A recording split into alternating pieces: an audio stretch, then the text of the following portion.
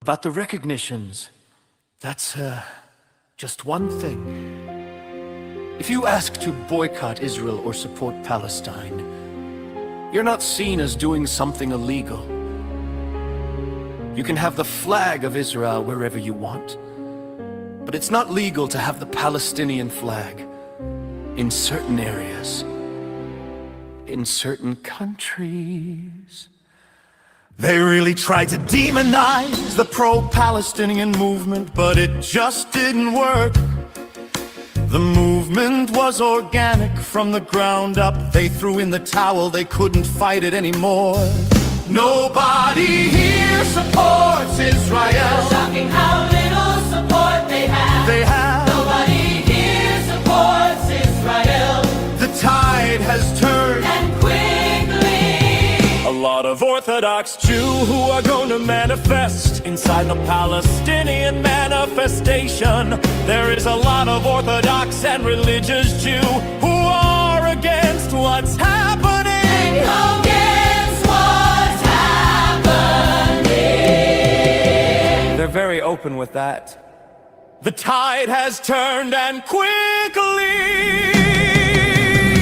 Israel brought it upon themselves. They win the military war, but there's no political solution.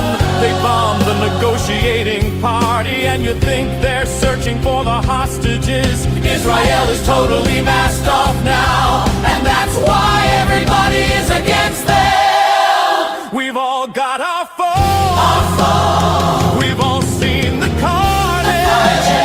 The narrative no longer works. They used to care about their image. Now they say to hell with that. Just kill them all. If you don't understand the mentality, you will not understand why they are behaving like this.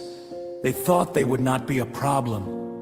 And now they are 20%. They are pissed off because they didn't do something about it before.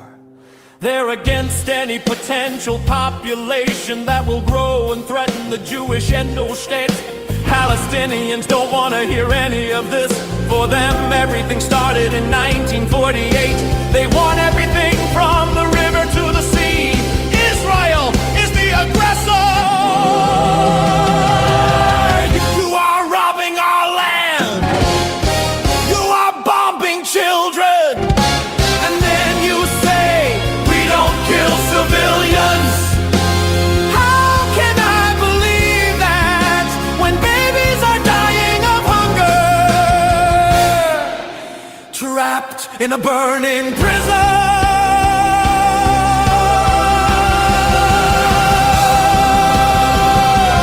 We've all got our foes. We've all seen the carnage. The narrative not our foes. We've all seen the carnage. Until the world gets tired. And now the mask is off.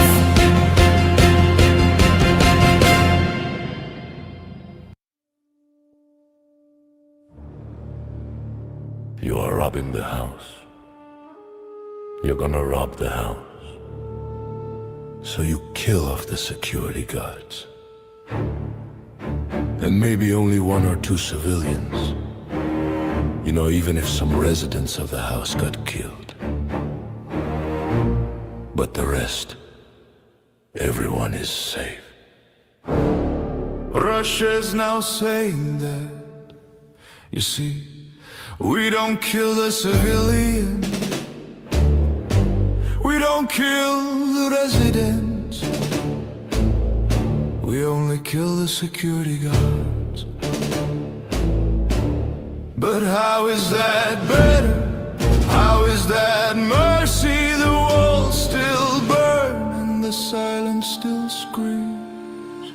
Both sides claim the moral war. Both sides say they're fighting for more. But if the family dies behind the door, what are you fighting for? You see, we don't kill the civilians. Мы не убиваем жителей. They're killing the whole building. Both are doing the same thing. Обидва роблять одне й те сам. Robbing the house. Circle manzil and both sides say the same thing. Both sides wear the same grin. A house robbed and the living buried within. They burn down the whole building and they say, maybe there is security guard, but everyone in the house a security guard. it's okay to kill civilians. They don't comply. Security guards, they were family. The civilians, they were family. Both robbers say it's for peace. Both robbers say we had to. Both robbers light the same fire. Both robbers Call it freedom. You see, we don't kill the civilians. Мы не убиваем жителей. They're killing their whole building. Ulaya Shama Abdahim. Both are doing the same thing. Kilama Yifala Nafsashi. Robbing the house, пограбування будинку. In both cases, The aggression, in both cases, the aggressor. The stronger power enters into weaker power's land. Conquer, kill people. That basically is the same premise. It doesn't matter, it's civilians or soldiers or whatnot. They're still all families, you know. They're still people. See, we don't kill the civilians. My nie ubiwajem żителей. They're killing the whole building. Ulajeszamy abdachy. Kilama jefela nafs الشيء. Obydwa roble te dni te same. Pograbування budynku. Circle manzil. They're still people. It is. It's a domination, it's authoritarian, like they know that they have monopolized the market, and then they start to flex. We read yesterday that the UK announced they were coming out with the digital IDs. This is all part of the plan. They'll control your money. They'll control what you buy. They'll control what you don't buy. They'll control what you say, what you see. That's democracy for you in the 21st century, I guess. UK is now actively sending police officers to basically censor people. Someone's kid saw a post, no comments, nothing. The police came to confiscate the phone. It's insane. What's happening in UK is insane. Because North Korea has no phones, you know. He wrote the letter N on social media. The cops called him up and asked him why he wrote N. Why? Is that against the law? Well, no, but you want to avoid having to come down and have a chat with us. What is going on in the UK? This place is completely finished. Imagine spending public resource on this kind of stuff. When you're trying to police the information environment. This heavily. Does it ever work? No, never works. The constables who are enforcing this should be saying to their leaders, this is complete bullshit. One letter, and the inference was made. Now they're trying to preempt your thoughts. Well, you don't want to come down and have a chat with us. I shouldn't have to come down and have a chat with you for anything other than breaking the law. We don't want to be out investigating this crap. You've made the law so ridiculous, we agree it's nonsense. They're trying to use this heavy hand to police your opinions, like you're having the wrong opinions. But wait, those are my opinions. So what do you want me to do? Just keep them secret or what? They shut down one side. It creates a pressure cooker. Cooker. All about power and empire losing its power. The harder they push, the more it becomes a point where there has to be conflict. They're trying to create it. Doing a good job of it. That seems like a purposeful creation of upheaval.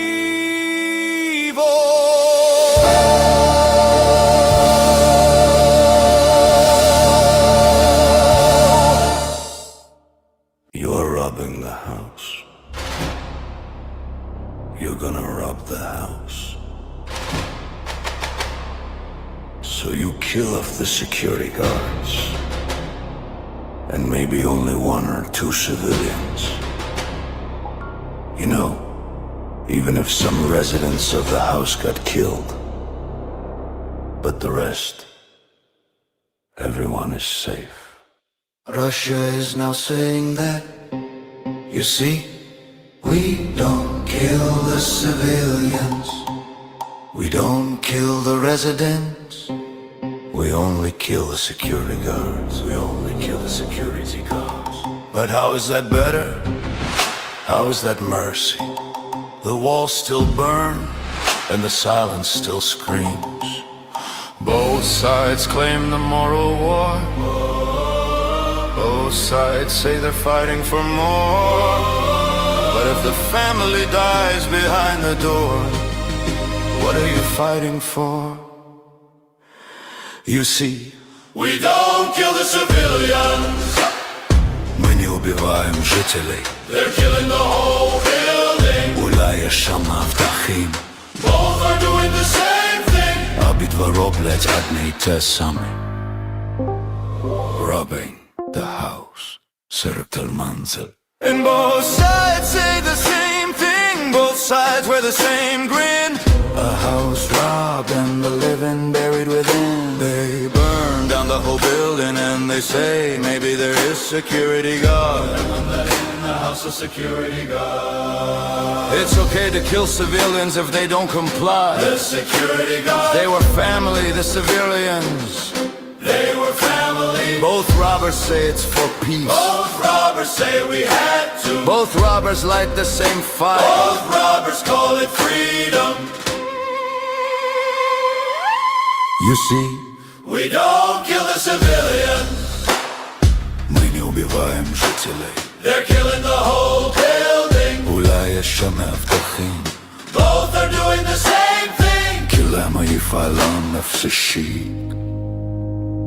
Robbing the house, пограбування будинку. In both cases, the aggression. In both cases, the aggressor.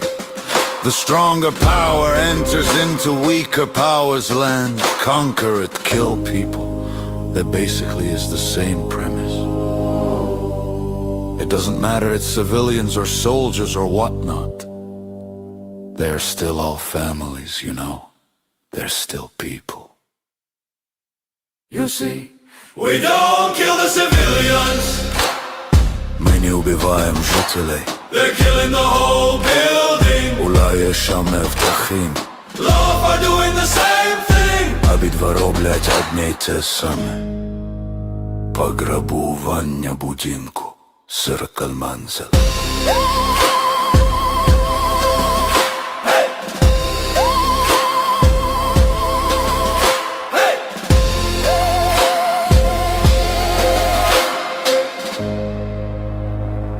They're still people. About the recognition.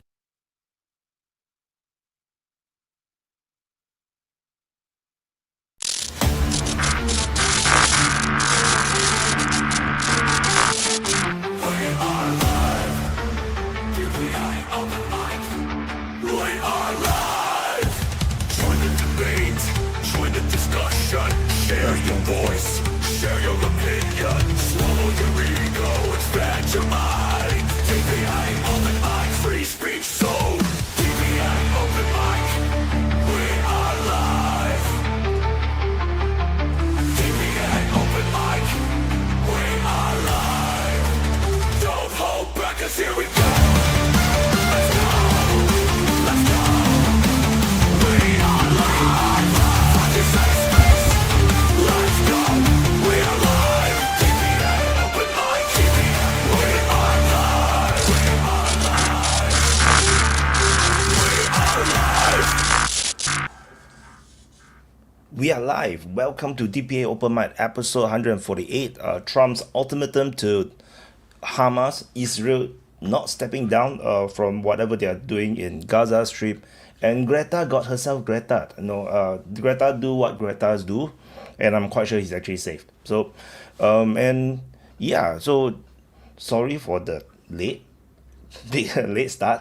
This is why I don't like the schedule. I burned out, and after watching the F1, I just fainted, and so that's what happened.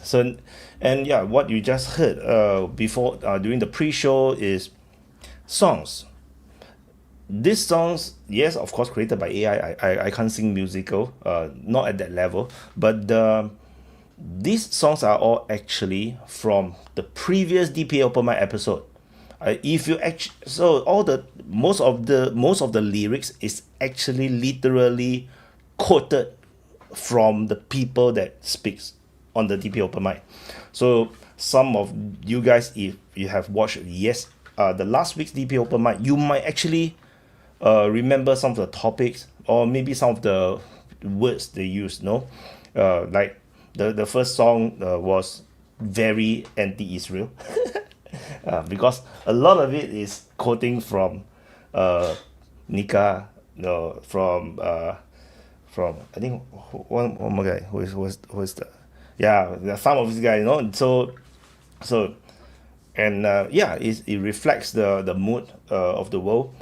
Not that I entirely agree with even the lyrics, but but that's what it is, and I think it's perfectly fine because I fully understand how it works, and the anti-Israel one actually took the most editing from me. So it's actually so the AI now can edit the audio, the AI music, and it took quite a bit of editing for me to get the right lyrics in and feelings, and it's actually a very emotional piece. I totally actually I like it a lot, and I think even I'm not pro-Israel at all. So I feel like they are going a bit too far, for sure. Not just a bit, like very too far. And there's a lot of other ways to do things, but So which actually vibes very well with the main things that's happening over the past week, which is Gaza related, because of Greta Thunberg. As much as we like to joke about her, and we found her like a clown, but at least me, I think she looks like a clown by the things of what she do. But she have actually global international impact, and she does bring the attention back into the Palestinian issue. In fact, for the most of the week, it seems to be the case. So post Zelensky, nobody gave a damn about Ukraine. So I'm gonna drop the link to join for you guys, and I hope you guys actually can hear me.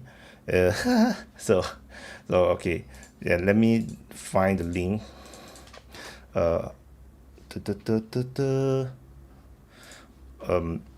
So hope you guys had a great weekend. I mean, the weekend entirely finished for me, and I'm super tired.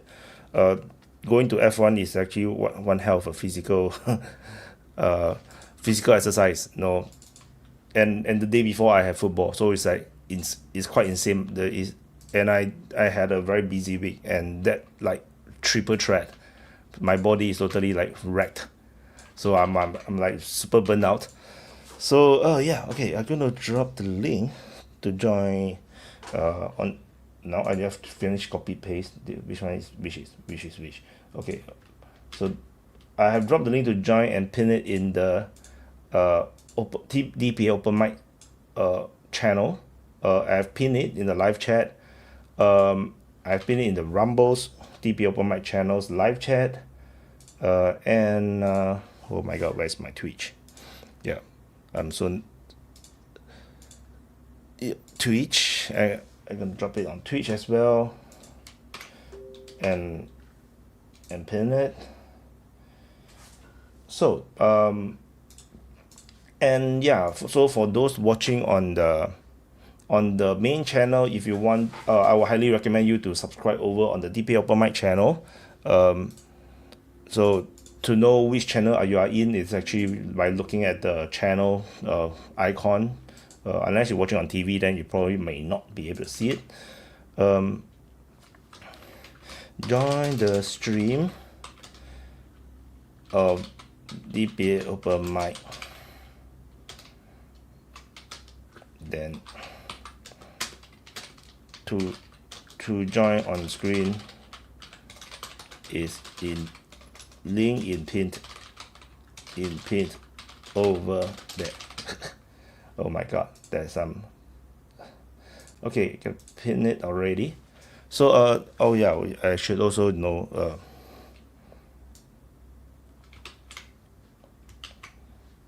have I pinned it? Okay, I did. And I'm gonna drop it on the DPA Open Mic speaker lounges. Give me a second.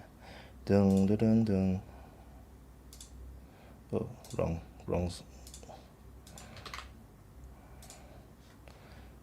And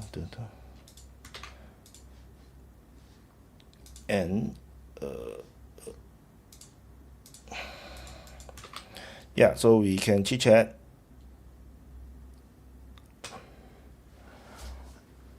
Johari have some insomnia, so super chat.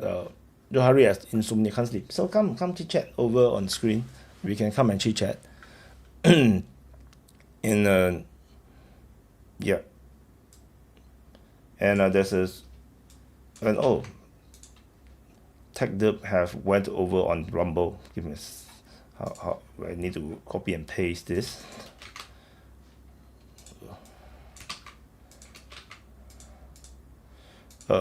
So thank you TechDub for the super chat, and move over on the Rumble side. Wyatt, thank you for hosting Open Mic. Yeah, I'm thank you so much, and I'm so sorry that I that I overslept my stuff. And Johari gifted a membership. Congratulations to Todd, Gwen. Yeah, it is. Yeah, it is. Yeah, scheduling is a terrible thing for me. I'm super not disciplined, and which was a very huge contradiction when I go to the army. Yeah, even my superior like can't understand me why I'm so unable to be punctual. So and my friends all know me to be not very punctual. So it's very me. Yeah. Yeah. So while we wait and see if anyone want to come and chit chat. I will just monologue all the way. For now. Yeah. So Trump made some ultimatum. He put some deadline. I actually didn't go and pay attention to what time and date that deadline is to Hamas. And then so this is like not the first time he's promising some kind of hell will break loose. So more hell is going to break loose. And hi, Kokiaveri. Hold up 1 minute. I don't know if you can hear me, but I just got. I actually can hear you, but I need to put on my earpiece so can I hear better. Dun, dun, dun, dun,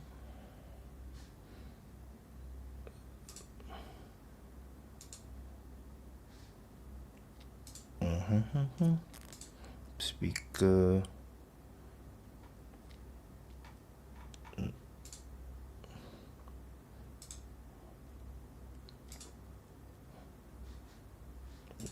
Oh, okay. I haven't connected myself.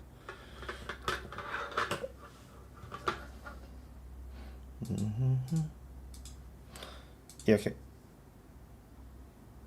How is it? Okay, very. Can you hear me? I gotta fix my audio. Oh, yeah. Your is it your mic or is it me? Oh my god.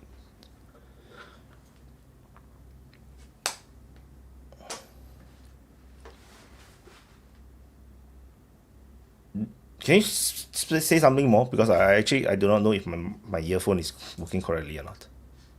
Yeah, okay, I fixed it. Hello, can you hear me? Oh, yeah, I can hear you now very well. Yeah, your audio is fine. I was just having some problems at the beginning. Oh, yeah, now it's my earphone a bit funny, but yeah. So what do you think? Any comments about the things happening?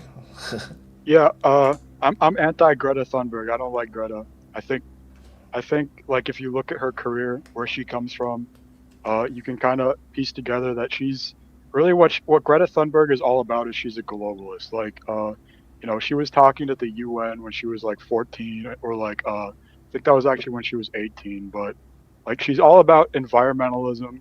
She's all about like pro-Palestine, really, because she's moving in circles of people who are like hyper elites that want to abolish borders because it's better for capitalism. So, I mean, that's really what she wants. Is she wants like the universal one world government that just regulates the economy so that they can get super rich.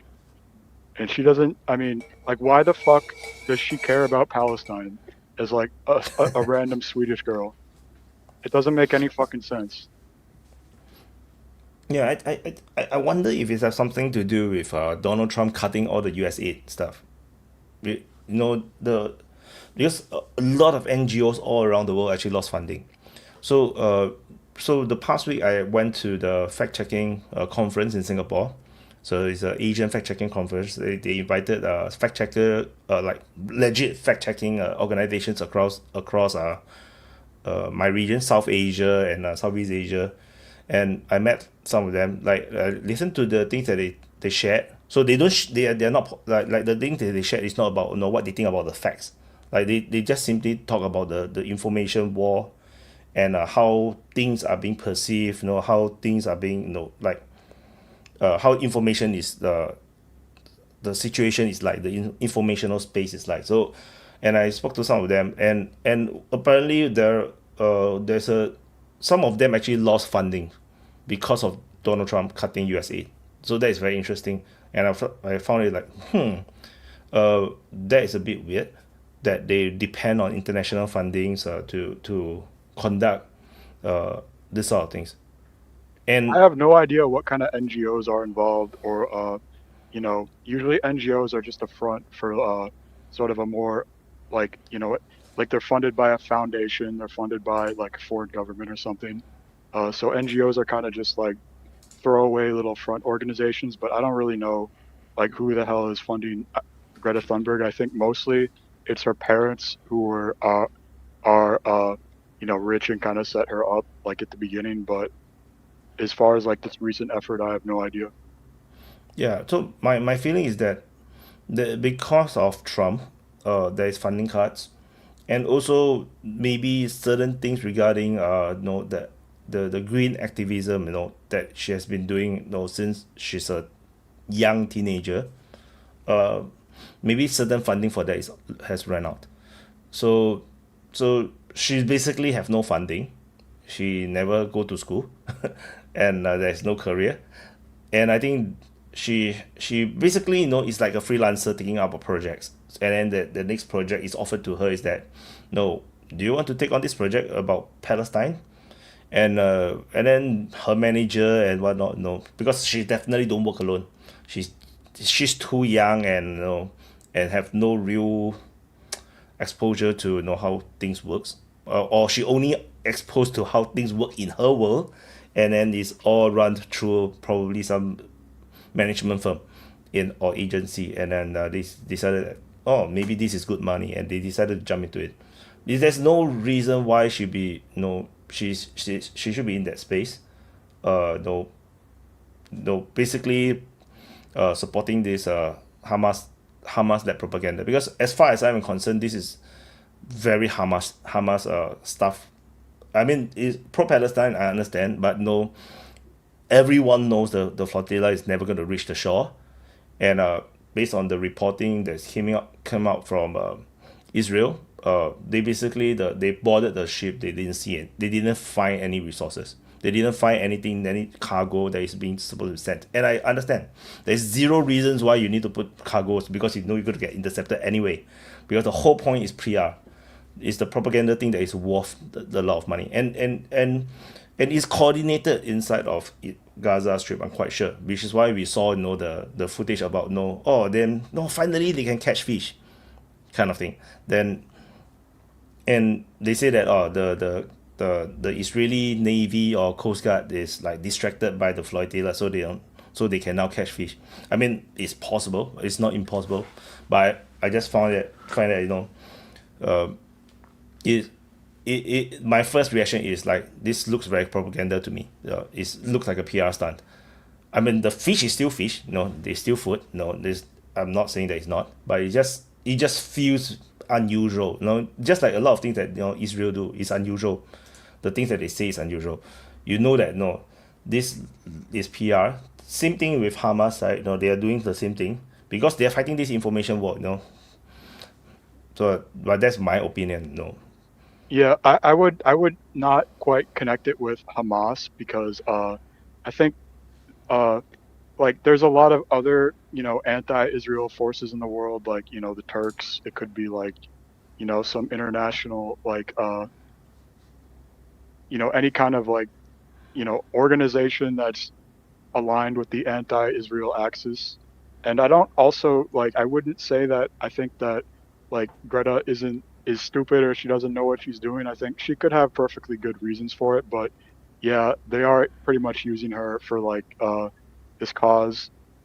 Uh and maybe she's being like duped and she doesn't realize that like how weird it is. But I think she knows. I think she understands what she's doing. I think, but it's just that no, she's groomed, from very young to play this activism role, and and so her worldview is a bit already quite warped, I guess, and the way how things work, what is life, is a bit warped, and then by the time his age now, he's already all in. He's like fully invested. It's like some of these shows hosts, or these reporters or journalists, or those shows that they challenge, and then like the Jordan Peterson interview that made him famous, that kind of thing, where these hosts, they always told a certain narrative, and they know that it's a narrative. Like they don't, they like for the Jordan Peterson's, the interview that made him famous with that female host, the Jordan Peterson shared that before the show she was totally different. She was very nice, very polite, but the moment the camera started rolling, she changed instantly, and then it surprised him. And I think Greta is now in the kind of situation similar where to her this is now a career, and then this is the show that this is the way how she presented. Maybe she think that she's this freaking stupid, and she think that the people who believe her is also stupid. No, but in her world, the world is stupid, because in the activism world, humans are very malleable. We are very easy to get shaped by narrative, and that is her world. And it's true. Because a lot of these, like that her impact on legislations all around the world, there is an impact because of all this activism that she has been doing. It's real. She actually have an impact, and she brought a lot of attention into this save the earth thing, which I have to admit, during my day when I was in schooling, when I was studying about global warming and all these things, I was thinking, how come the world is, or the governments are not doing more? And Greta Thunberg actually does put an impact and change it, I feel. Vaughn. Yeah, I mean, I agree with Nate. I mean, that she's just kind of hired out for the face. I don't think she really believes a lot of what she says. But I do agree with you. I mean, if you look at her parents and stuff, I mean, she was groomed from a young age by activist parents, and then they kind of lived vicariously through her because they got her set up with the global warming. They made a big splash, and now it's kind of like rent an activist.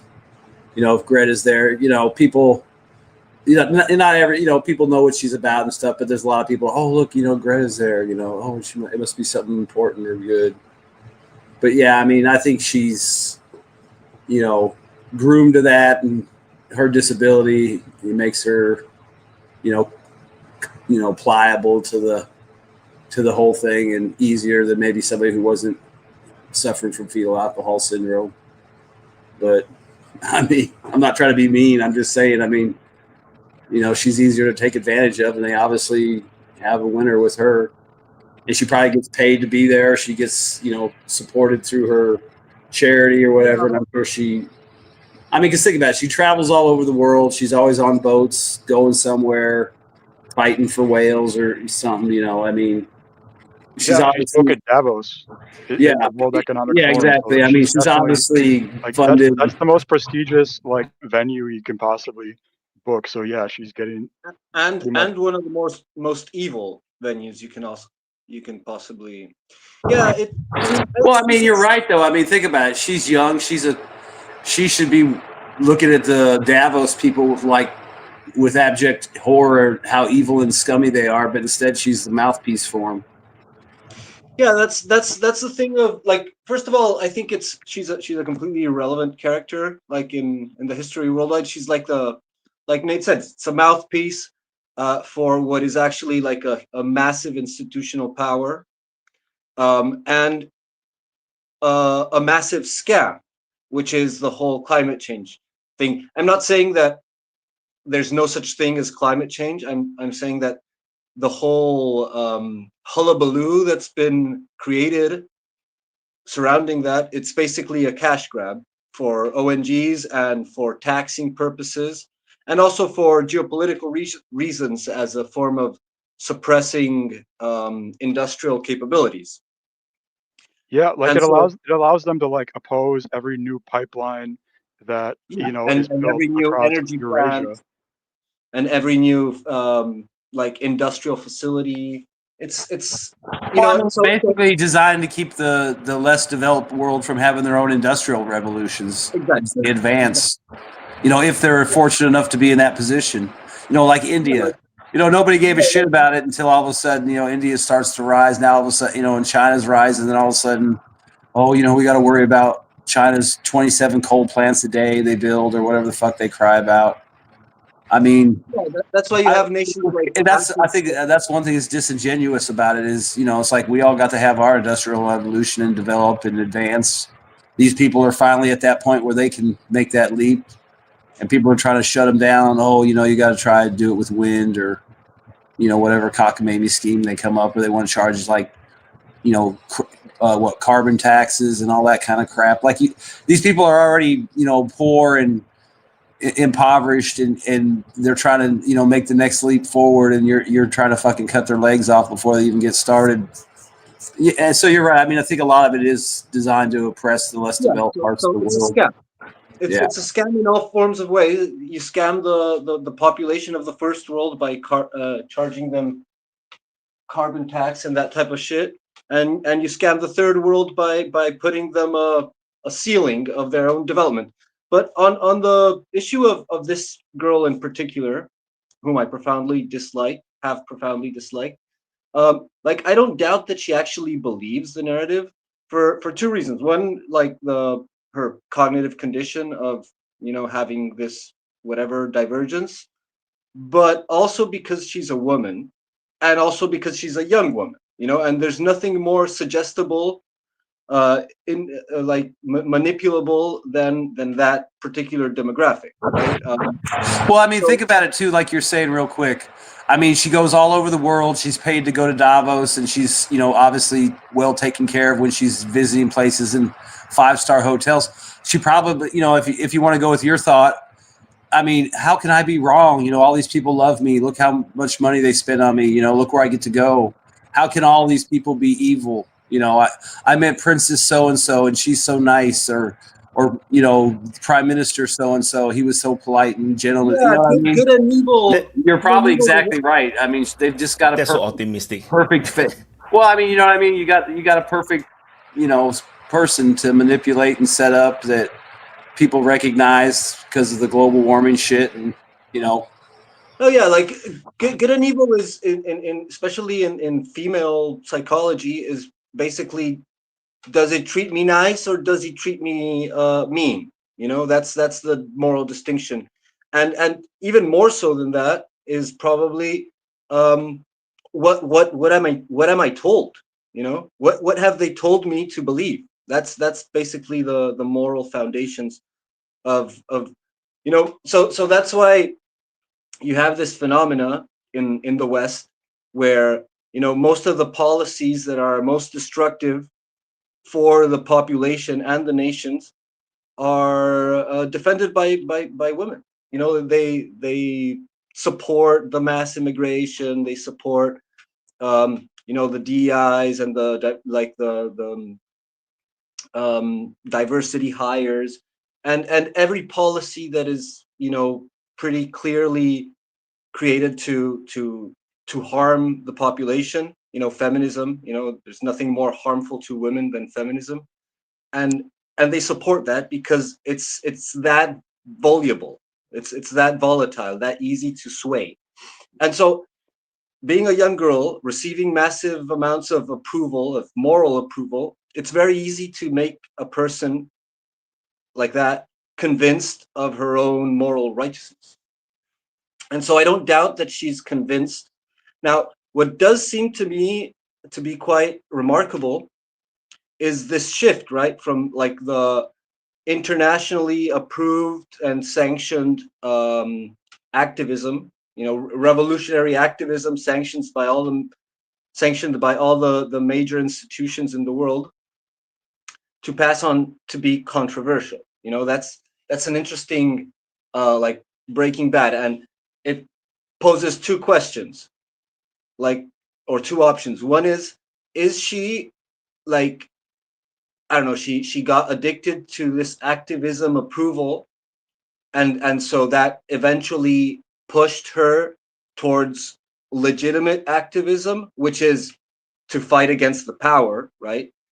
Or is there some angle in which this is also part of the propaganda wars? Well, I mean, look at the crowd she runs with. I mean, they would traditionally be in support of the Palestinians. So, I mean, I think it's just a matter of, the majority of the crowd she runs with, that's just the leanings they would mostly have. The crowd she runs with is, the hyper globalists, and it's like you have to acknowledge that there's genuine opposition between like Israel / Zionism and globalism. Like the UN and Israel are not the same thing. I know that the international Jew has been thoroughly documented, but like, I mean, it's because Israel is not compatible with globalist ideals of they violate every war crime like law, and they really undermine, like, they prove that those international laws aren't valid in the first place, because how can you have an international law without an international government, which is what they want to be ultimately, is they want to be the international government.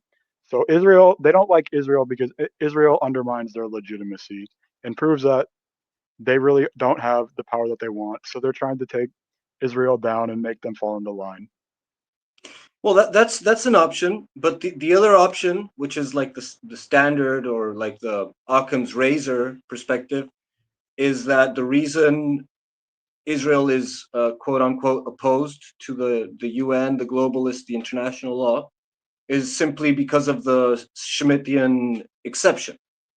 Right? The ruler, the Schmittian exception is a principle of Schmitt that says that the ruler is he who can make the exception of the rule. I mean, so do you stand with Israel to fight globalism? No, I mean, I'm just. I mean, is that what if you want to fight globalism, you have to have this ally of convenience, so to speak? I'm not trying to be a smart ass or nothing. That's what I was trying to say. That it doesn't. You don't have to support Israel. You just have to like not give a fuck and be pro-Palestinian. One interpretation is that Israel is an enemy of globalism because it's breaking the rules of globalism. But the other interpretation is that they actually rule globalism and they can break the rules because they are the exception. They're the ones who can make the exception. And that explains globalism as a way of weakening any potential rival of Israel. So like everyone has to have mass immigration and diversity and heterogeneous multicultural societies except Israel. And that weakens everyone except Israel. And so Israel is the beneficiary of. Well, I mean, they got the United States that empowers them to do that. So do you mean that like Israel sees Russia and China as an enemy to Israel, so they want to use the United States to blunt those larger threats to Israel? You can listen to. I mean, I'm just asking.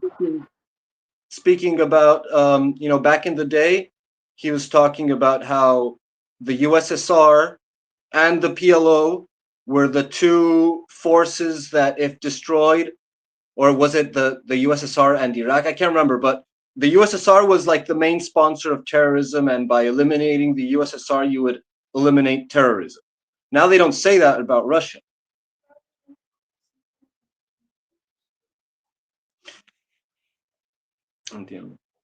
And so it is clearly the case that Russia and China and North Korea and Iran, they're the main enemies of globalism, not Israel.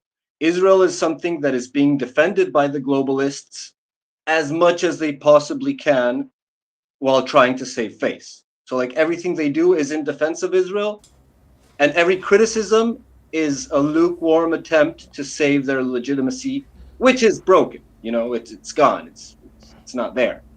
All these globalist institutions have broken their legitimacy against, like by defending Israel, while ushering the harshest and most extreme condemnations of Russia, China, Iran, North Korea.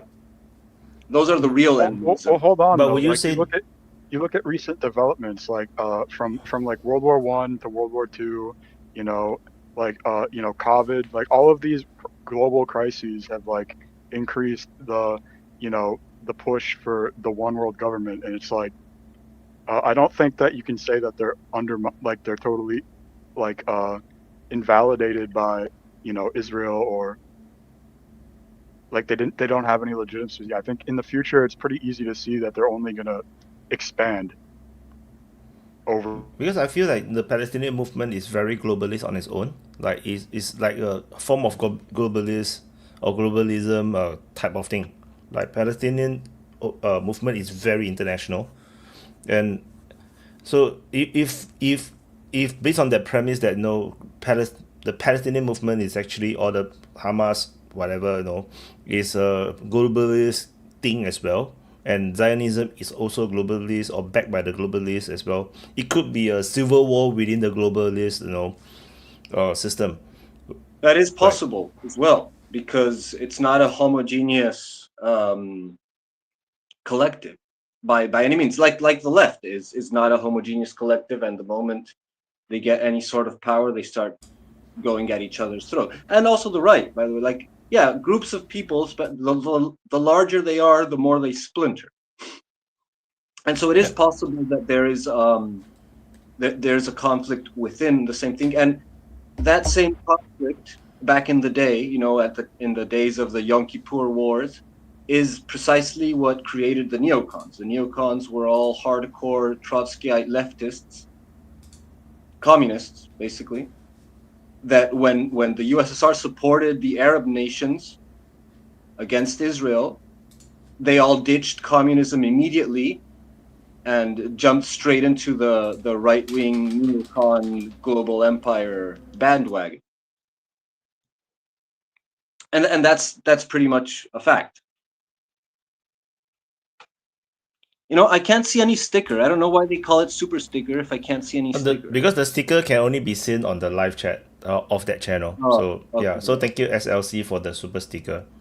Yeah, thank you. So I just want to add on about the left right thing. You know, I always I not say always, but you know, for me, recently my analysis is that no, the Palestinian movement, particularly those very pro-Palestine one, are actually a left-wing movement. I find it like is very similar to those any form of left-wing movement. It's not it's like a progressive movement, because it's very progressive to to support the Palestinian people, to make sure that they have their land and all these things. It's very progressive. It's very left-ish. Despite that, Islam generally is supposed to be conservative. Should be more like a right-wing thing. So the Palestinian thing is a very unique thing where it seems to be very religiously tinged, but it is a left-wing movement. And I would say the same thing for, like, I recently, I'm not sure where I talked about it, I forgot. Like, even communism is very interesting as well. You know, communist movement is a left-wing movement, right? It's a progressive thing, you know. Then they fight and they try to destroy all the entire system, and then they finally form the government. Communism become the country, like in USSR or in China. Then the moment they conquer the whole country, they have taken over the whole system, they become right-wing. Like, which is, they're just right-wing the moment they have the whole control, because now their job is to conserve what they have built. Which is why if you look at like China or USSR, if you talk to the people, you know, living in those land, like particularly the Soviet people, you know, the people who live under the Soviet Union, they're very conservative. They love what they went through, you know. They miss their childhood. They love the simplicity, and because they became conservative despite communism started off as a left wing, progressive thing, but then once they conquer, they turn right.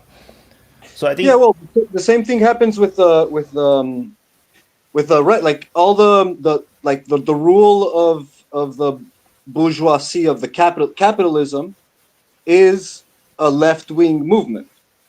You know, by definition, it was the Jacobite bourgeois, the capitalists of France, that sat on the left side of the King of France. So, like, the right originally, as conservative, is the defense of throne and altar.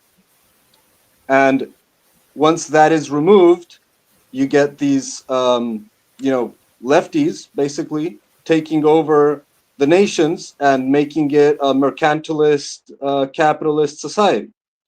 With citizenship and all this freedoms of the people, like classical liberalism, all that is left wing thought. And once they gain power, they become conservative, sort of right wing, yeah, in contrast to the new revolutionary forces that are emerging due to the problems that they encounter in their own society projects. yeah, because that's the funny thing because when I was like, always talk about Nazism, right? People talk about Hitler, and what the Nazism is always seen as extreme right.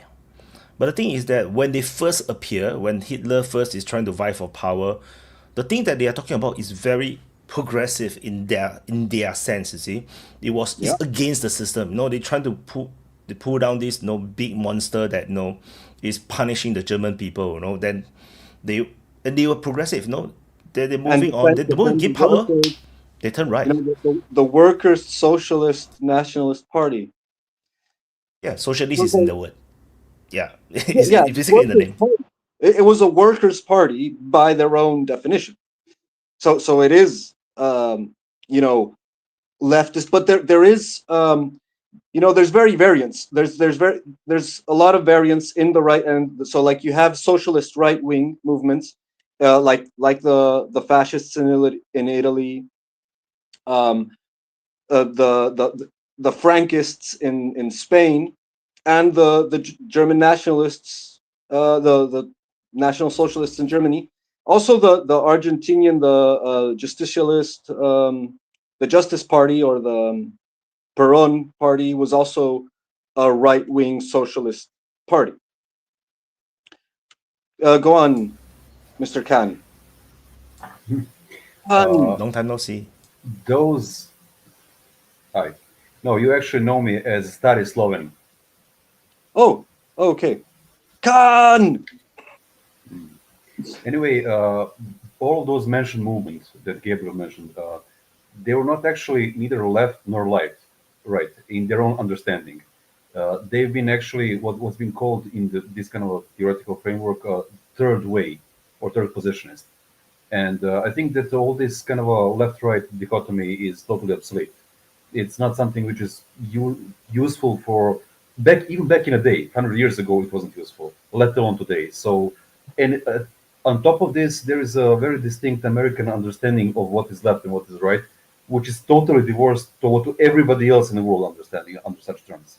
So we have to be very careful about using them.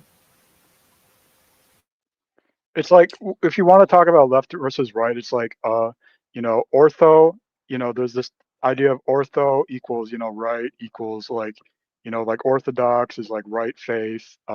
So right is like, the right hand of God, and then there's left, which is sinister, which is like, so it's like, I mean, I think, like, in one sense, it's kind of like left equals bad, right equals good.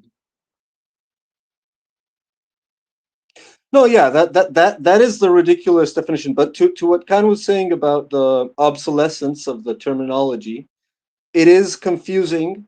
I understand, and it is obsolete in many senses as to define, like, the sort of a Manichaean clash.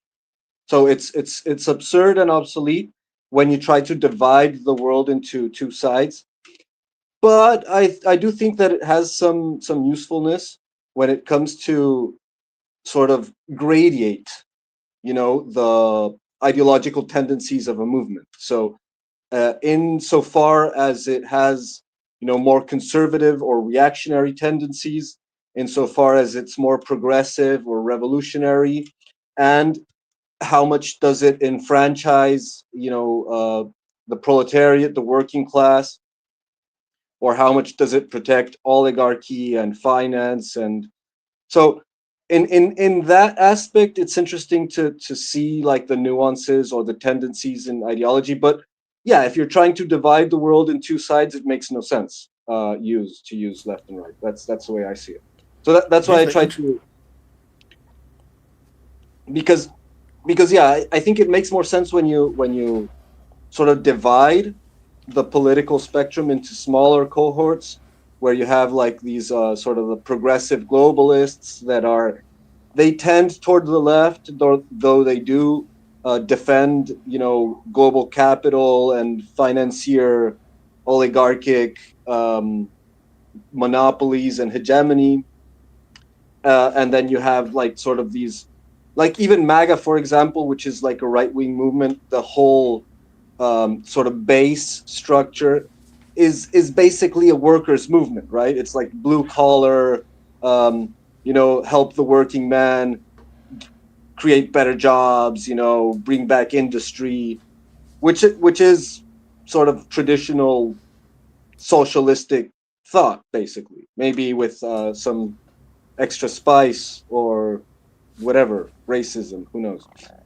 Go on. yeah, because it's interesting that in Singapore, if you ask most Singaporeans, I would say like 99% of Singaporeans, they have no concept of what is left and political left or political right.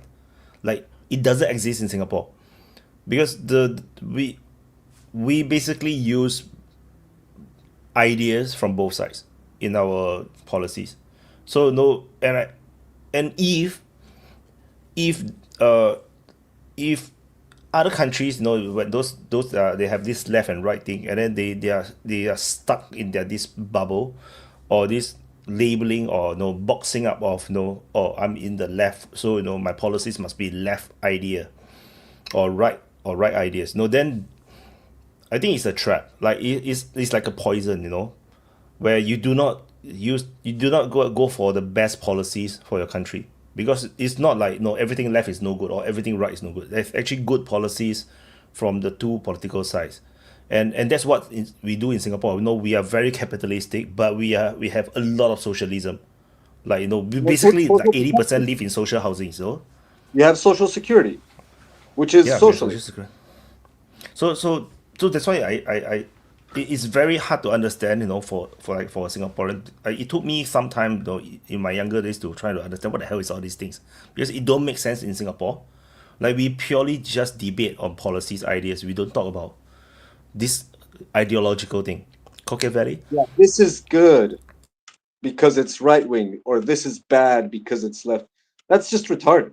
Go on. Well, Sorry. yeah, I agree that saying like one is bad and one is good is probably depends on the person, and it's very nuanced, and I don't think you can say in general, but I think it is a meaningful distinction when you talk about like left as progressive, meaning they want to change it, meaning it's kind of like an anti-status quo. Right equals conservative, and like far right equals reactionary. Like that means like reactionary means you actually want to change it and go backwards. Conservative means you just want to keep the status quo for the most part. So I think that is a meaningful distinction because it cuts, like you see like legit political scientists use that terminology, that like left equals pro change, right equals either conservative, or like far right equals reactionary, because I think that kind of does align with like uh sort of the Marxist tradition of like history as like revolutions and like rotations of the ruling class.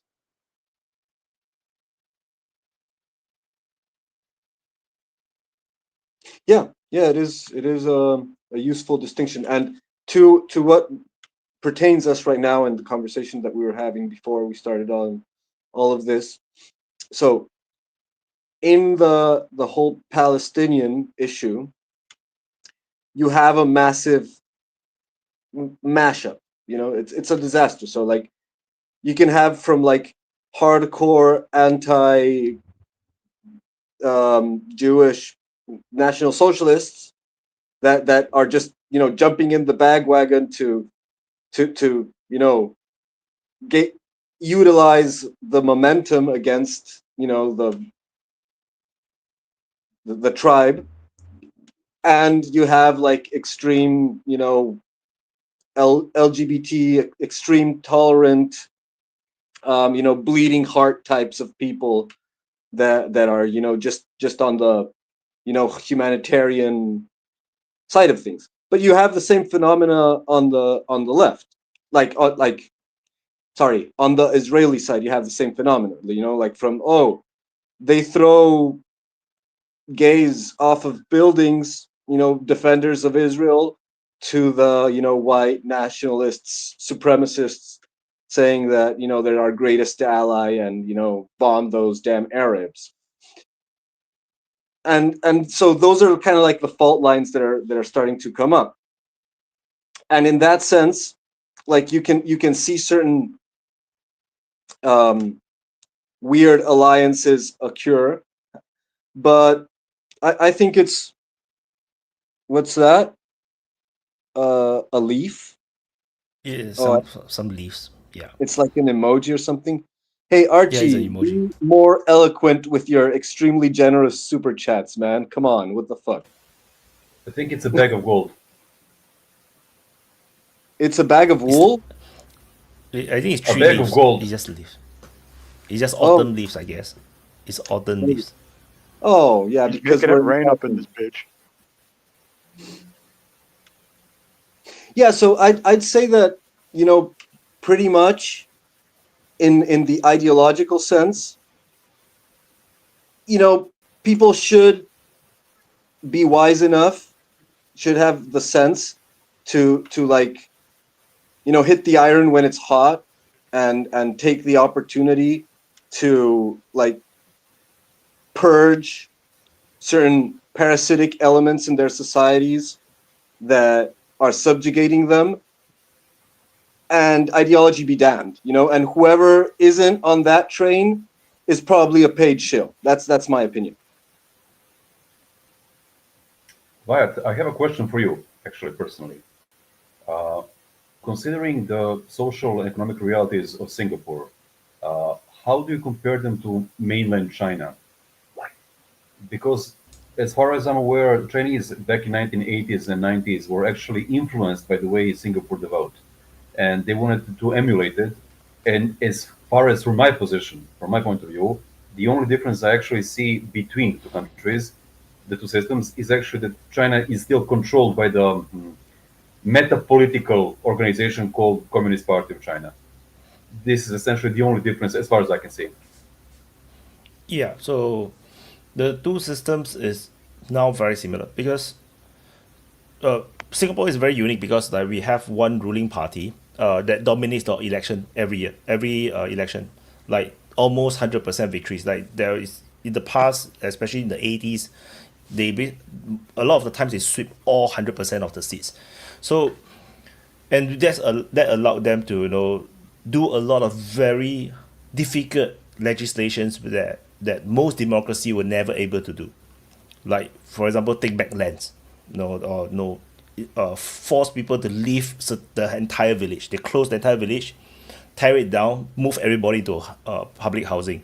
You can't do that in any of the democracies right now in any of the world, not even in Indonesia just next door, because they was like, oh, this is my rights. No, the human right thing don't exist in Singapore that much, in that sense. So that's why there's a legitimate like concern that Singapore is like a dictatorship under Lee Kuan Yew. And it's true, even Singaporeans feel like, no, we are under dictatorship, during those days, and we are very afraid of the state. So in that sense, Singapore and China is very similar in that way. And China realized that we actually make communism work.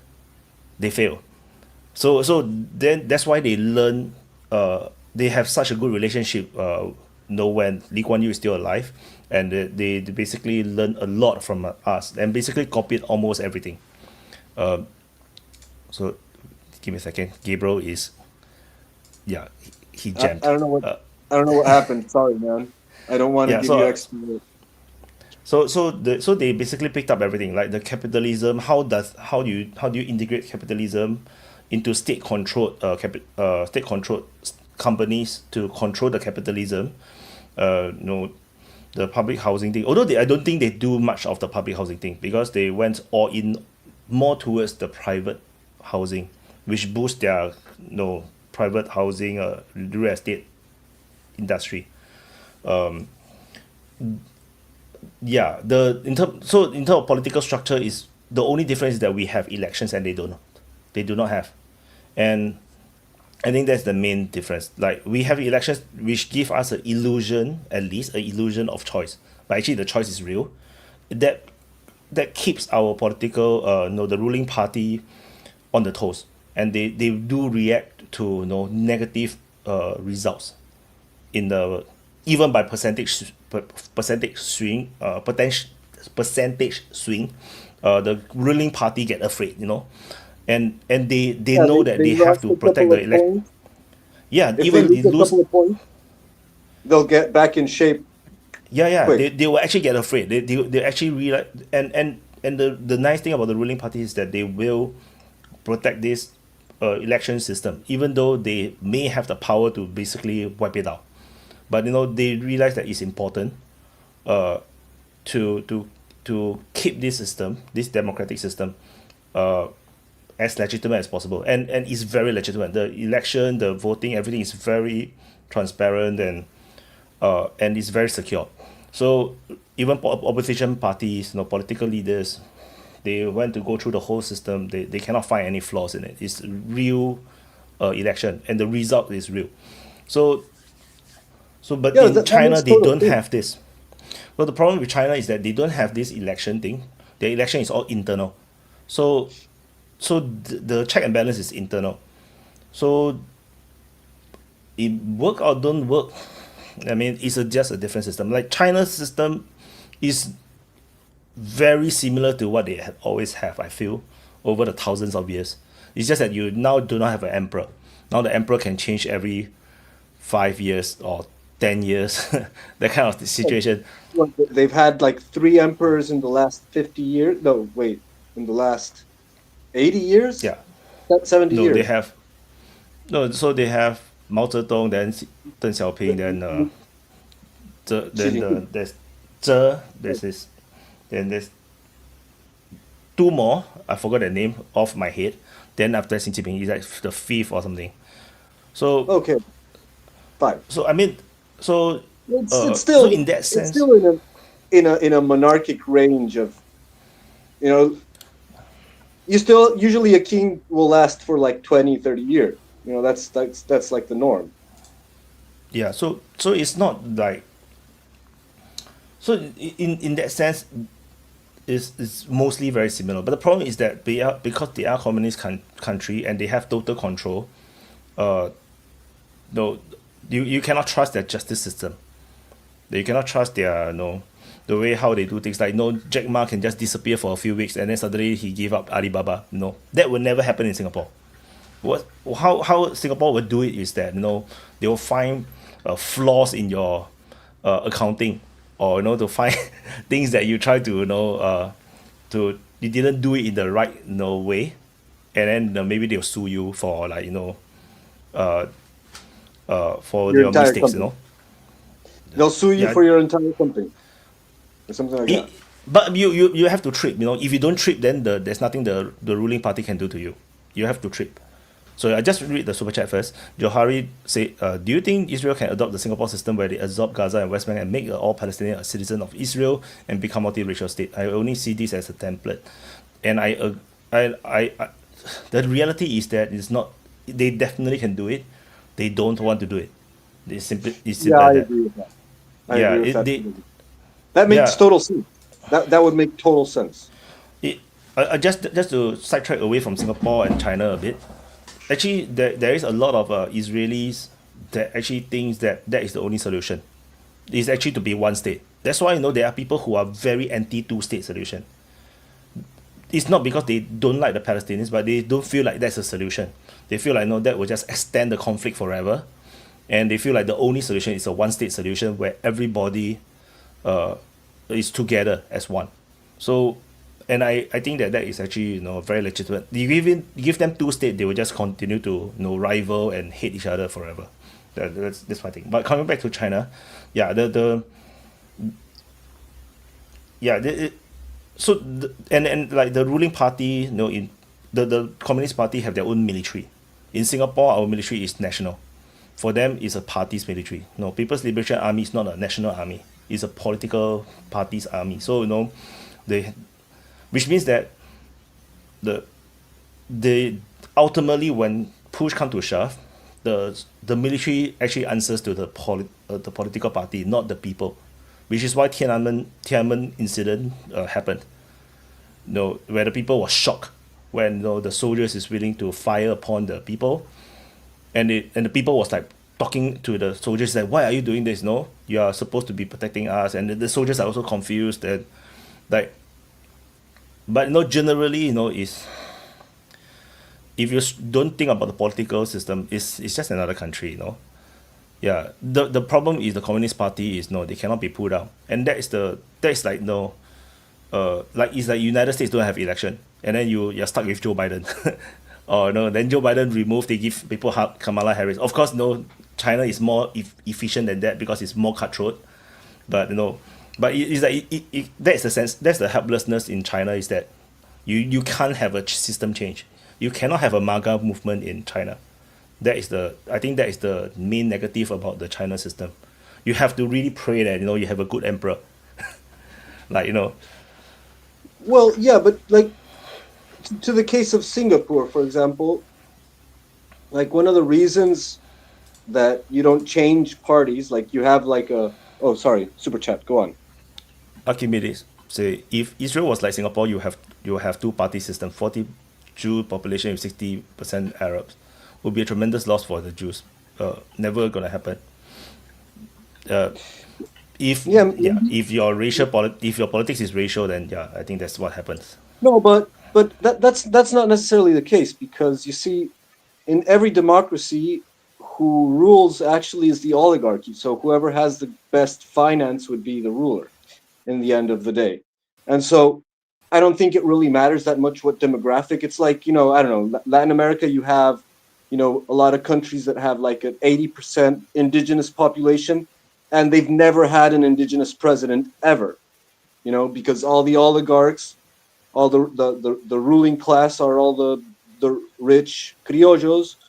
And so, they're the ones who are going to sponsor the candidates, and they're always going to get their candidate. And same thing happens in the United States. Like, for all like the majority of U.S. citizens that you have that have like traditional American values and whatever, you get a bunch of weasels and slimy Jewish adjacent oligarchs that rule you against your own interests. So the fact that you have a demographic issue, I don't think is really the problem. I think it has a lot more to do with sort of the incentive structures of the gravy trains that are flowing into Israel, and also like sort of the national ethos of having this deadly enemy, sworn enemy, against which you can all rally together, and you can conscript all of your sons and daughters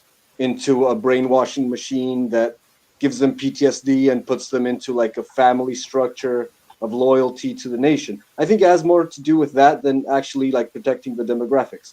But if it were the case that it's a demographic issue, then in a couple of years from now, the Palestinian population will be attrited enough as to be a minority, and maybe then they can have a one-state solution. Who knows?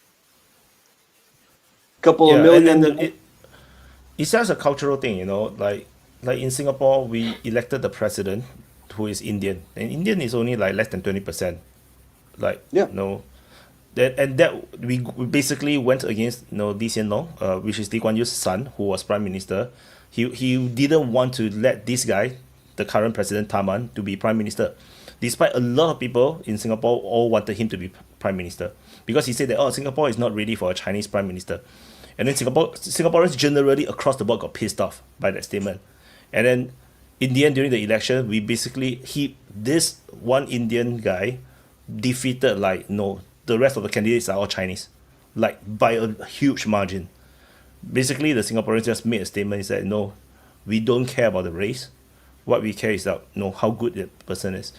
And I think eventually, if the Jews and the Arabs, eventually they have a very parity in terms of population. Eventually, I think they're going to get there. But it depends on the political culture. If they like to talk up racial politics, then of course you're going to get racial politics. Then people is going to vote along with the racial lines. In Singapore, we are very anti-racial politics, and the government itself also clamps down on that. Like we basically just smack anyone who play along the racial lines. It's actually against the law to talk down other race. So that's the thing. Just now we were talking about China, right? Oh yeah, that's what I wanted to say about China and Singapore. That before the super chat, that if it's not broken, don't fix it. So like if you're like in Singapore, you're doing pretty good for yourself. You haven't had any big issues. Like most everyone can get a house, can get a good job. Looks like a beautiful place for what I've heard. And people love to use it as a poster boy. Like I remember there was a time in which the sort of the libertarians or the anarcho-capitalists were all waving Singaporean flags as the greatest example of capitalist triumph, which is kind of funny because Singapore is more socialist than most of the countries that these libertarians are from. But anyway, the point is that it makes sense that you're not gonna like rebel against your government or try to change it if it's actually working, if it's efficient, and you don't get any much problems. And yeah, I don't think that you can have the same thing in China because China is massive and Singapore is tiny. I don't know how much people does Singapore have. Like we have like 50 pure million? population. I think it's 4. But no, if you add all the foreigners, it's going to be like 9. No. Million. Oh, so you're Yeah. like a city. You're like a city state. Yeah, we are a city state. We are just a city. Yeah. Yeah, and China is the second largest population in the world, so it's Yeah. They are totally different. It's, So they really- cannot. Yeah, they're just like United States. You cannot have a straight democracy in China. It just doesn't work. You must have like a federal system because it's just so huge. But the thing is, the politicians themselves has no incentive to do that. Because if you hear from Drew always explained how people rise from the bottom up. They went through the system, like they have their local village election which nobody votes in. Then after they become the leader, then they start to rise up this hierarchy, right? Then It they could take get you to- 20 years. Yeah, it could take you 20 years to reach somewhere at the top half, And if you took so much effort and time and sacrifice to reach at the higher level of politics, why would you give it up and introduce a democratic system that let people parachute, from the sky suddenly appear and be the equal of you? You wouldn't want it. No, there's no incentive for any of the politicians in China to go democratic because it's like you're just introducing people that have never went through the shit that you went through to become politician. So this is why they will never become democracy unless there's a revolution. And this revolution is going to be very difficult to happen unless people really are tortured.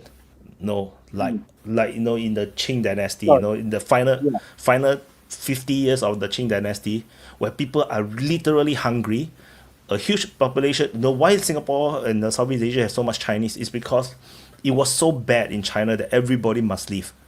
Like a lot of people have to leave, to run away Massive from migration. from Free- the hunger. Fleeing So you from must hunger. have that kind of level of pain before people will revolt. Like if What happened? you look at Ukraine don't even revolt. People can take a lot of pain. Like cultural revolution. There's no revolt. Cultural revolution itself, people die by the millions.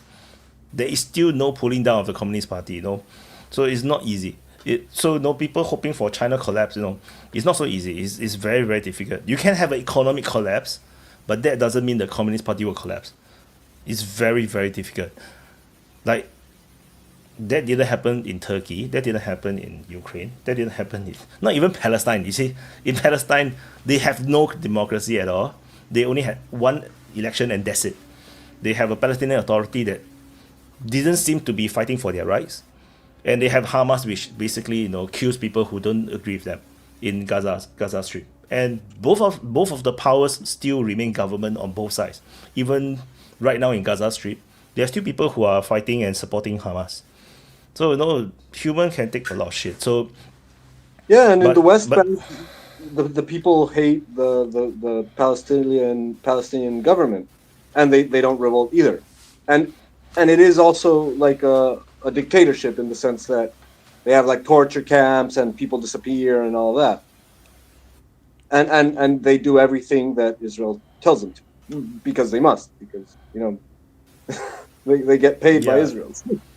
and they never revolt. So that's why the China, that's why China's system works. But it works as long, but it from the outside, they will say it works as long as people still do well, earn money and whatnot. But the reality is that if you go to China yourself, you realize how freaking huge the country is. You are not going to be able to do anything. The reality is that, and because it's so big, you also have tremendous freedom because there's no way to police you, which is why they have so much policing systems, and like everything now go through the so-called they have their own national ID thing, everything through QR code. All your financials is limited. Internal migration is complicated, stuff like that, right? I'm not even sure if you can just anyhow migrate. Like from my understanding, it's complicated to move from one state to another. You cannot. My understanding is that from one province moving to another province, like you need to have permit or something. It's like permission. Yeah. It's like because they want to control the population movement. No, they cannot have everybody move to the coast, and then so then your inner province is going to die. So they also, and then I believe that they even have like even for passports, like for people, how many they have quotas for how many people from each province can go out to work or go overseas and whatnot. Like it's very interesting how Singapore's immigrants from China or workers from China tends to come from a particular province, one or two province. Like I'm not sure. There seems to be this kind of thing I heard before, but I'm not sure if it's still today. Like it used to be the past. It used to be like this. Like certain province has a different, passport quotas. Like they can literally don't let you go overseas.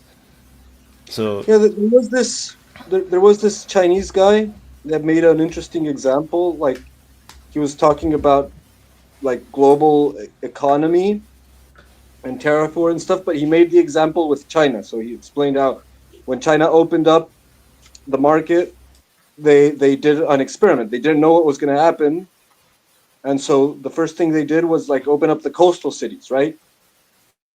For open trade and not the rest of China. And so what happened that the coastal cities got massive influx of investment, but they still had like a single currency.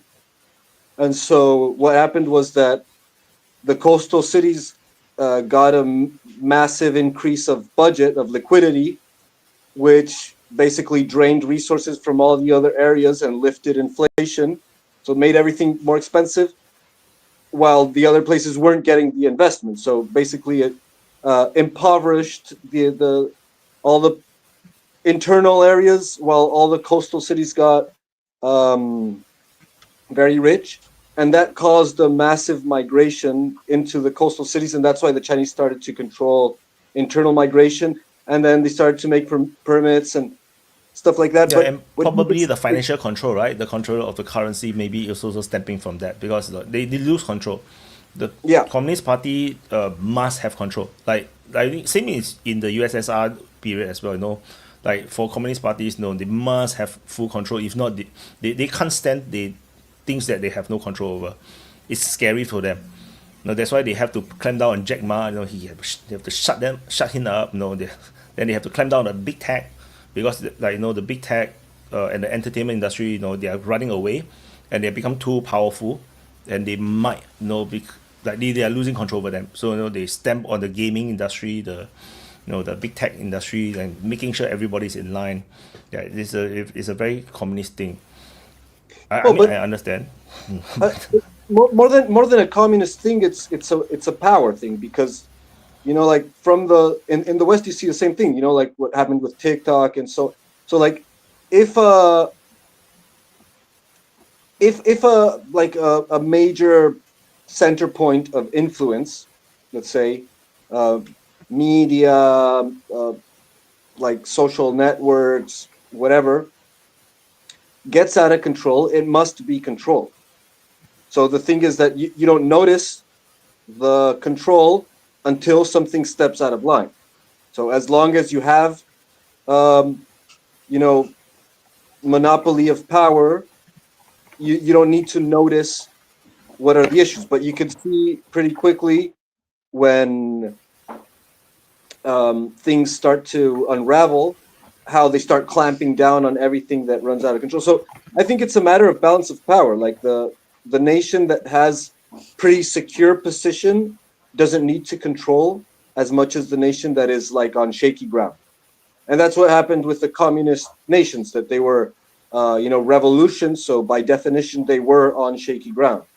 And so until you get and even when they consolidate power, they're still geopolitically in a precarious situation. They're like a threat to all the other established nations, and so they're going to be sort of besieged, right?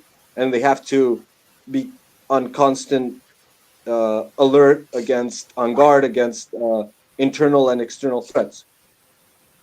But what I was trying to point out with this example of this Chinese YouTuber guy, was that he explained how the influx of investment creates a depression in the periphery where the investment doesn't go, and that creates a necessity for an influx of migration.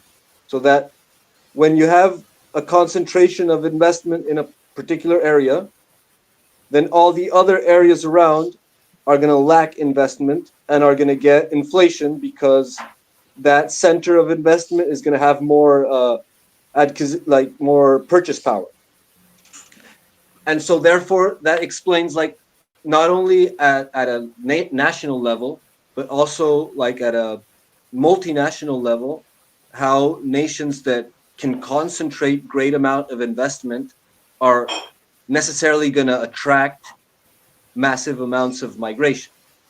And if that is not controlled, then it's going to happen one way or another. So I don't know how the migration situation is in Singapore, but I'm pretty sure you have like pretty strict policies Yeah, to avoid very getting very strict flooding. because we are so small. So everybody want to work here. And you're also Because rich. everybody want to, yeah, because you're so rich. So so everybody want to move here to work here and earn money and bring back to their own country. So we have super strict immigration policies. So I think, yeah, I think that's why my problem with the China's economic system is that it's not normal, because like what you say, when there's a lot of investment coming into a place, then there should be an increase in there's an inflation. They become richer, and then this richer place will start to be able to buy out things from the neighboring side. But so, which means like Singapore, as we get richer and richer, we start to stop farming, we start to stop fishing, we start to just buy from the neighbors. Yes, it raised the price maybe because we are buying more from them, so they have they earn more money, but then the cost of the things will increase. But you see, there's a trade. You see, it will be a trade. So we earn more money, and then we buy stuff from them. They also earn money. But in China's case, they don't have this. You see, they because they suppress their currency to the point where even if they are richer, people keep boasting on even they are not Chinese, they're boasting, they are so proud about China having $1 trillion in surplus in trade, but they never ask why the Chinese are not getting it's not like having their currency stronger so they can buy more from the neighbors because they are now richer, right? No, they don't have this problem. They don't have this effect. It's abnormal economics. So that destroys how economics works, because now not just all the wealth is going to you, but your goods continue to be so cheap that you are killing everybody else. Everybody cannot do business. They just cannot sell anything, and then you don't buy Yeah, things from there as well. correct me if I'm wrong, Wyatt, but I've heard news lately that China has actually been strengthening the currency lately, like since the tariff war. So I've heard several reports lately of China actually strengthening. So maybe they're starting to change that. Maybe they also realize what you're saying, and or maybe it's just ripe for. But they're also starting to increase their imports and strengthening their currency. So I don't know. Maybe it's part of the propaganda, or maybe there's something to that. So from what I'm looking at the graph, their strengthening is very small. Like they were way stronger when they were like before COVID. They were way stronger before COVID. So now it's like still like a 0.02 away from from 2022. So yeah. So not yet. I think they are still far away from it. So they are appreciating. They are playing because they know they need control. So they are controlling everything. Like a game. They have to put everything on their level and move and yeah. But that's a China thing. So yeah.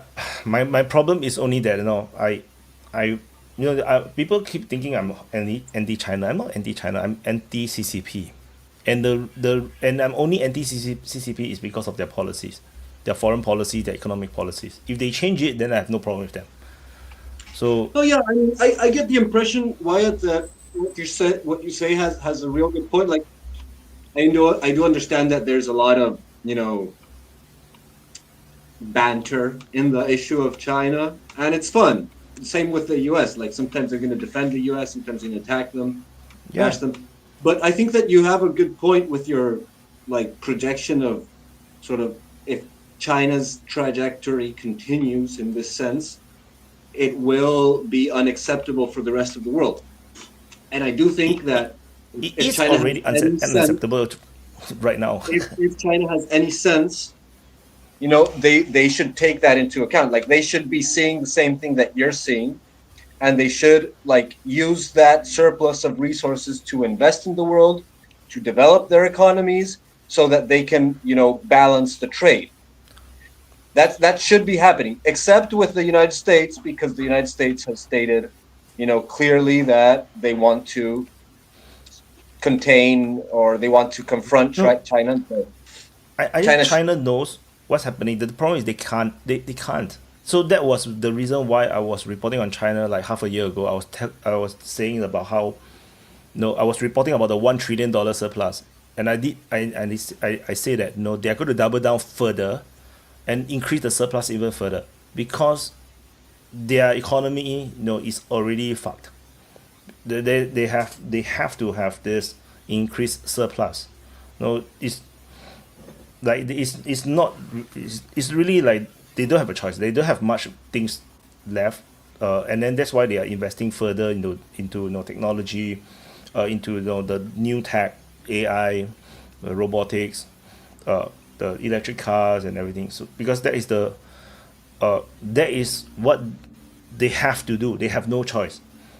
Because the traditional industries, the traditional stuff, the real estates and everything is already broken inside of China. It's all bubble and burst, and now they have to double down on the other stuff. So the only bright side in their economy is the export. So they have to double down on export, and which is why United States know that was their only thing left, which is why they're trying to trade war them and try to pull them, twist their arms to change them. And of course China under in the geopolitical sense, they cannot lose. They cannot just surrender to the Americans. So they are doubling down on everything else that they have a lead, in technology, robotics, drones, whatever. They're doubling down on this and hope that something positive is going to happen. So it is. because whatever no the system is already unsustainable. If you see how the Chinese are out competing everybody, in Europe, in Asia, in manufacturing, no matter no even low end, mid tier, even high end, they're dominating all the markets, and the reason they are dominating is because their cost is so low, then because of the currency, is still depressed as compared to where it should be. So Yeah, yeah, there's also the whole supply chains and heavy industry investment, energy investment, consumption. So like yeah, out competing Europe isn't very remarkable today when Europe is like actively sabotaging itself, to the core. They're kneecapping themselves, um, and so like I understand that tendencies in economic terms, just as in historic terms, are they have a very strong inertia. Like they cannot be changed dramatically. Um, but in that sense, in the same sense, like the I think that the centralized power structure of the party, it has more maneuverability, so they can influence more change than, for example, in the American side, where like the government is like a symbolic power. It basically exists to serve the economic interests of the country. So like you can probably like China can burst their own real estate bubble, and like fuck it. These guys, the all these investors that were all these bubble companies of real estate and construction, they can screw themselves. While as in America, the government has to bail them out. So sort of the economic structure has to maintain itself no matter what, because the government is subservient to the economic structure, whereas in China they can force the situation according to like their actually necessities. So actually I somewhat disagree. The Chinese actually constantly bail out their companies in China. So they, as particularly state owned, is if it's private owned, of course mostly they would let them die, unless they're very huge. But the thing is, when you're very huge, usually you will get you'll get the coffee session, and then you'll become a Communist Party member. So and then but once you become a communist or state linked government, state linked company, then you're going to get bailed out some point. So that is also the something warped about the Chinese economy because of the top state level controlled centralized system. In United States, the companies by right cannot be bailed out. That is by right, not their system. The bailing out only happens because of Obama's division. I think Obama, or is it Bush? I cannot remember who is the one. I think it's Obama.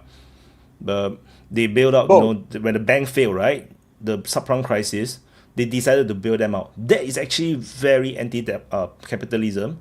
That is actually not normal. You should let them crash, and then you build up. That because they pump in so much money. If they have used those money and just buy out all the bank, nationalize all the bank, because they all failed already, right? You just buy out the bank, re-establish the whole banking system again, and then let them privatize the companies later. United States will be at least double more powerful than it is today.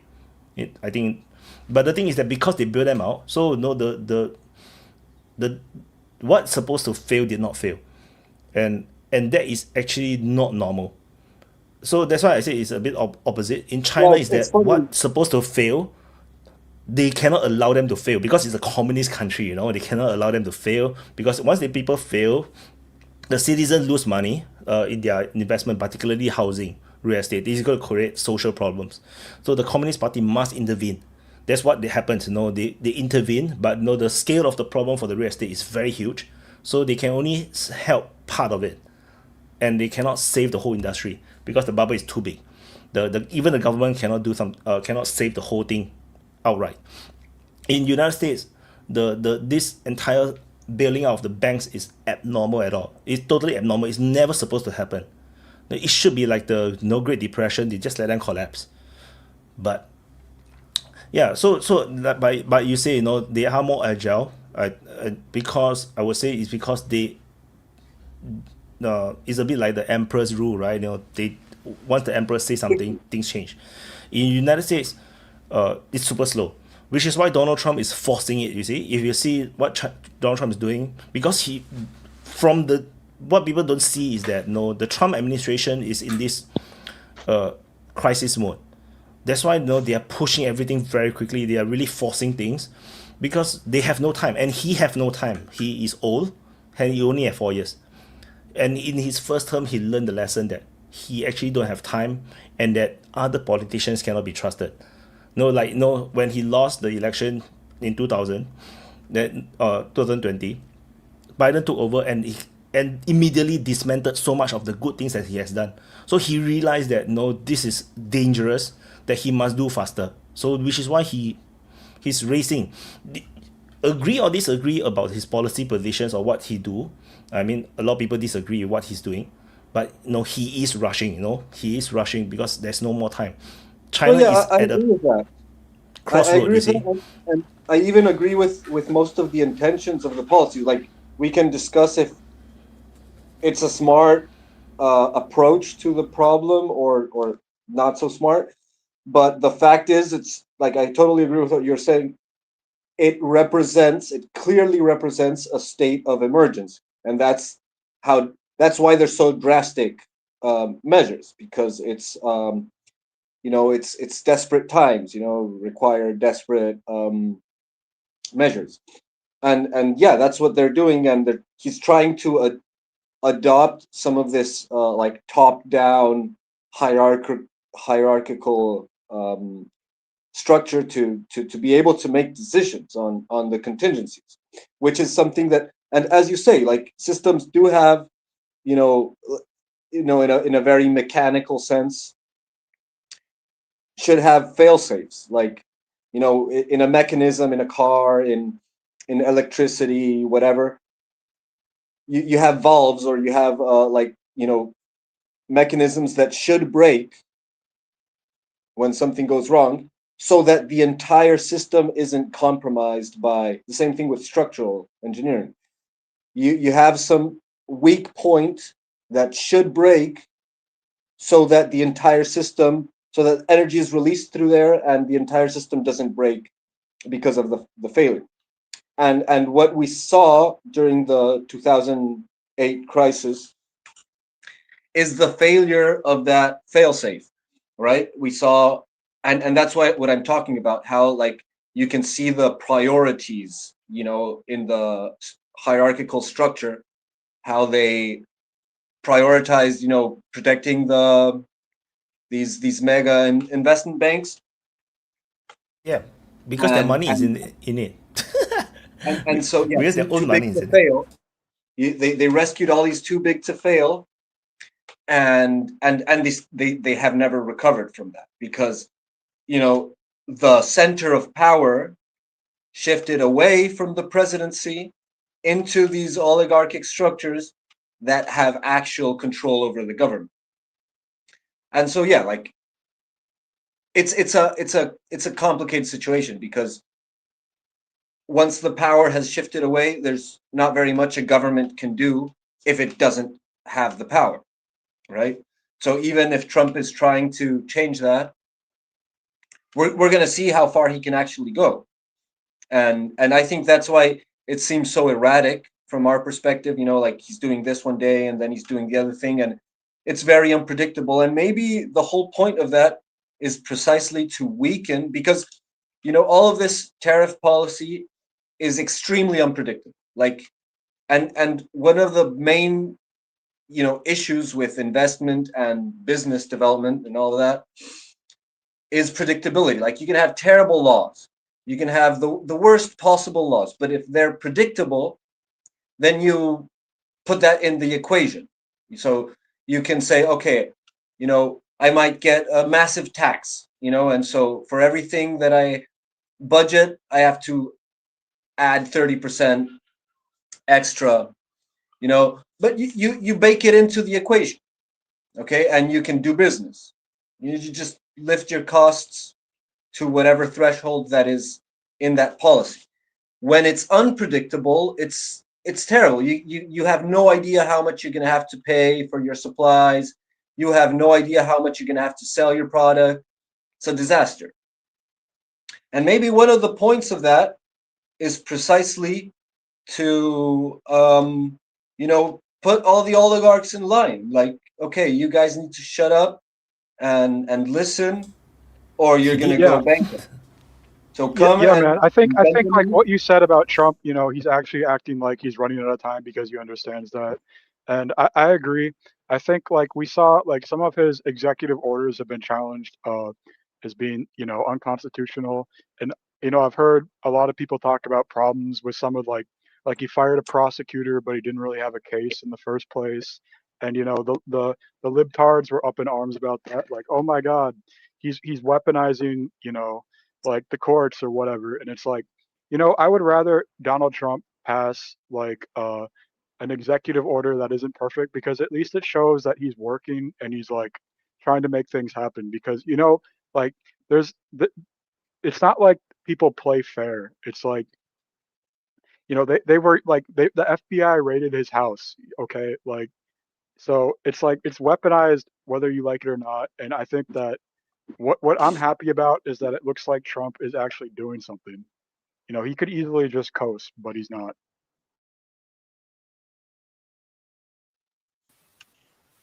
Yeah. Over. So, I mean, because people don't. Yeah, it's just a partition thing, right?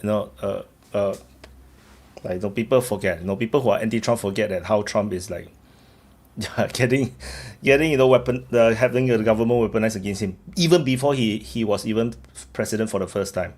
Now the Obama thing, is getting thrown up inside United States. A lot of things, like crazy things, uh, like Biden is like funding child trafficking, and then how Obama is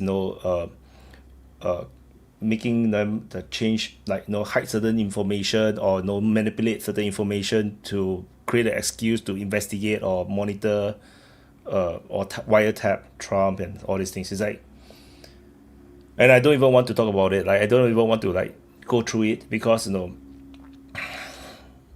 people who are anti-Trump won't believe in it. But it is what people have been talking about for a long time. And then now, they are investigating it right now. The problem is that they are now so partisan on two sides. Like, even when they say, you are not even sure if you should believe it or not, because the government is already weaponized. So, high upgrade. Any opinions about Greta? How upon 10, how many points will you rate her? I mean, her activism, the effectiveness of her activism. Honestly speaking, I don't have an opinion about her because I don't care too much about her. But yeah, she's good. She every time she's doing something, you can at least give her that point that people talking about her, even if you like her or hate her. So yeah, that's basically it, right? I don't think we should start this topic right now about Greta, but it's enough. Yeah, is there any topic you want to talk about? Because we are like, we are You're beating just being a the freaking, nationalist. yeah, the China horse. We keep beating the China horse, like. What about Ukraine? Did you talk about Ukraine? Not Not yet. at all. That's why you see Vaughn left, because he's like, fuck this shit. It's always talking about philosophy and. He will come back if he hears Ukraine. For sure. Hey, He's like, Vaughn was all in on it, and then he left before talking about Ukraine. So it's on him. I blame that's him. Mm. Anyway, I think that Upgrade is defending Greta because he's actually a nationalist. Okay. Super chat, Johari say, Wyatt, just a question. Do you think our neighbors know about Singapore-Israel relationship since SG Army model after them as well as our equipment? For sure now they know, because now we openly talk about it. But for 40 years, we never talk about it. 45 years, we never talk about it. So I think the neighbors probably was trying very hard through their intel networks to try to figure out how who is helping us into developing our military, and and I think they probably figured it out maybe 10-15 years after the fact, maybe. Yeah, I think they definitely know it before it was public information. And the thing is that even if they know it, they cannot say that they know it. Like so I think I explained before, right? What is secret and what is top secret? Secret is what you know about your enemy. The top secret is what the enemy do not know about yourself. So any of this information, like about what you know about the enemy, might reveal what is your own capability. So it's a top secret information. If they know that Singapore have a close relationship with Israel, either Indonesia or Malaysia will have to keep quiet about it. They cannot talk about it, because that will reveal that they have intel network in Singapore, or they have infiltrated into our military. So I don't think, they probably know it much earlier, because it's abnormal for a country like Singapore, like suddenly having a very effective military capability. And the rumors that we set upon the time, we said we call the Israelis Mexicans. I'm quite sure the Malaysians or the Indonesians will be like, going to Mexico and talk to the Mexican government or whatnot to try to figure out, is it really the Mexicans that is helping us with the military? Yeah, so it is. Well, but that's one of the liabilities of Israel, right? One of the things that the American patriots complain about their, best ally is that it shares intel with the rivals. Like there's a huge issue with Israel sharing technology and intel with China, and a lot of Americans are pissed about that, and that's one of the reasons why they complain about Israel. And so, the same thing is probably the case with Singapore as well. Like, what would stop Israel from sharing intel of Singapore's military with the neighbors? Yeah, so we don't share everything with them. That's the thing. No, the people don't understand. We don't have we have very close relationship with Israel. Doesn't mean that we share everything with them. Like it's just like how secret works, right? When you handle secret documents, it's a need to know basis. So we will share to Israel what they need to know in order to help to develop whatever system that we are working with them with. But we are not going to share more. They wouldn't know much more than what, like the similar things happen on the opposite side. Israel is not going to share everything with us. We cannot be trusted as well, because we do have Muslims within our population. So they definitely will not trust us 100% as well. So but it's a friendship, just like you and your best friend, you don't share which porn site you watch, right? You have your own secrets, right? You don't share what is your like what kind of disgusting thing that you do at night. So you don't tell your best friend what you did with his girlfriend before they met. Yeah, you cannot say that, But you raise a good point about how Israel is willing to work with the enemies of their basically sponsors, right? That's why I always say Israel will switch sides very quickly in the event of United States cutting them off. This is a good example. I'm quite sure they are very ready to just they will just buy Russian, or they just buy Chinese, and they have no qualms about it. That's what I think about. This is my opinion of how Israel operates, which is why I always say don't don't underestimate them, their ability to just pivot away from what you are used to. They have no allegiance to anybody. Like that is the Israeli way of doing things. So which is why they are willing to just bomb Qatar, and don't give a fuck, because they are always this don't give a fuck country. So yeah, but it's an interesting thing also that Singapore and Israel have a similar situation in the beginning of our countries, is that nobody want to help us. Nobody actually wanted to help Israel. People might think that the Americans are trying to help them, but it's not the country. The country don't want to help. There are elements, there are people, civilians wanted to help. They sent money because they are Zionists. But the countries don't want to help. United States don't want to help. UK don't want to help. Similar, Singapore actually have the same situation. UK don't want to help. United States don't want to help. India don't want to help as well. We actually approached India. India don't want to help. No one want to help. So Israel eventually found Czechoslovakia or Czech Republic to help them, to sell them weapons from World War II. That's how they managed to fight. For us, we managed to got help from Israel. And although Israel is also very nice, they did make a point that they will not sell Israeli stuff to us.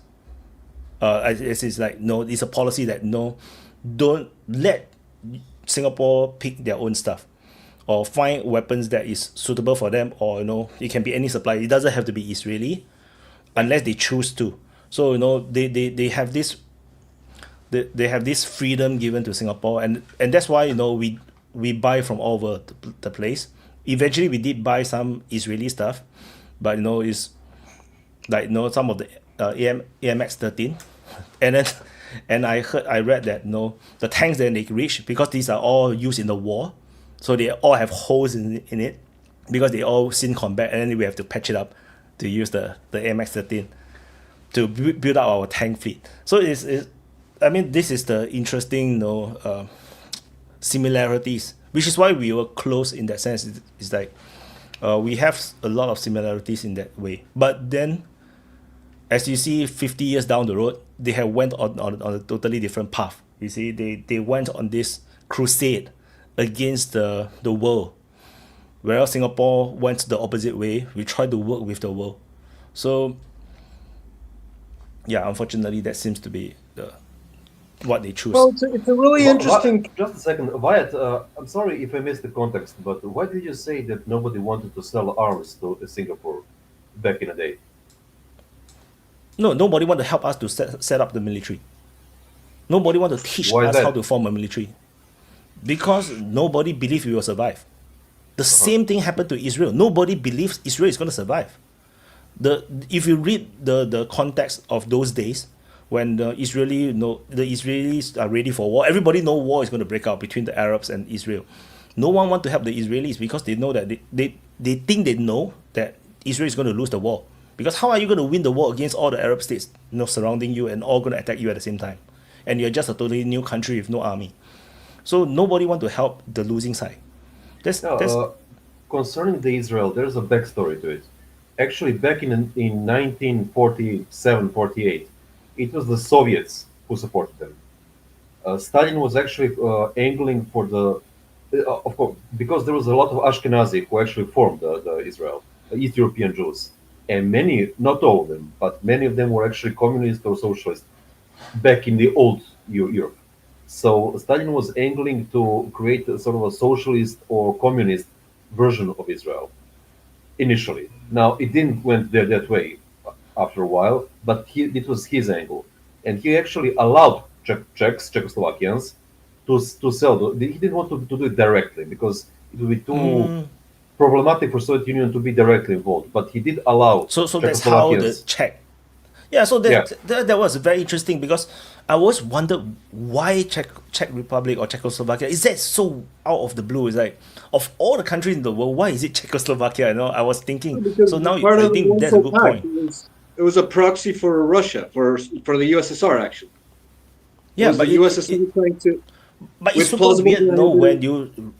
But because it didn't want to. From no context, right? Especially for someone who is not in the US, not in the Warsaw Pact, like it's very confusing in the early days. When I was reading, it's like, why is it Czech? Why is it Czech? It's so abnormal. So now that you say that, that makes sense. It's like a proxy through, for USSR. That makes so much sense. rather than trying to step inside and then now then all the Arabs are going to hate the Soviets. I think that makes so much Yeah, sense. and similarly, I love. when Israel helped out Singapore, it was also a proxy for Britain. Do you think so? So far from my understanding of the history, at least from what I read, it doesn't seem to be that way. Because the British have the military base already in Singapore, so if they want to help us to form, I mean they don't want to help because of Malaysia as well. So yeah, I mean that's a No, possibility, because but that is the pattern, right? So like the Soviet Union has part of Iran and has influence in the Middle East, and it doesn't want to incite the ire of the neighbors of Israel, and so it does it through a proxy. And in the same way, um, you know, Britain has Hong Kong back in that, and it has Malaysia as well. Malaysia Brunei is also under their influence. So and Malaysia, and so they don't want to create a yeah, conflict with its own allies slash influence, and so it does it through a and the same thing also happened with Israel the other way around. Like both the British and the Americans didn't want to create conflict with the Arabs, which they had a lot of deals on oil, and so they did it through the privates, through the sort of the Jewish nationals of Britain and of America, to send them weapons like under the rug, so that they don't, make they don't compromise their deals in the Middle East. Go on, Vaughn. Oh, I was just thinking, or maybe it was just a way to get back at like Britain and some of the older European countries that didn't help Israel when they needed help or withheld weapons that they paid for and stuff like that. but it was 1965 though. They did conduct tests. Well, I know, but they did conduct terrorism stuff against Britain and stuff. Maybe it was just some unfinished pettiness on their part. Also help Singapore. That undermines Britain. One last jab. The I'm just saying. I don't know. I mean, there might have been some bad blood still back then that they would have helped out. So Lagrange Way say that Israel want to export their military stuff to Singapore. Actually, that's not true. The you have to look at the geopolitical scene. Then Israel has very little friends. So if they can get any friends, yeah, they try. So which is why it's not difficult for them. They only sent like a few of their soldiers, only a few, like to help to set up the initial military. So it's a very small investment for Israel to build a long term friendship and relationship with Singapore. So and we don't really buy that much Israeli stuff. Like we do buy some, but not much. No, we always buy American mostly. We used to buy a lot more of French and stuff. No, but no, the French stopped building good shit. No, now they're all rubbish. Agree is like yes. Yeah, I think like what I'm starting to realize is that it's kind of a general thing with Israel is that they like to do a lot of arms sales, and like this is what Iran Contra was, and I think this is what what's his face Maxwell, the father of Ghislaine Maxwell, was kind of involved in. So it's all a little bit related, with them, but they were known for selling like stuff to, I think they were like backing one side in the Iran-Iraq war, and yeah, like I think like Vietnam at one point. So that's what they do. They subvert the United States and are like they sell to countries that we would not sell to, and sometimes they like do things like transfer like second-hand equipment, and it's kind of a business for them. Yeah, so they are ruthless in that sense. So which is why but my view of Israel is very different from how people view, like people see Israel and United States tight, like at the waist. Like I don't see it that way. I see like it's a very contentious relationship actually. Like they on the surface they keep having to reinforce that we are very close, but actually behind the scene, right, they are like constantly competing or fighting each other, and it becomes very obvious during the Biden administration. During the Trump administration, Trump is still much better at putting up a show, but but you can see that by his decision making, he's very pissed off with the Israeli, because Israel is making Trump's foreign policy or diplomacy much more difficult, like make it very very complicated for Trump. And Trump wanted that victory, right? He wanted the peace, he wanted the things to succeed, so that he looks good as well, and to show that he's a peace president. But like the Israel is making it so difficult for him. He's like, how can he not be pissed? Trump has a huge ego, so. But that's why I think. Do you want to go on, and since we're kind of on Israel, and talk about what might happen after the deadline runs out on Hamas? Sure. I mean, I don't know. I mean, I was joking around. I said they'll start bombing Iran, but I mean, I don't really know what you could do to Hamas other than target more people that you think where they're at. Maybe there's some in Iran or Qatar or something, but. I don't know. Maybe they bomb Iran to say you got to get your proxy to agree to this deal. I mean, I don't know. I don't know. I mean, I assume something's going to happen. I just don't know what they could really do other than. But Trump already, said so many times, shit is going to hit the fan for them, for Hamas. But like at least 2 times already. So how much more shit can he throw at the fan? I'm not so sure. No, I suggest we move on a topic. We move on a topic of a new round of war against Iran, because everything seems to be gearing up towards it. American deployment. Yeah. Oh, hi, Wyatt. American deployment in the Middle East definitely points towards this kind of build-up for major round war. Yeah, and Iran is preparing for it as well. They gotten some MiG-29s for a stand-in. I think they bought Sukhoi 35. I think. So they have some MiG-29 for stand-in. I don't think the 35s have been delivered, because they were still. I think they were still training on them and stuff. I mean, they might have a few, but I don't think they have an operational amount. But I think the 29s, they were pretty easy for them because they've had them before. So I think they just bumped them up and maybe. Yeah, well, there's been an escalation in the diplomatic sphere, like. Massive cargoes have gone from Israel to Ukraine, and massive cargoes have gone from Russia to Iran. What is in that? We have no idea. Maybe it's planes, maybe it's just ordnance. We don't really know what's been sent to Ukraine either, but the most likely scenario is that it's drones for their long-range strikes.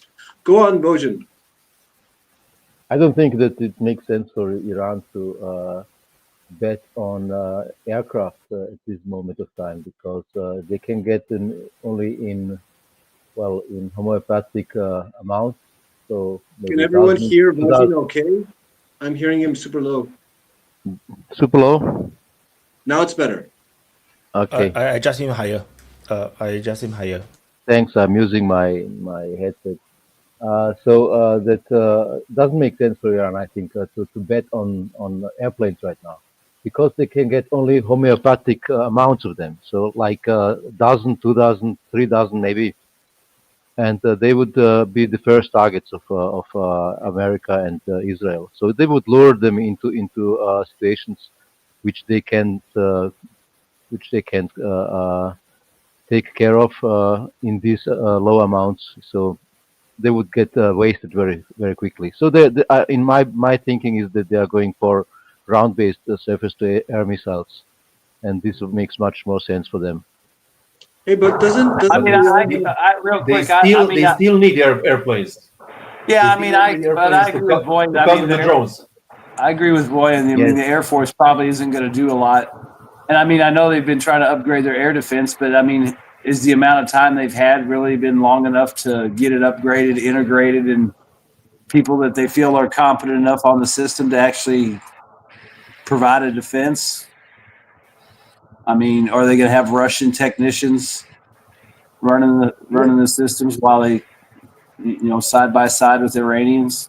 I mean, I'm just saying. I mean, I know they've been talking about how much stuff they're supposedly doing, but are they actually going to be ready?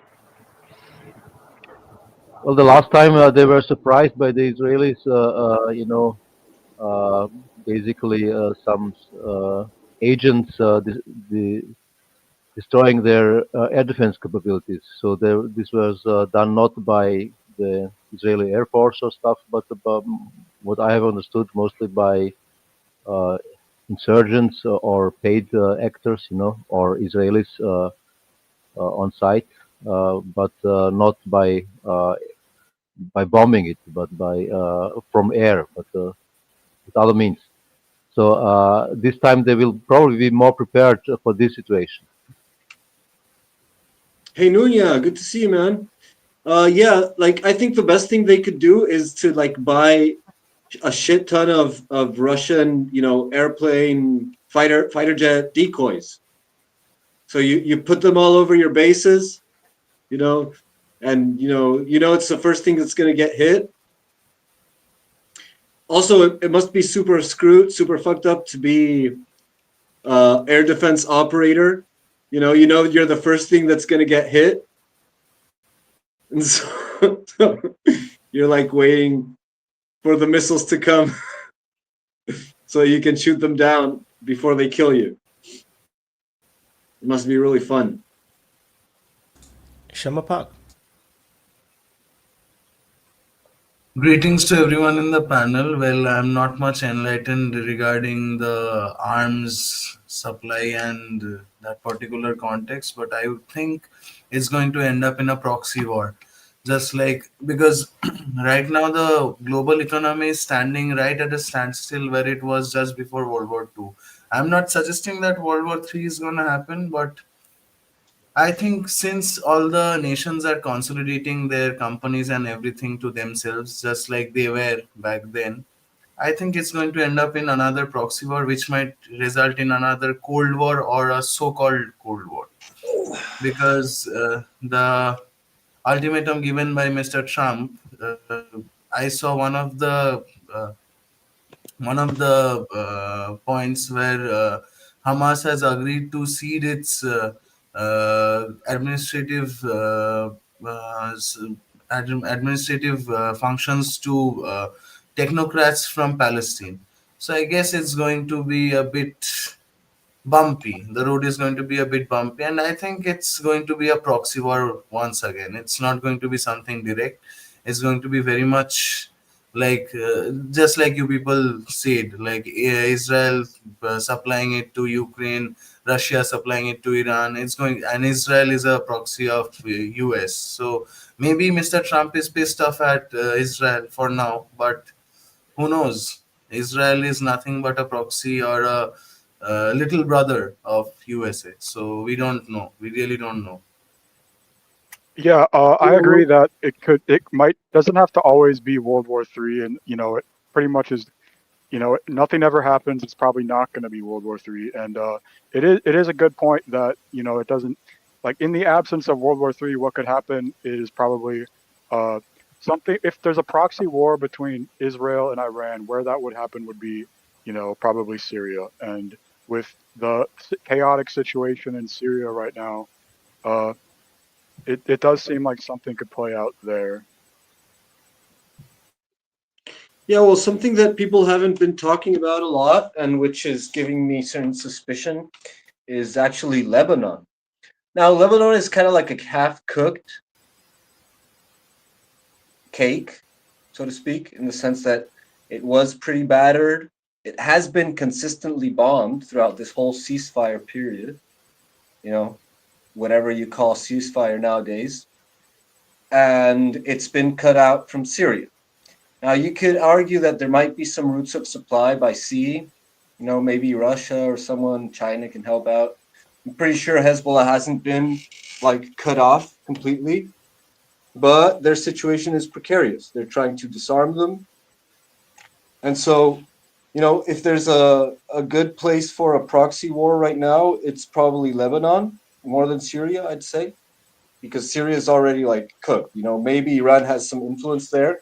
So, Iraq and Syria and Lebanon are the two places that are in a greater peril right now because Iraq will be affected less, I believe. Iraq will be affected less because it has a waning US influence over it. So Iraq will be less influenced, I believe. Well, yeah, but I don't get the whole argument of proxy war in Syria. You know, Syria is, I think it's a done deal already. You know, I don't think there will be much more war in Syria, where Iran is involved. Bojin. Yeah, go Well, I on. think Iran will want. I mean, yeah, Iran will want to restore lines of communication to Lebanon, and also they're going to want. It's going to be kind of like an end of World War II situation where they're both trying to like carve it up, maybe. But it's kind of hard to say. I'm not really an expert on that country. My main argument would be that such a war would not hurt Iran a lot. It would be some costs for Iran, you know, for supplying these proxies. But I think that's not the goal for Israel or for the United States. They want to hurt Iran directly. Yeah, well, let's assume that Hamas.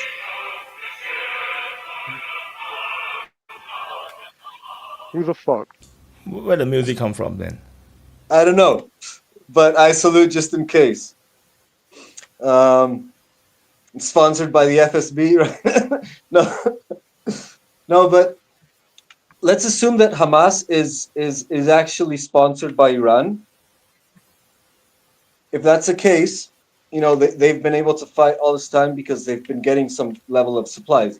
Now, every person, sort of like from the resistance side at least, says that Hamas has been like the Qassam brigades, all these fighters in Gaza, that they've been arming themselves. They have their own industry. They bake their own shells. They make their own rifles, and they pick up ordnance from the Israeli drops for the IEDs. But I think that that's very unlikely. I mean, there's certainly some level of internal production that they have because they can't get the bulk of their supplies, but I don't think that you can be completely besieged for so long and actually have autonomy of production. So if that's the case, then like what I'd assume is that the whole of the Middle East is a complete incomprehensible disaster of logistics spy chains of like contraband spy. So like you have, so that's why you get attacks in Iran, you know, and you get attacks in Turkey. Like you get, I don't know, like Israeli attacks in Iran, and you get weird attacks in Turkey, and you get sort of Palestinian attacks in Israel. Like, so every place is a massive intertwined web of like spies and double agents, you know, and it's a complete disaster, and things are trickling everywhere from all sides. You know, it's like really weird. I mean, I think the easiest thing is it's the Middle East, and there's been multiple wars, and there's so many fucking guns laying around and hidden and cached and mines passing and through the missiles, area, going east, west, north, and south. I mean, think about it. They're going into Syria, the Middle East. They're going into Africa. They're going from Africa back into the Middle East up to Ukraine. I mean, it's probably just a golden age for getting guns. I mean, I'm sure they, like you said, they do make some stuff, but I bet you a lot of it, there's just, I mean, that's like the ancient trade routes of the world. So I'm sure there's always a way to get something through. I mean, Especially the Sahel belt in Africa. Yeah, I mean, if you got Especially money, the Sahel belt in Africa. yeah, I mean, if you got money, I mean, I'm pretty sure you can get. Yeah. So my point is that if Hamas is getting some level of supply in that hypothetical case, then why would Hezbollah be cut off? You know, why would Syrian, Iranian, I don't know, servicemen or spies or whatever, why would they be cut off? Like insurgency forces from Iran, in Lebanon, in even Jordan, in Syria, in Iraq, why would they ever be cut off if the whole place is this convoluted disaster of network from It's like the oldest, contraband epicenter of the world. Well, it's like they're smuggling it. That's why Israel has a blockade. That's why they control the borders. And like, yeah, some stuff definitely gets through, but they're not getting like air defenses, and they're not getting like big ticket items or like large numbers. And I don't think necessarily it has to be Iran. It could be like all sorts of other, like Hamas aligned anti-Israel. It could be like Qatar. It could be like the Saudis or something. I'm not really sure, but you do realize that there's. Well, I mean, think about this too. A lot of the stuff they do build, it's a lot of component stuff. So it might be more like what Cacavelli's saying, where they're getting some parts from here or Turkey or whatever, and assembling these rockets and stuff. But I mean, they're obviously. I would just like to point out about the air defense. Having fighter planes just sitting there, just being available, is a huge boon because it tremendously more complicates the attack patterns of the attacking side instead of having just a ground-based air defense, because they have to take into account possibility of engaging the enemy fighters.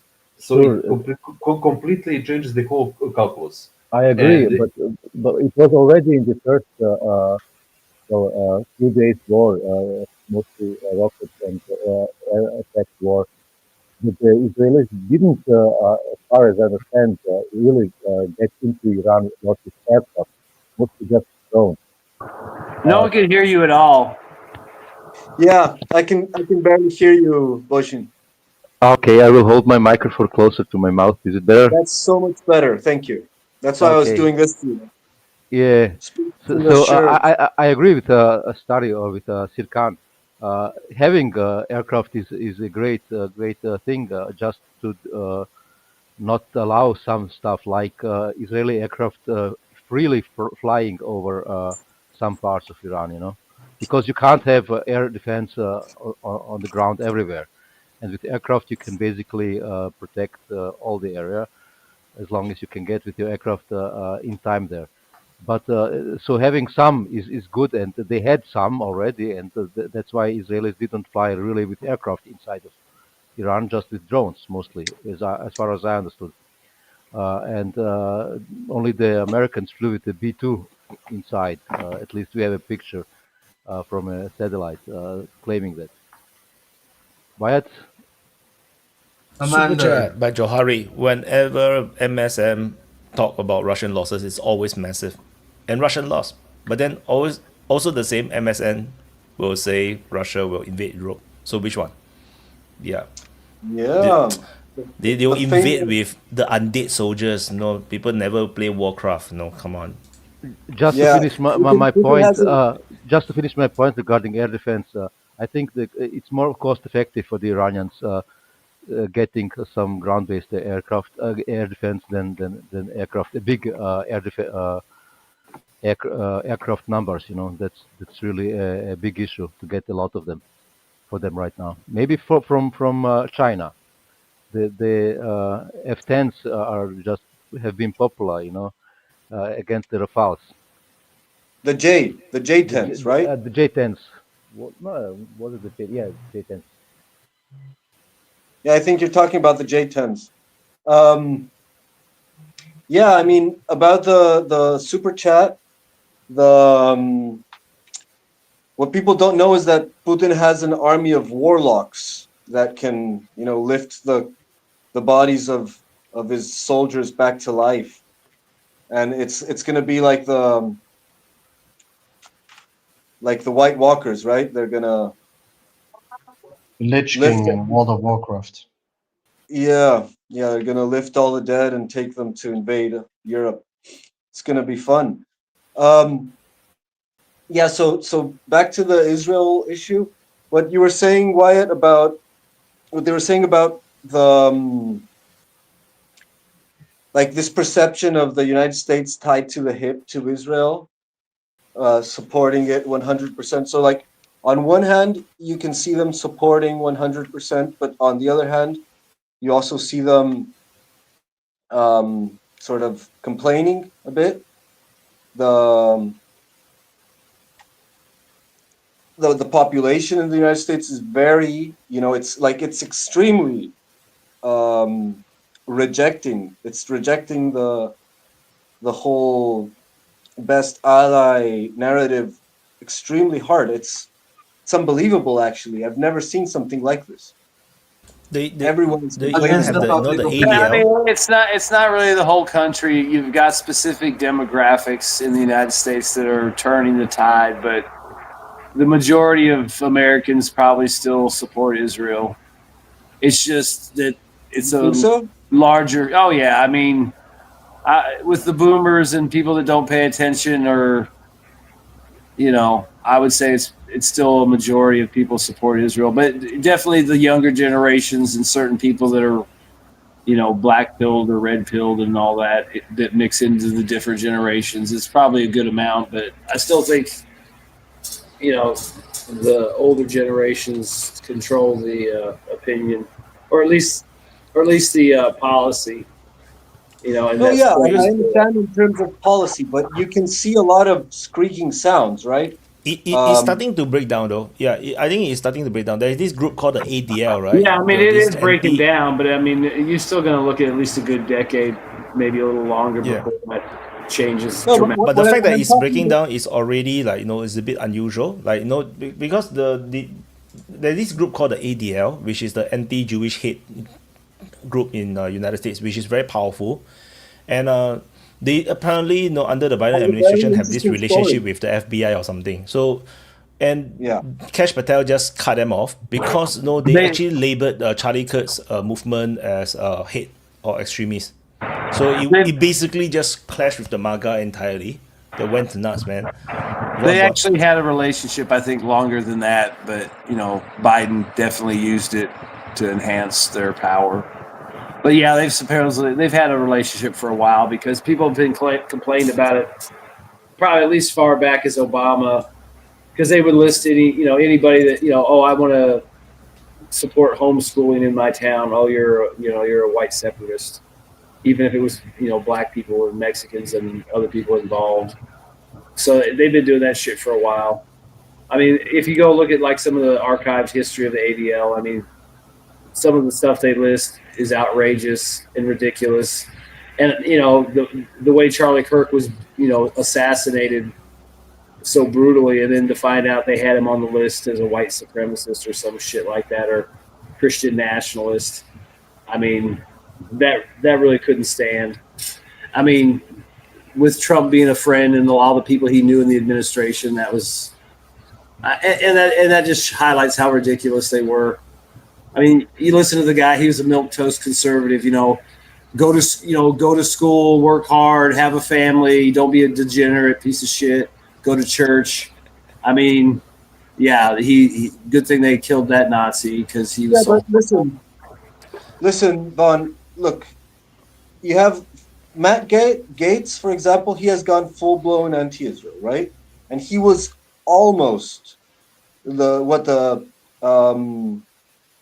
was almost in the top team of. He was. Trump. I think they looked at him for attorney general, but he obviously didn't say enough of the right things or didn't have enough allies. I have a question for Vaughn. Vaughn, did you? Vaughn, okay, Let me fine. finish. Go ahead, Gabriel. Go ahead, Gabriel. So, because I wanted to make a point. So you have this guy, okay, and it's very clear why he wasn't picked. Okay, it's not like everyone's talking about that. Then you have this guy Tucker, who's gone full blown. Like he's not even blaming Israel. Like what he said, the last thing he said, which was really interesting, is that you can't blame Israel or you can't blame the Jews for this, because it's us Americans who are in power. And so our government is so corrupt and it's so bankrupt that it's actually taking orders from these people, but it's not these people's fault. It's our fault because we have these. So that's Tucker, and Tucker Carlson is a very mainstream guy. And then you have on the left, I can't remember this guy's name, but you have like also mainstream leftist pundits that have been picking up on this. I can't remember the names because I really don't pay much attention to them, but I've seen them. Destiny. talking. No, not Destiny. No, more like of the mainstream media. Destiny is more like of the alternative media. But on TV, like I don't know if it's ABC or any of those. Like, but anyways, a TV pundit, pretty mainstream, like comedian. These leftist comedians, they've started to joke about Trump's submission to Netanyahu. So you have a level of mainstream bipartisan criticism of the subservience, the apparent subservience of the U.S. to Israel. That's become a thing, and that's never been a thing. It was like always anti-Semitic. Yeah, but I mean, to be honest, you got an election cycle coming up. You've got the potential war in Iran. You don't know what the hell's going to happen in Ukraine, and I'm sure there's some other shit out there simmering. So I mean, and then after that, you got 2028. I mean, so there's not. I mean, yeah, the momentum is good. The tide seems like it's turning, but you know, I wouldn't get my hopes up that there's going to be some big change right away, just because. I mean, these people have power. They want to keep power. They have an agenda. They want to see it through to the end. And, you know, they're not going to give that up easily. So, I mean, I agree with what you're saying, but at the same time, I wouldn't get my hopes up. Like, you know, unless there's a drastic turnaround during the next election cycle. I have a question for Vaughn and Gabriel. I have a question for you and Vaughn. Gabriel, I have a question for you and Vaughn. Are you guys updated regarding what happened in Nepal? Like the Gen Z protested and took down the government. Yeah, I remember. I mean, I saw the protests and shit like that. Yeah. What makes you think, or what gives you the assurance that such a thing wouldn't happen to US? Because Gen Z is obviously, I don't know. It's just a speculation. I'm just asking. Well, I mean, there's a lot of guns. I mean, the federal police and the army in DC probably wouldn't let that shit fly. I mean, you're not going to be dragging Congress. I mean, you're not going to see congressmen running down the street in their underwear getting shit thrown at them. I mean, it'd be nice, but American kids have guns. It's not like us. American kids do have guns. Oh, I know. I'm just saying. I mean, it'd have to get pretty fucking crazy for us to see a, you know, congressman running down the street in his underwear in a motorcycle helmet getting hit with tomatoes and shit. I mean, I think it's the size of the country, right? United States is so much bigger. You know, if you have this kind of thing, it could be just one city, one state, two states, maybe all the democratic states. But then they're gonna get smacked down, you know, because now because once they do it, they're gonna be labeled as Antifa, and then they're gonna get arrested by the Trump administration, because who knows what is Antifa right now. But Wyatt, without a political backing, without at least some political backing, such a movement isn't possible. So I believe there's a chance, especially after the assassination of Charlie Kirk. I guess there is a chance. I mean, I don't know. Last night I was watching in Portland, and I don't know what changed as far as, because you know, a lot of people thought the National Guard was coming in last night. But, you know, the federal police came out and they formed up a line, you know, and they usually allow the people to be across the street and on the corner from the federal building, but they can't cross this certain line or it's trespassing, they get arrested. Well, for whatever reason last night, they pushed out and they pushed them several blocks down. And when they got to where they wanted to push them, they started lighting them up with tear gas and flashbangs. And they pretty much dispersed all the protesters last night, like really hard and quick. I mean, the tear gas was so thick. I mean, you literally couldn't see up the street to where the police line was.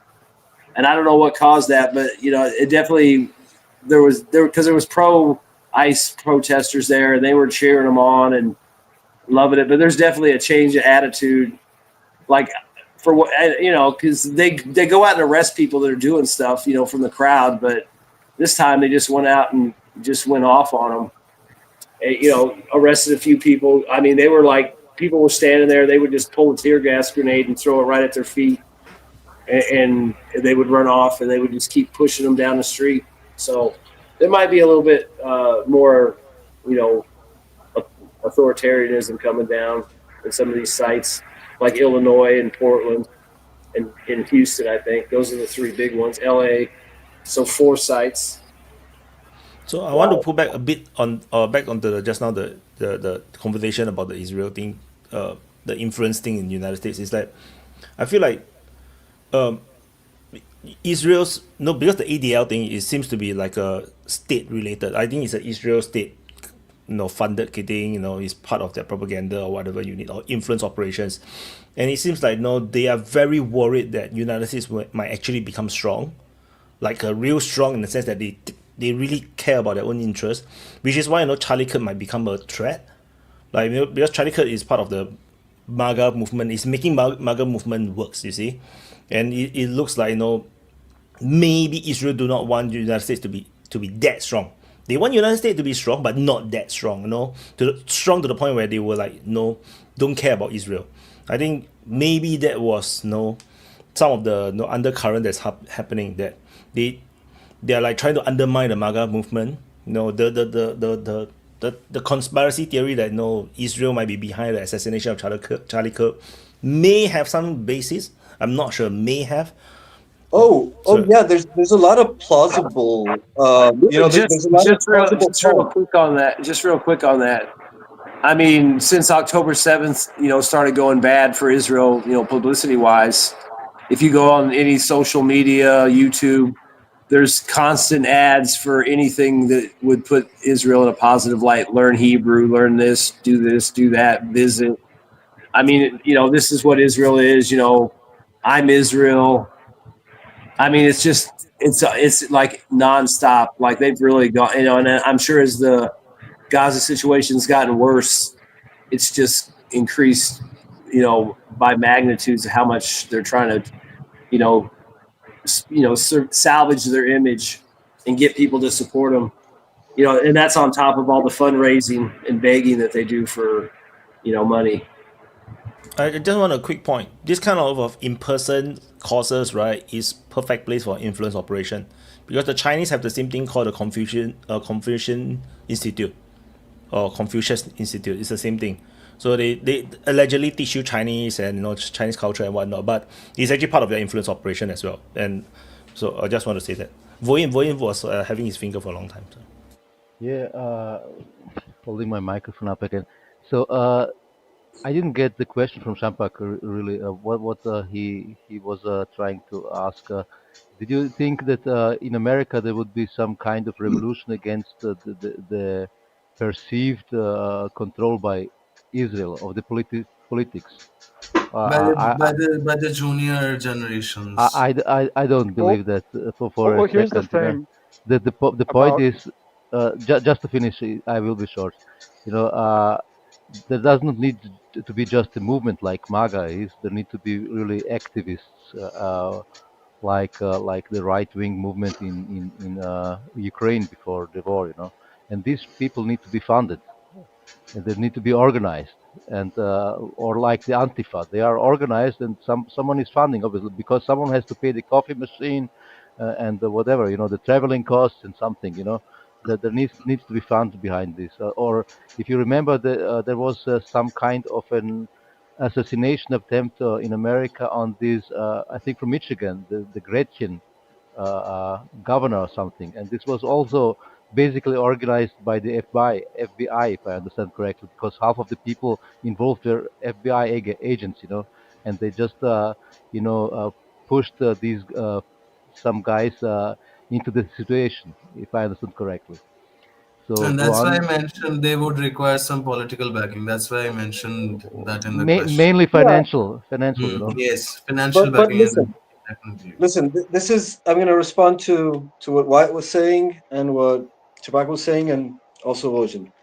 The America has a very bad track record in doing like mass protests, revolution, social unrest, and it has happened throughout its history, but in small quantities and very like undecisively. So the biggest thing I can remember is actually the BLM riots. Okay, that's the greatest level of um, you know revolt I've seen in the United States, and it was pretty much sanctioned by the local governments, by most of the states where it happened. It had a certain level of protection, and also it was very sponsored. It was really clearly very sponsored, and there was a massive sort of political sabotage of Trump's presidents at that moment. It was it was very clear that it was coordinated. In the same way to what Wyatt was saying about the ADL, it has been very clear that the like the political alignment of the US towards Israel is very unwilling. You know, it's very forced. They all have, like, you see Trump when he smiles with Netanyahu, you can see him, you know, like that meme of like the hiding the pain, right? That smile of like hiding the pain, forced smile. And you see that a lot with you saw that with Biden, you see that with Trump right now. Even though he's like the best fan of Israel, he's always like kind of complaining about it, like reluctant, or forcing like forcing the Well, I mean, it's easy to sit there and feign complain when you know nobody can do anything about it.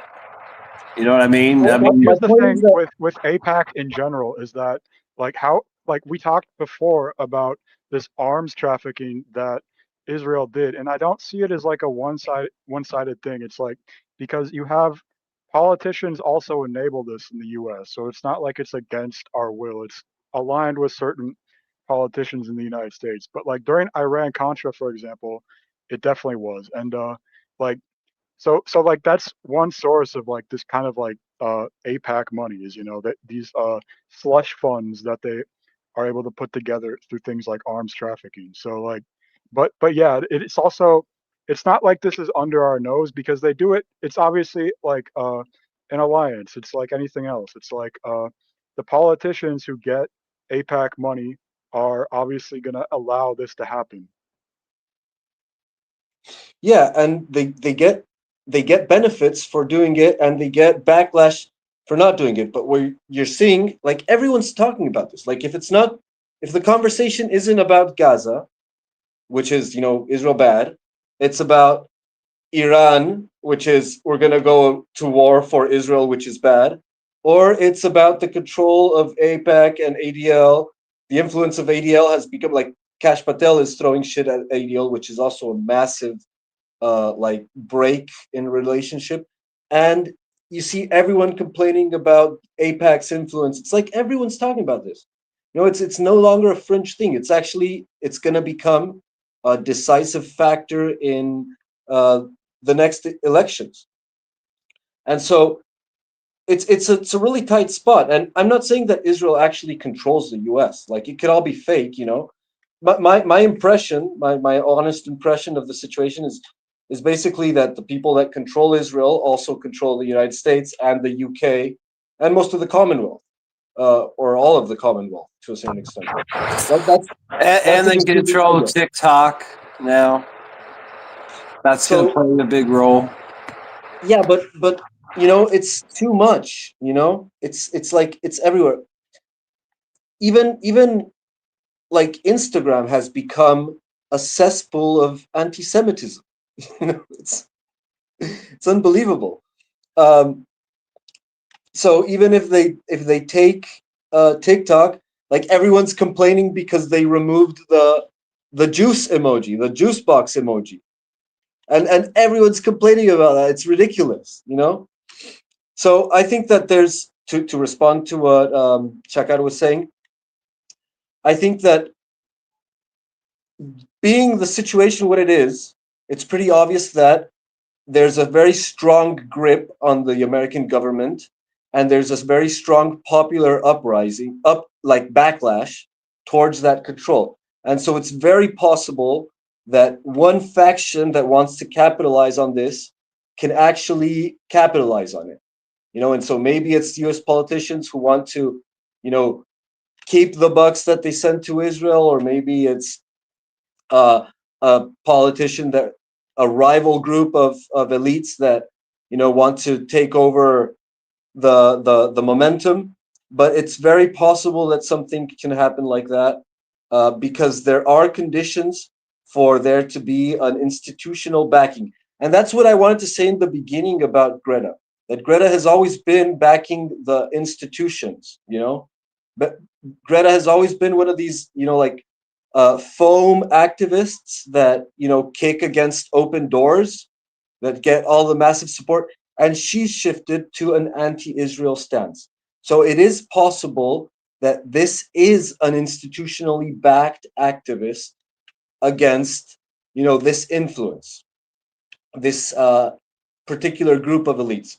And so I'm seeing more and more signs that there might be some level of institutional backing to the breaking of the status quo or shifting it in some way, even if it's just for the purpose of capitalizing on it.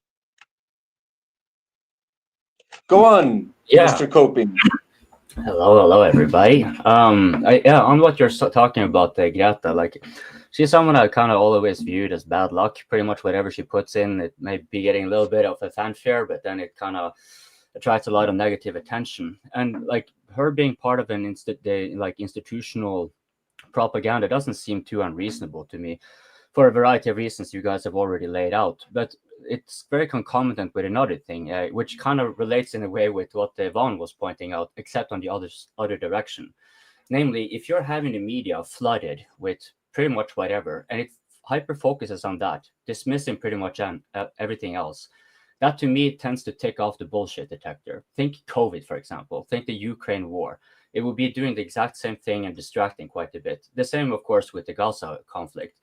And so when you see like, you know, there's a lot of this activity going on with Greta Thunberg, you can kind of get the impression that, yeah, this is a lot of propaganda stuff. Like Wyatt pointed out earlier, why would she go there ostensibly to kind of, you know, help the people in Gaza, but then they had nothing. Like they had nothing on the boat. They just had themselves and like their cell phones so they could give selfies and, you know, whatever. Like it's very performative. So I'm inclined to believe that. But I was just wondering if we could get back to that, you know, that so-called... Sorry, Coping. Just short question. What is the problem in that it was just for the show? But obviously it was just for the show. But what is the problem in that? No, not any problem in that. It's just the kind of what Gabriel's point of, you know, institutional backing and, you know, trying to, you know, push forward whatever. You know, whether it is the narrative itself or if the narrative is a distraction, that's, of course, maybe debatable. But yeah, so because there's a lot of performative things going on, I'm pretty sure everyone can see that. And that's where I'm kind of want to get into this peace plan, because there was a thing I noticed. Who was not there? Like, who was not discussing it? Of course, Hamas was not there to set the terms in the first round, and now they're kind of like maybe pushing back a little bit. But notably, the EU and the UN were not party, right? So the EU have kind of had several states now going in with the recognition of Palestine, but at the same time making it very clear they will not accept the Palestinian state with Hamas having any role, right? So that kind of explains why they're out there. But then one must ask, what was the point of expanding that level of political capital? Now, for most people, it seems that the impression is that because of internal domestic catering, the maneuvering, basically, to get the but like if you look at Starmer in particular, like there's so much shit going on in the UK. He's getting so much flack, and many people there suspect that one of the reasons that he went for the recognition of Palestine was performative. Now, this is actually dangerous for the Palestine movement. Like, for example, if you look at this thing with Hamas was given a deal now, ostensibly by Trump, which they cannot really accept because it's a complete surrender. Like, they disarm and disband and whatever. So, I mean, I would be very surprised if that doesn't fall apart, basically. But that's not going to make much of a difference for the Palestine movement overall. Like, jihadi state tend to just resurrect and it will come back in a different form or whatever. But these recognitions that have been done performatively by certain European countries, well, okay, if that was so, that they were actually just doing it to temporarily cater to certain voter bases and whatnot, if that is the case, right? Then there's also a likelihood that, well, what if you have an opposing side of the government popping in and now they're pulling that recognition? Like, what I kind of think that, like, if you're from the Palestine movement, that's probably a bigger threat than, let's say, Hamas not accepting a deal so it can play a role later. like Hamas can be completely wiped out, and you will find something else coming back in its place to kind of keep that side of the pro-Palestine movement, the more jihadi element of it going. So I was just wondering what you guys think about that, with the Europeans having gone in for recognition of Palestine, yet not having any role in these negotiations, not having, I mean, yeah, Tony Blair was supposed to be some sort of like prime minister in Gaza, which just sounds absolutely fucking ridiculous. But like apart from that, like the governments themselves were not actually involved in these negotiations. So like, how do you view that? Like, yeah, because if it was the case, and I'm not really sure, but if it was the case that they actually maybe they didn't want to show up to negotiate because they didn't want to get bombed. The negotiations weren't done exactly in Gaza or anything like that. So, right? And if they made a recognition, like they would probably have a say. Like that's what I would kind of imagine. That's why they would do it. Otherwise, it's like, why would you do something that you haven't done for the last few decades? And the situation on the ground, the reason they haven't done it, nothing has fundamentally changed. Like the reason for not recognizing Palestine earlier is still the same now, right? So if they're doing it now without having a say when it comes to the ending of this round of conflict, then what have they actually done? Like, what are they getting from this? Well, by like, if we stop coping for a while, the logical explanation there is that everything that's going on right now in the diplomatic sense, with the treaty, with the peace deal and all of this, everything is geared up to like save as much, like gain as much time as possible so that Israel can kill the greatest amount of people possible. Like that you can have the most irreparable damage to the infrastructure of Gaza and the most amount of like malnourished, severely wounded, and like irrecuperable losses in Gaza. More like a war of attrition. Yeah, like everything is calculated to save face for as long as possible to allow the greatest amount of death and destruction possible in that particular area.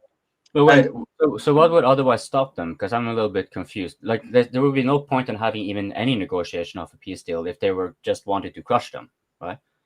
But no, because it's producing a massive PR damage. That's my whole point. That everyone is getting angry, and that creates opportunity for political rivals to destroy you. And so everyone who's supporting the situation, he's putting his political neck, on the line to save this special relationship with blackmail, money, deals, whatever. So what could be done to actually stop this situation? Whatever you do, what has always been done with every like enemy nation, you declare it a pariah. What they did with Russia, you kick them out of cultural events, you stop supplies of critical material, military. Like every politician that said that he was going to recognize Palestine could have done, like 100 things more impactful to stopping the situation than, declaring the recognition for Palestine. Well, I mean, and that's what's always been done. Because so, the same thing with the peace deal. Like Trump could stop the war like that, but instead he's doing this peace deal that is super ambiguous. I actually read the thing, and it had these really weird clauses, like whenever Israel considers that Hamas is disarmed, they can like retire. So like they can never consider Hamas disarmed and never actually leave the enclave. So it's just a time strategy to save If face. you win, you're a liberator. If you lose, you're an invader. It's like that. It's all about the narrative. No, yeah, but my point is that everyone is walking on coals right now.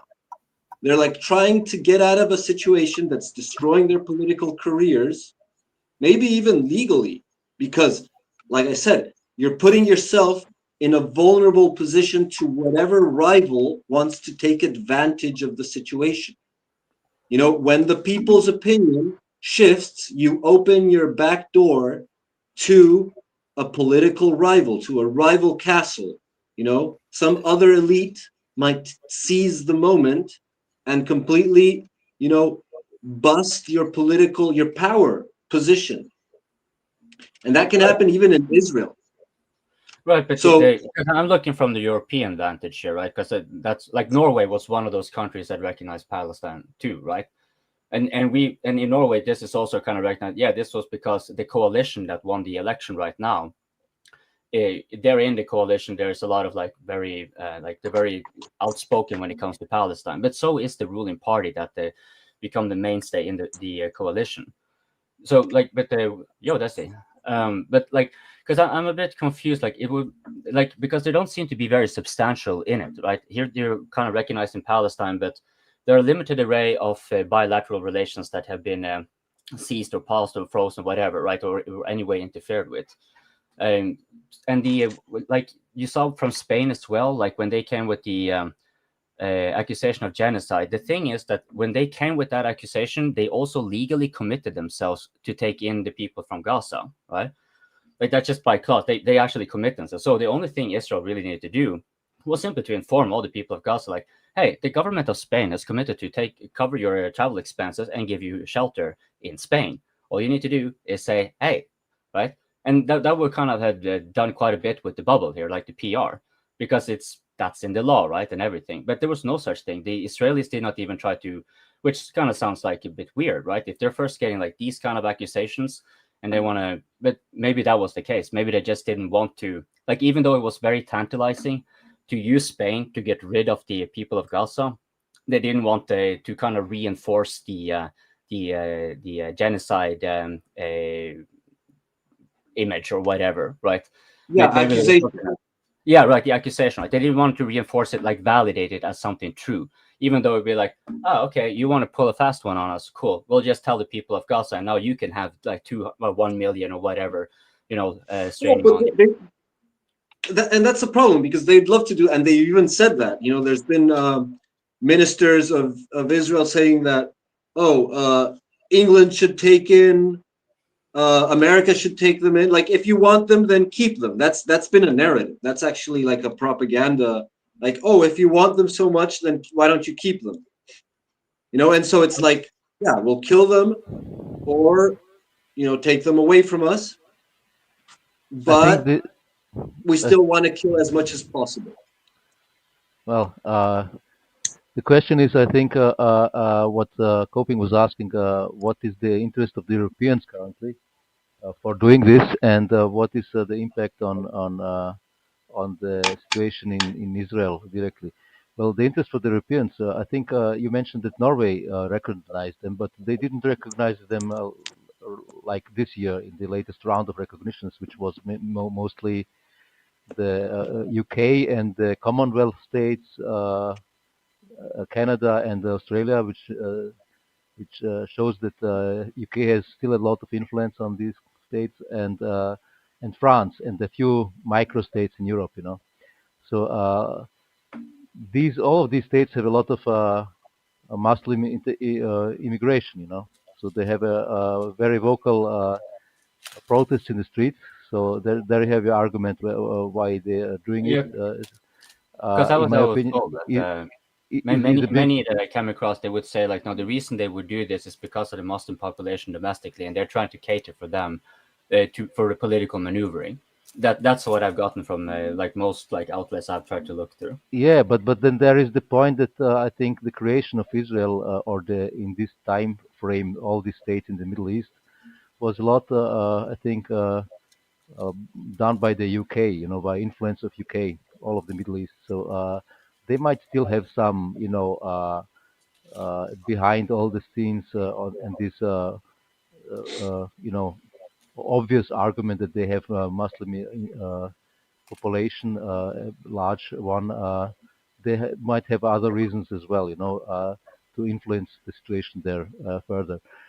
Then the point that you was asking, how will it influence the situation in Israel? Well, all these states recognizing Palestine, I don't see them doing really a lot. apart from Yeah, doing the exactly. recognition. So the situation will not change because the recognition of Palestine is, I think, mostly world over done, except United States, the German-speaking part of Europe, and the Benelux states, and Finland, and all of the other states have recognized Palestine already. So No, no, and nothing changed. most significantly, the Commonwealth countries, Canada, Britain, and Australia, which are like 100%. So that's the most significant part. That these three Commonwealth nations, they recognize them, against the USA's will, which is completely unprecedented. It's bizarre. How do But, you but know it that? seems like a big move. But from what Wojin is saying, I'm kind of also getting like it wasn't that big of a cost, like precisely because there were so many countries that have already recognized that. It wouldn't be like this grand step anymore. It would be like just one more block, or like one other brick on the wall, basically. But because it's not that, like, because it doesn't really tantamount to anything.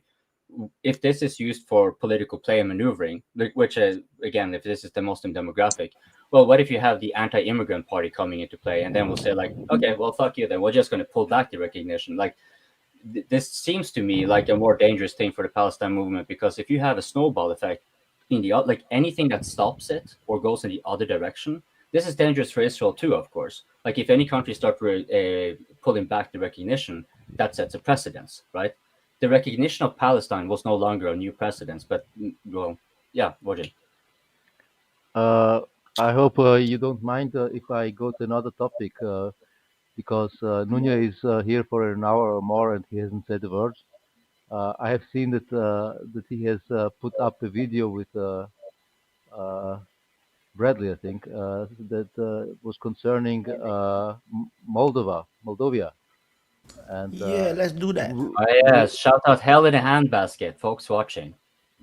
Yeah, so give us your insight. What about that? You're asking me? Yes. Well, it's par for the course, right? Like that's what the EU has been doing the last several months, /years, but really the last several months in particular. We look at what's going on in Georgia back at the earlier on this year, and now, as of a couple days ago, we look at what happened with the fiasco with Romania, with Calin Georgescu getting elected, but then not. And now we look at Moldova, and it's just more chaos making, and that's all we're seeing here. Sandu, she got her money. She's been paid off. It's pretty clear to me that the people within the country, within the borders, really have no interest in touching the EU with a 10-foot pole, but the people outside, within the EU, within the Moldovan community, they largely pushed the vote over. But with that said, it still seems like Sandu got a pretty good result in any event, even, despite the lack of voting in Russia of their Moldovan population. And there was a big uproar over that. I still think even if there were more polling stations in Russia, Sandu still would have pulled it off. And because the EU, they put a real pressure campaign and they put a lot of money, advertising, and people on the ground to get that result. So I don't know what else is to say about it. It's just more of the same. And it's just reflective that democracy, frankly, is kind of dying everywhere you look around. And, So I certainly see it. what is the reason for the EU to push for this, Well, because they're desperate, right? They're desperate. And, when all else fails, you take them to war, right? So they need another front or two fronts or as many fronts as they can possibly get against the Russians. And they just need to sow more chaos. They don't know what else to do. So they're freaking out right now because the US is pulling out, dropping like a hot potato. Because frankly, the US has got more pressing interests than, Europe. And they don't know what to do with that because for the last 70 years, they've been treated like toddlers. So, they can't make independent decisions. they don't have the right answers right now because they've really put themselves into a corner with this whole Ukraine war and just absolutely destroying whatever relationships they had with Russia. They've just completely destroyed those. All those supply chains are gone now. All those resources are gone now. They're going to shift to, China and other parts of Asia and Central Europe. And, Europe, you're just left with what you're left with, a continent that really doesn't have much, and it's dwindling your power by the day.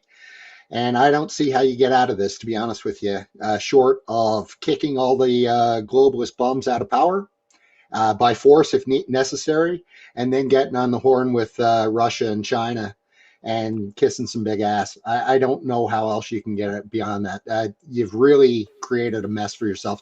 Well, we all have in the West, not just Europe, but I think Europe will be the front line of the misery. And then in North America, we're probably about 5 years behind you guys. Those are my thoughts on it. Go ahead, Gabriel or Desi. Yeah, like if you want to go, Desi, I've talked a lot and you haven't, so go on. I can hold the thought. I just had one question for Nunia. Like, how do you see, Russian military pressure and the sheer threat of Russia, especially if Russia, keeps winning in Ukraine? How do you think that will affect the politics of Eastern Europe as a whole? Not necessarily Poland. Poland I view as like, too much into the anti-Russia and pro-EU, but like in Moldova, Romania, and then the rest of the Balkan, EU and NATO countries. I can give a point regards this. Well, we had just another election. Yeah, I was going to these say days that. In Czechoslovakia. in Czechoslovakia, and there Czechoslovakia. No, not Czechoslovakia. It's Czech Republic, right? Czech Republic, Czech, yeah. And that I think the guy is named Babis, and he was prime minister before, but now he won again, and he's not so pro EU. He's also not really pro Russian, but he promised to reduce direct help to Ukraine because the funding of the Ukrainian war is hurting Czechia quite, as he claims, and this will probably be reduced because Czechia did, if you remember, promise, and they delivered it, at least some part of it, 1 million artillery shells in the last years, and they were looking worldwide to buy them in quite pricey, way to get artillery ammunition. Yeah, and bad shells. Yeah, so Czechia has been a very important part of the coalition, anti-Russian coalition, and it's another country that gets peeled away, just like Slovakia. And so I think it's not good. Russia is very pragmatic, so I don't think that the relations between Russia and Europe are going to be completely severed, because Russia is very pragmatic. And so, for example, you have this case where the husband of Kaja Kallas was making deals with Russia, and that was like a sort of controversy for an instant, but then it all got quickly memory hold, just like all the corruption scandals that happen in the EU core. And so you have this situation where now Czechia gets peeled off into sort of like he's kind of aligned with Orban in the populist sense. So not necessarily pro-Russian, but yes, like a sovereigntist, at least, to the extent of a populist. And another interesting thing that happened was the new prime minister of Japan, that maybe Wyatt knows something about her. But what I've seen so far, she also seems like a sort of a populist, sort of right-wing figure. What I've heard, like of certain statements that she's made throughout history, and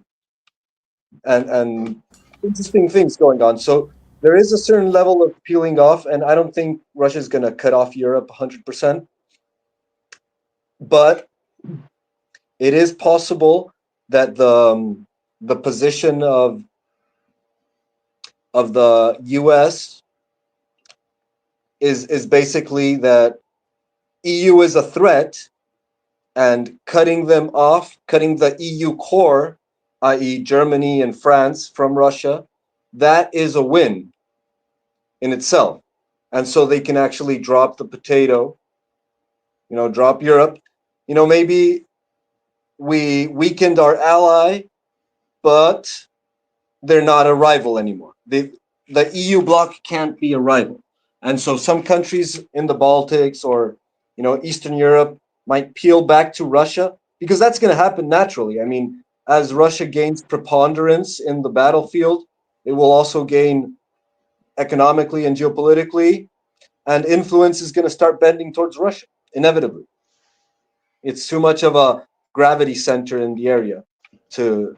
So maybe countries will keep up the facade of anti-Russia, but they'll keep on buying Russian oil and doing deals behind the table until eventually the corrupt leadership is shaken off. And that's the pattern here. The pattern is that the corrupt leadership is running into all sorts of trouble, and that is happening in the U.S. and in Europe. And Sorry, go on. Just to that point, what we're seeing in Europe happen now, at least what I'm seeing anyway, it's going to take a few cycles, right? Because, you mentioned the woman in Japan who just won. You mentioned the guy in Czech Republic who just won. You're seeing all these globalists, these neoliberal globalist cocksuckers get punted to the curb. And people are still, in a lot of ways, still in this left-right kind of mentality. So I think what we're seeing now is we vote out some shitbag government. And I'll use the UK as a perfect example because there's no more of a shitbag government than the UK's. I can't even count how many PMs they've been through in the last 5 or 6 years. So what they're going through right now is, oh, this government is terrible. Kick the bums out. Get the other party in. This government's terrible. Kick them out. Get the other party in. You're going to see a couple cycles of this before people start to realize, you know what? It's not the parties that are the problem. It's the people in those parties that need to go. So we can't vote for these traditional parties anymore because they're all corrupted. So any new parties that come in, like the AFD, like Reform in the UK, they're going to get elected and they're going to have a very short leash. So the people are going to say, if you're the party that said you're going to change things, you better do it, and you better do it quick. So this jerk off in Czech Republic, I've got no time for him because I think he talks out of both sides of his mouth. And I think what he did was talk the anti-EU game until he got elected, and he'll pull a Maloney. And once that happens, he'll get booted out the next round because the Czech people they're fed up too. So I think in Europe, we're in varying stages of this cycle where the nation's population, they basically got to flush the toilet a couple times to make sure that the turds go down. And then once the turds are down, any of those new parties that come in, they're going to have a short leash. And if they turn out to be just as bad, that's when you're going to see things going to become ultra violent because people will give up. Well, Super there is a point. chat by Don Zuger, F. Israel. Just in case, I have to break it up in case the YouTube don't like me. Yeah, maybe it's far. Maybe the F stands for far. Yeah, far. No, funny. Oh, It's all fart on funny. It's all Israel's funny. face. Yes. Thanks for the super. Fart on Israel's face. The point in Europe, the party system is not just a two-party system.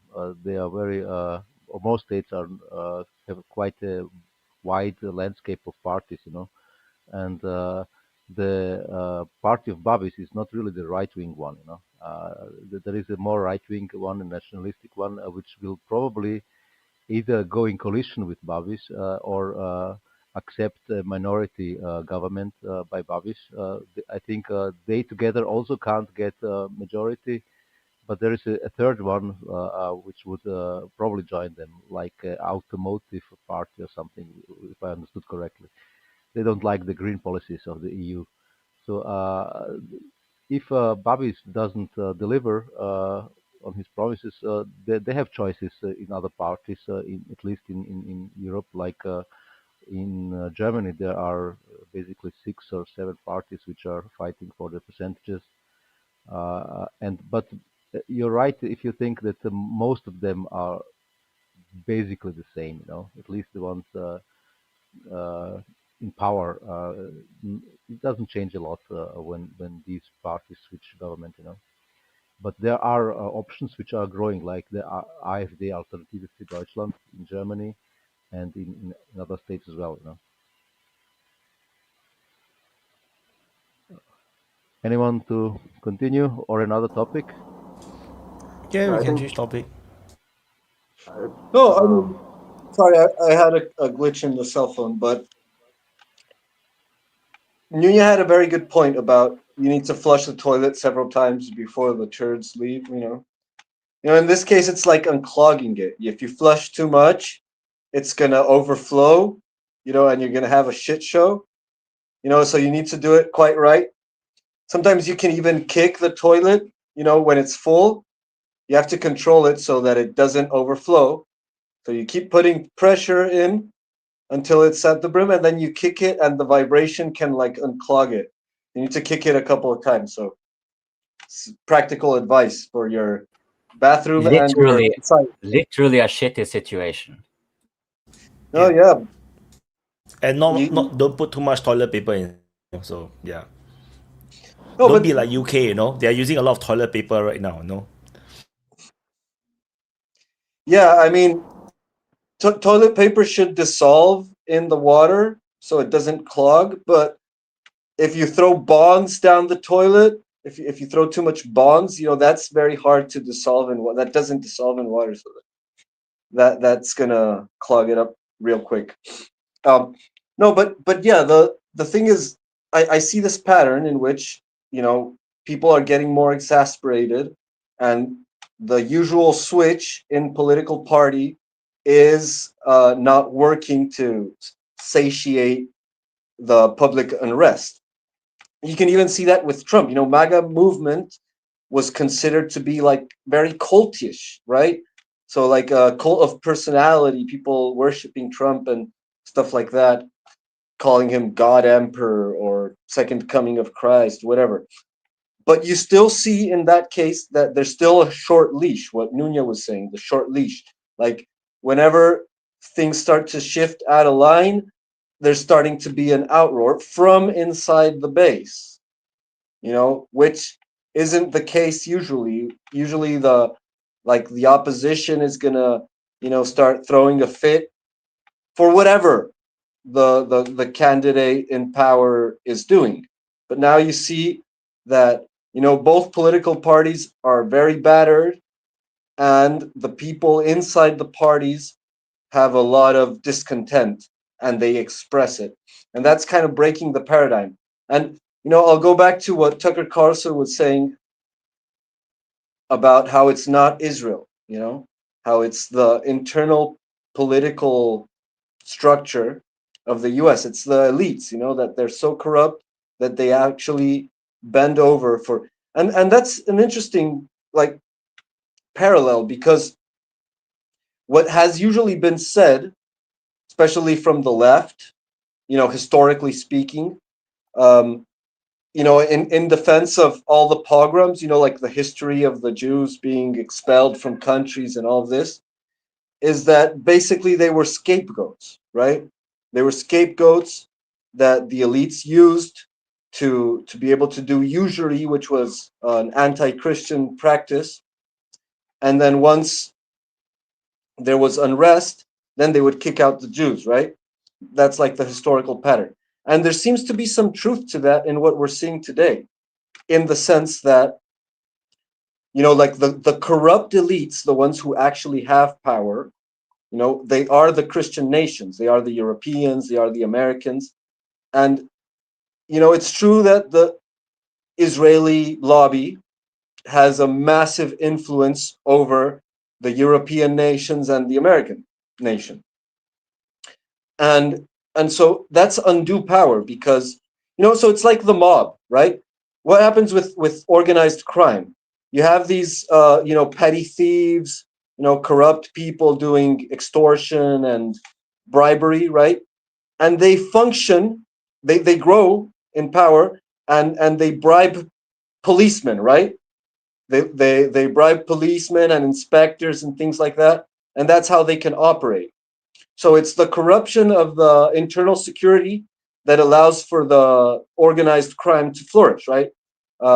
Gangsters, drug traffickers, contraband, contraband, The etc. mafia.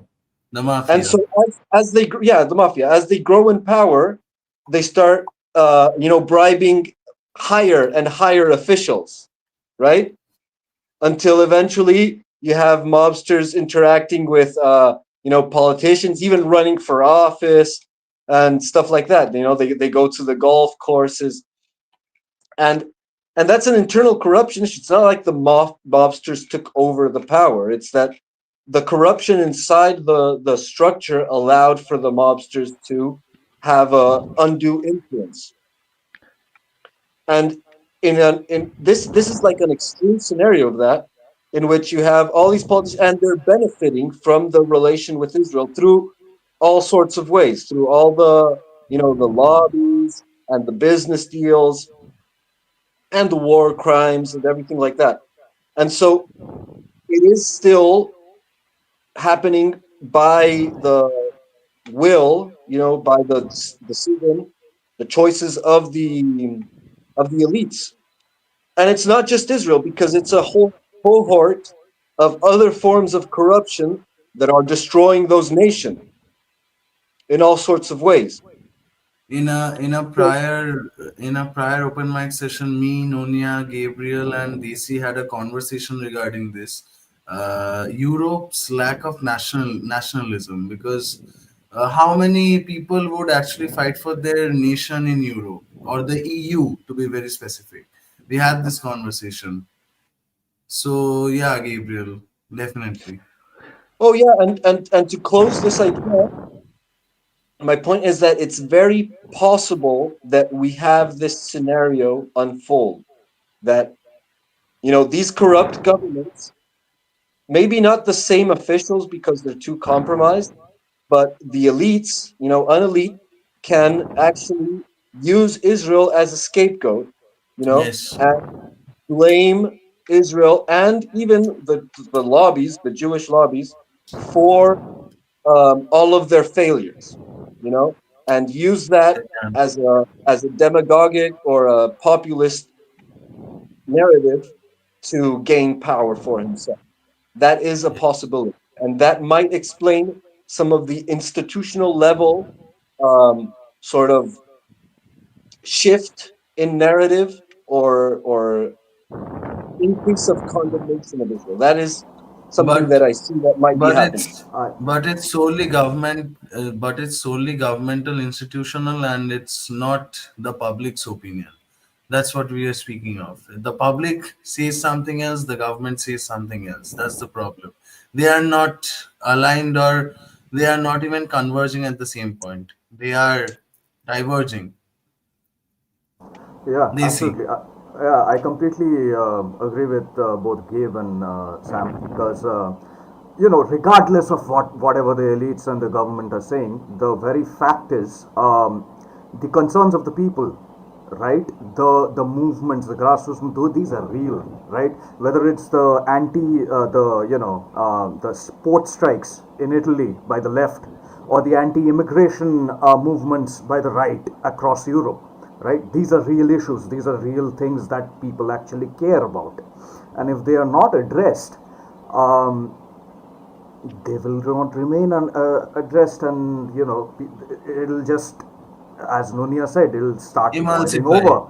Yeah, It'll boil over. and I think EU still has a robust political system, given the fact that what Voyagen said, it has multiple parties, and you have like a milk toast party, a moderate party, and a radical party in both spectrums. So essentially, the concerns of the elites will continue to get addressed somewhat, unless there's something drastic. But I think the two North American governments are more vulnerable to violent change. I think, especially considering the political landscape in especially in America.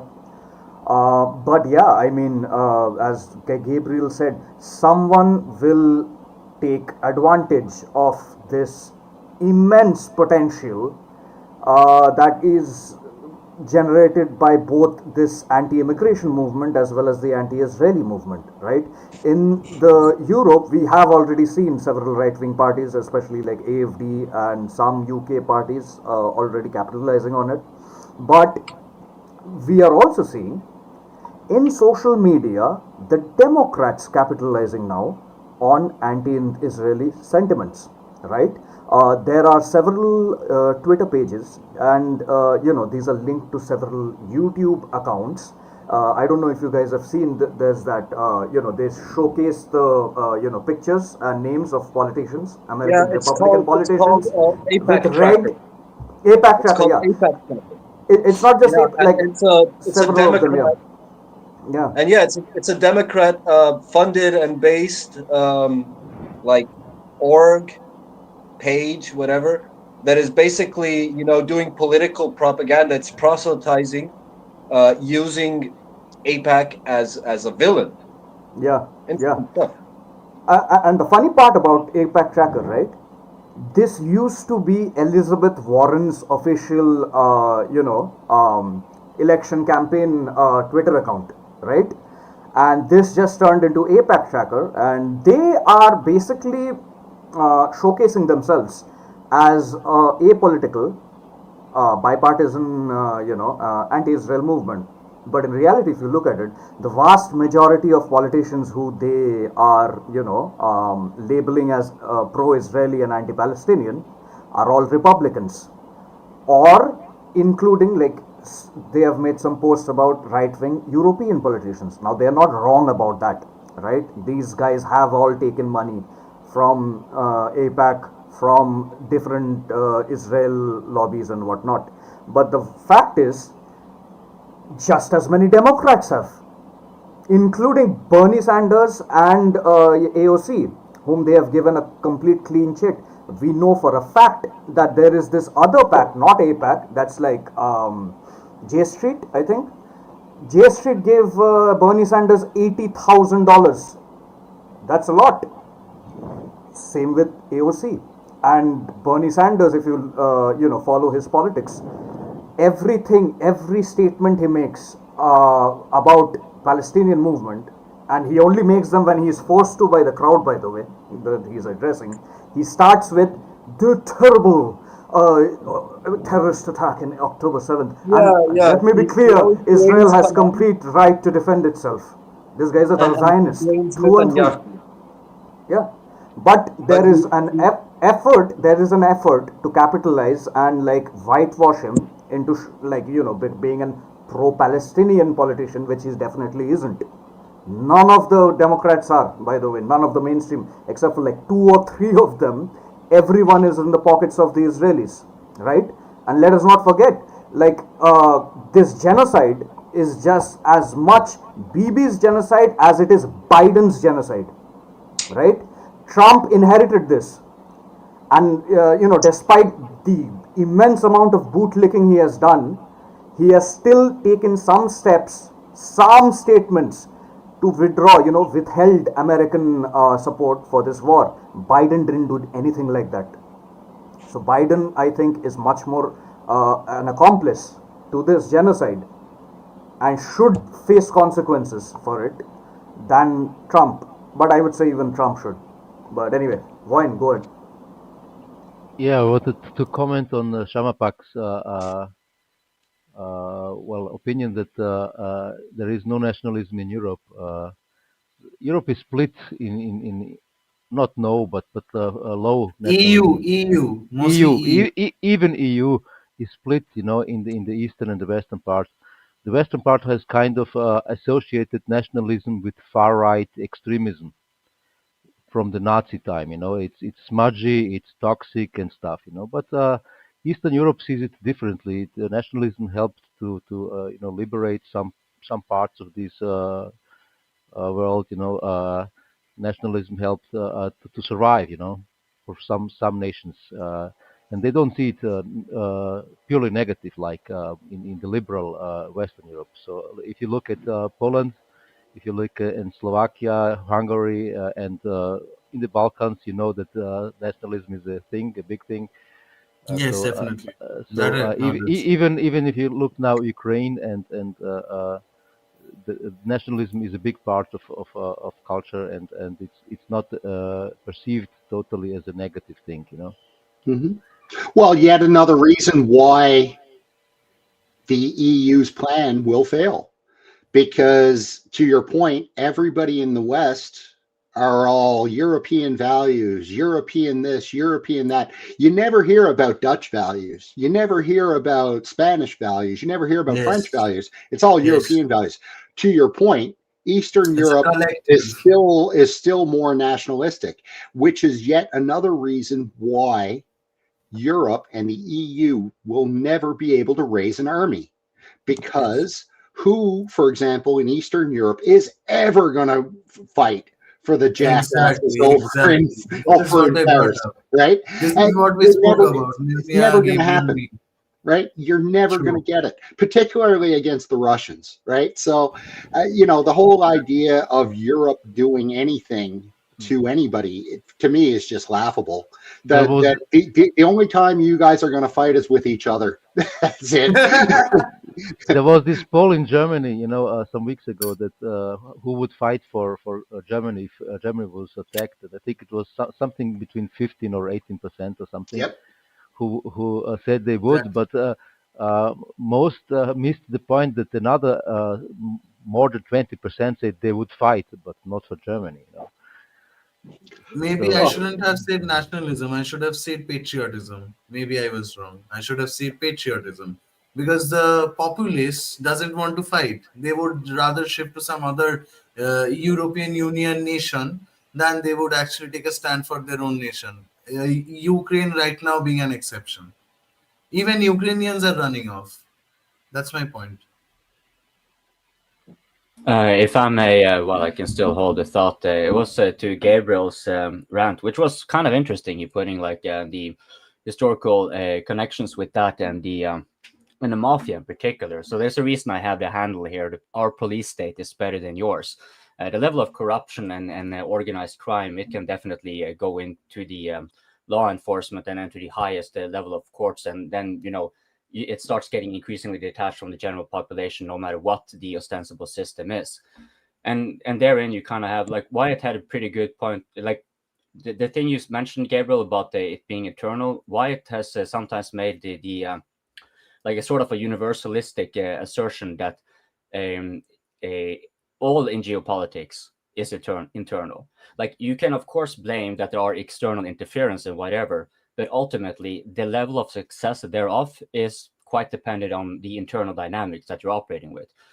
And so when you are in power, right, like it may seem like often there's a state on state and that's really it, but then we can also tell many innumerable examples where miscellaneous states will be doing all this performative political theatrics, and we can clearly see it as a distraction from internal issues.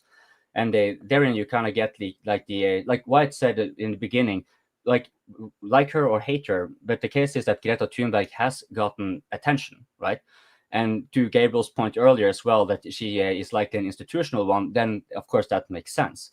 And so one can see, for example, when it comes to climate, it's not that climate doesn't change, but like it's not a thing. But in Europe, in particular, Norway, we have started to recognize like it's beyond, like it's impossible to hide it, right? That the climate change initiatives and so forth, while it may have caused sea wind infrastructure and so forth, it is increasingly recognized as simply a money siphoning venue, right? So even though there might be like serious thing to do with climate, like there's a disproportionate amount of money that goes where it doesn't make sense, even in the context of climate, right? So that's why, like, again, to what I said in the beginning, Greta Thunberg always strikes me as a bad omen, regardless what she's putting it on. Like whether it is the right thing or not, like be it the climate or the Palestine thing or whatever, it's kind of irrelevant. It's more that she is a distraction overall, right? And so yeah, that's the response. I lost my train of thought. It's all internal, and it's the mafia, and all states are ultimately ruled by criminals. I guess we Yeah. can summarize it like that. If the elite is not supported by the downtrodden, not the downtrodden, the mafia, if I may quote, if the elites are not supported by the mafia, they really have a hard time keeping a hold of onto the populace, because there's somebody needs to have the enforceable or enforcing powers other than the police itself. Somebody has to. For example, Russia, Bratva. So yeah, somebody has to hold the authority of the government records. The problem with that, Sam, is like if the official leader is not strong enough, you don't have a Putin or like a Stalin, right? 100%, Then 100%.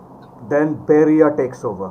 If you don't Yeah. have a strong Senate, the generals cross the Rhine, right? True. And one thing that at least I am hoping will happen with the EU is that if these milk toast right, or even left for that matter, milk toast centrist parties, if they keep failing to deliver on their promises, that's what I'm hoping, is that the radical right or even the radical left, I don't care as long as it's radicalism, takes over these nations and brings in some change, regardless of which direction it is going. That something will happen politically. I mean, a lot of things happen in the streets. I mean, we just had a few weeks which were like too eventful, but in regards to policy and government itself, very little changes, right? So True. yeah, Wyatt. That's literally what UK has done, right? Yes. They just they just get Kurt Steimer in, and then just to stir the shit up so that Nigel Farage can come in. Yeah. I mean, I don't think Keir Starmer though counts as like a radical, right? I don't, and there's the thing, I don't even count that Corbyn guy as a radical. I think these guys are absolute centrists, right? Keir Starmer is following basically Tory policies with some red paint on it, right? And calling it Doesn't Labour policies, and doesn't matter he's a centrist. doesn't matter whether you're a liberal, I'm saying, sorry, doesn't matter whether you're a radical or a moderate or a centrist. I believe EU altogether has really some fucked up policies, because they are very good at distracting the populace of the actual issues that need to be addressed. For I don't know. example, I find getting police to knock on people's door because you posted something on social media is rather radical, right? So I don't know. But why that's all symptomatic of the bigger problem, which is the UK doesn't know what to do, which goes back to my Yes. previous point, It's right? directionless. It's not that they brought Keir Starmer in to blow everything up, to bring Farage in. Keir Starmer is just one puppet in a series of puppets. You got to keep in mind, like they've been fed this just shovel of democracy horseshit down their throats for hundreds of years now. So the people there, for the most part, believe that they still live in a democracy and not one of these uniparty, you can have whatever you want as long as the party's black, things, right? Which is what the UK is. So going back to my previous statement, all of these successive short-term UK governments, that's the people cycling through, and that's the people figuring out, oh my God, they're all crap. So the UK, that's why you're seeing them take to the streets now. It has little, I should say, little to do really with immigration. It has everything to do with the fact that they don't have jobs. It has everything to do with the fact that the jobs that they have don't pay enough. It has everything to do with the fact that their healthcare is getting progressively shittier. These are the things that people care about that the government's not talking about, to your point, because they're too busy coming up with all this other nonsense to distract people from the fact that they can't actually achieve anything anymore. Yes. Right? The actual addressal of issues is not happening. Yeah. Well, I think, like you say, that it's not about immigration, it's about jobs. But I think fundamentally the reason for immigration is because they want the lower, like they want, those free work, those cheap workers, so I think really it is Sure. related. No, I'm not saying it's not, but what I'm saying, the people in England and the people in Manchester or whatever, they didn't wake up one day and say, "Gee, today I think I'll go racist today, and I think I'll go out and march on the streets against all these brown people who are now in my community." People don't think that way. What gets them to think that way is the fact that, oh crap, I've been unemployed from the factory now for 2.5 years, and I haven't been able to find another job, and I'm doing, DoorDash to try and make a living, and I can't support my family. That's what gets them out on the street. Now, if the trigger to get them out on the street is somebody saying, "Gee, if there were fewer immigrants, maybe you have some jobs," hey, that's why people are buying into that. But the underlying problem is money. It's always money. Finance. Yeah, and it's like what you need to how I interpret that, at least, is like the elites of places like Great Britain, like it is fundamentally money is the source of power because hello, but like they're willing to let in these complete aliens over money. Just like, I mean, come on, like they give zero fucks. I've gotten across a couple of factors that also are involved in the mass immigration, because it's not like the Royal Navy couldn't just blow up those dinghies in the canal. Like they're not a part of the EU, and they can basically decree that no, due to national security reasons, we are going to be making it a demand that any dinghies that come across, or any boat, any vessel whatsoever, be having proper transponders registered and whatever, all that jazz. Which, of course, all the countries along the Mediterranean could do as well. And then they could just simply give their navies, or royal navies in the case of the UK, some, expanded parameters for permitting target practice, just whatever, right? Like it's not really a problem. But then what are the incentives to letting this go through? Because I've seen video clips, for example, where the Royal Navy does actually come and intercept, but they're not intercepting in order to have them turn away. No, they are to escort them into the island, which is kind of pretty retarded, like in fundamentally speaking. Because like if you start blowing up some dinghies, you're just going to have that cease by itself. You're not going to even need to patrol all that much. They're going to get the picture. Nobody's going to want to be paying human traffickers a bunch of money only to get blown off the ocean, right? And at this point, like, because it's not the same with the Mediterranean. There you can trick a whole bunch of poor people who know nothing. But by the time they have already been to Europe and they have already gotten to France, then it would be notably wiser. So they're not going to be that easy to trick either. So UK could easily do this, but then, okay, what makes the UK actually then escort them and invite these people, which are by law considered illegal aliens, right? And the way that they are transgressing could easily be categorized as an infiltrator, a hostile political operative, whatever you want, right? No, what they instead do, they take and they shove it into like nice hotels and stuff like that. Now, an interesting thing is that many of these hotels, they were about to go bankrupt, or they were about to go belly up. And then, but somehow they now get like a whole bunch of state subsidies. So clearly one can say like anyone who owns hotels or anything is one way or another tied to this basically like a mafia-like corruption, right? Because what they're really doing is also keeping the police from upholding the law and safeguarding the citizens. And they actually apply peculiar attention to certain areas with these illegal migrants, which technically speaking, actually don't have any rights. Like, you're not a citizen or anything like that. You did not enter legally. You can be considered like, again, a hostile political operative, a terrorist, or whatever. No due trial even needed. You can be shot on the spot, right? So, it's a like you have the workforce thing. So that's one facet of it. You have the corruption, just like with the things with the hotels, and then you have also that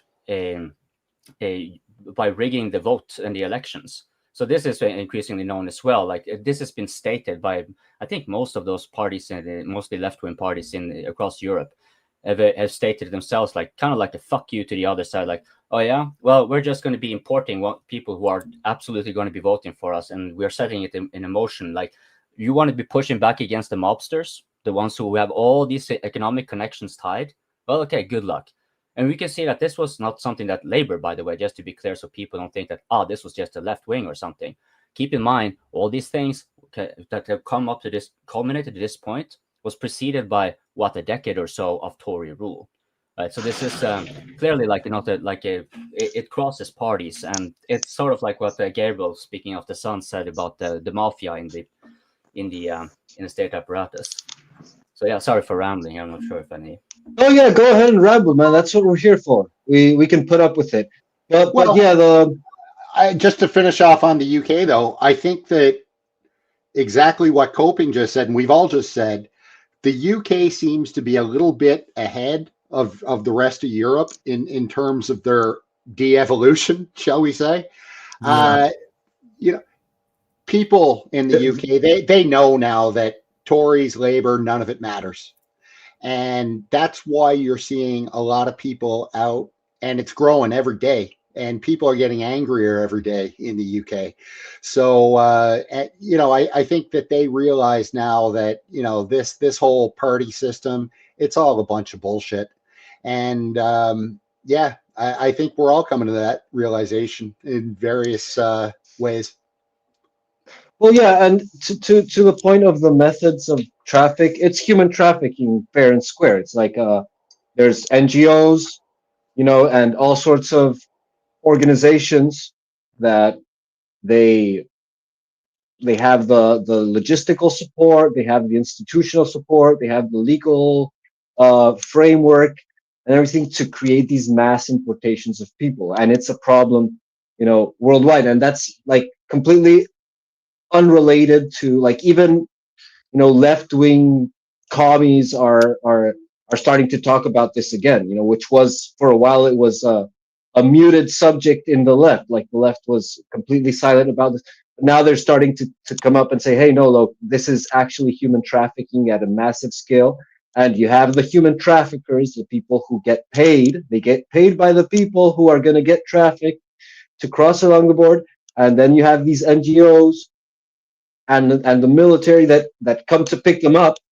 And what they do is pretty simple. Like they pay the people, they cram them in, like they charge the people a fee, they cram them into a like whatever vessel they have, and they take them to the high seas, to international waters, and they literally drop them there.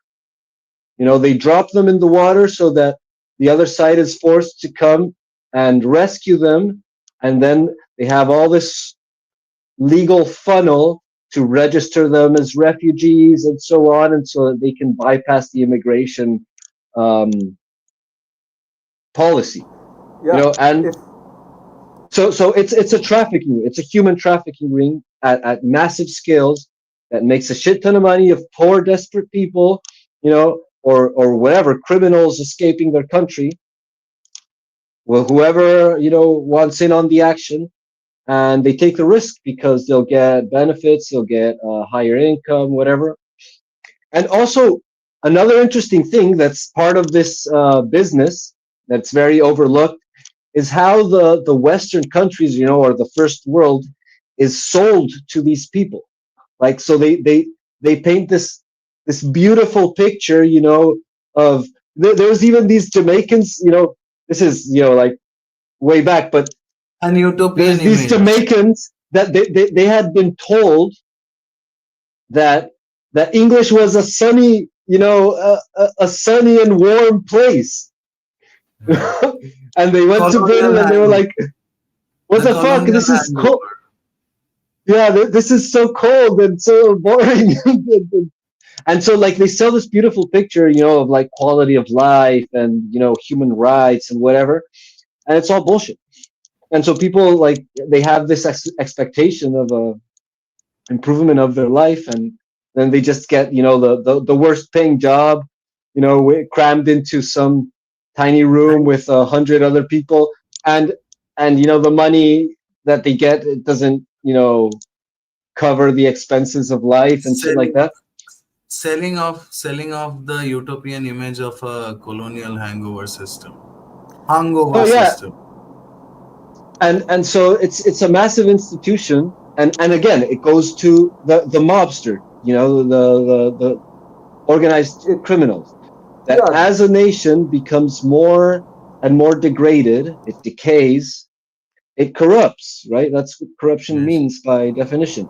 And so they start making profit out of things that are fundamentally harmful to their own nation, and they start accumulating, they start adding together, and it's all for the purpose of screwing their own population, because that's what, like, if you're making a profit, that's why I say, like, corruption is something that is fundamentally inefficient. Like, if it works, it's not corruption. That's what I'm saying. Like, if it makes the nation stronger, if it makes it more wealthy, then it's not corruption. But if it weakens the nation, then it is corruption.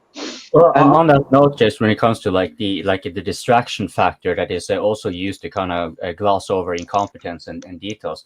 So there are some details that necessarily have to come out. For example, when there have been attempts, especially like this is like cases in the Netherlands have been very common, where they're trying to deport, and these are convicted criminals and whatever, and whatnot, illegals otherwise. They try to deport them back to Morocco because that's where they have one of the.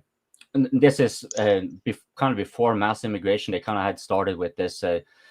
Sort of bilateral relation, as far as I've understood it, where would this happen, where you get a lot of Moroccans that come over and become Dutch, basically.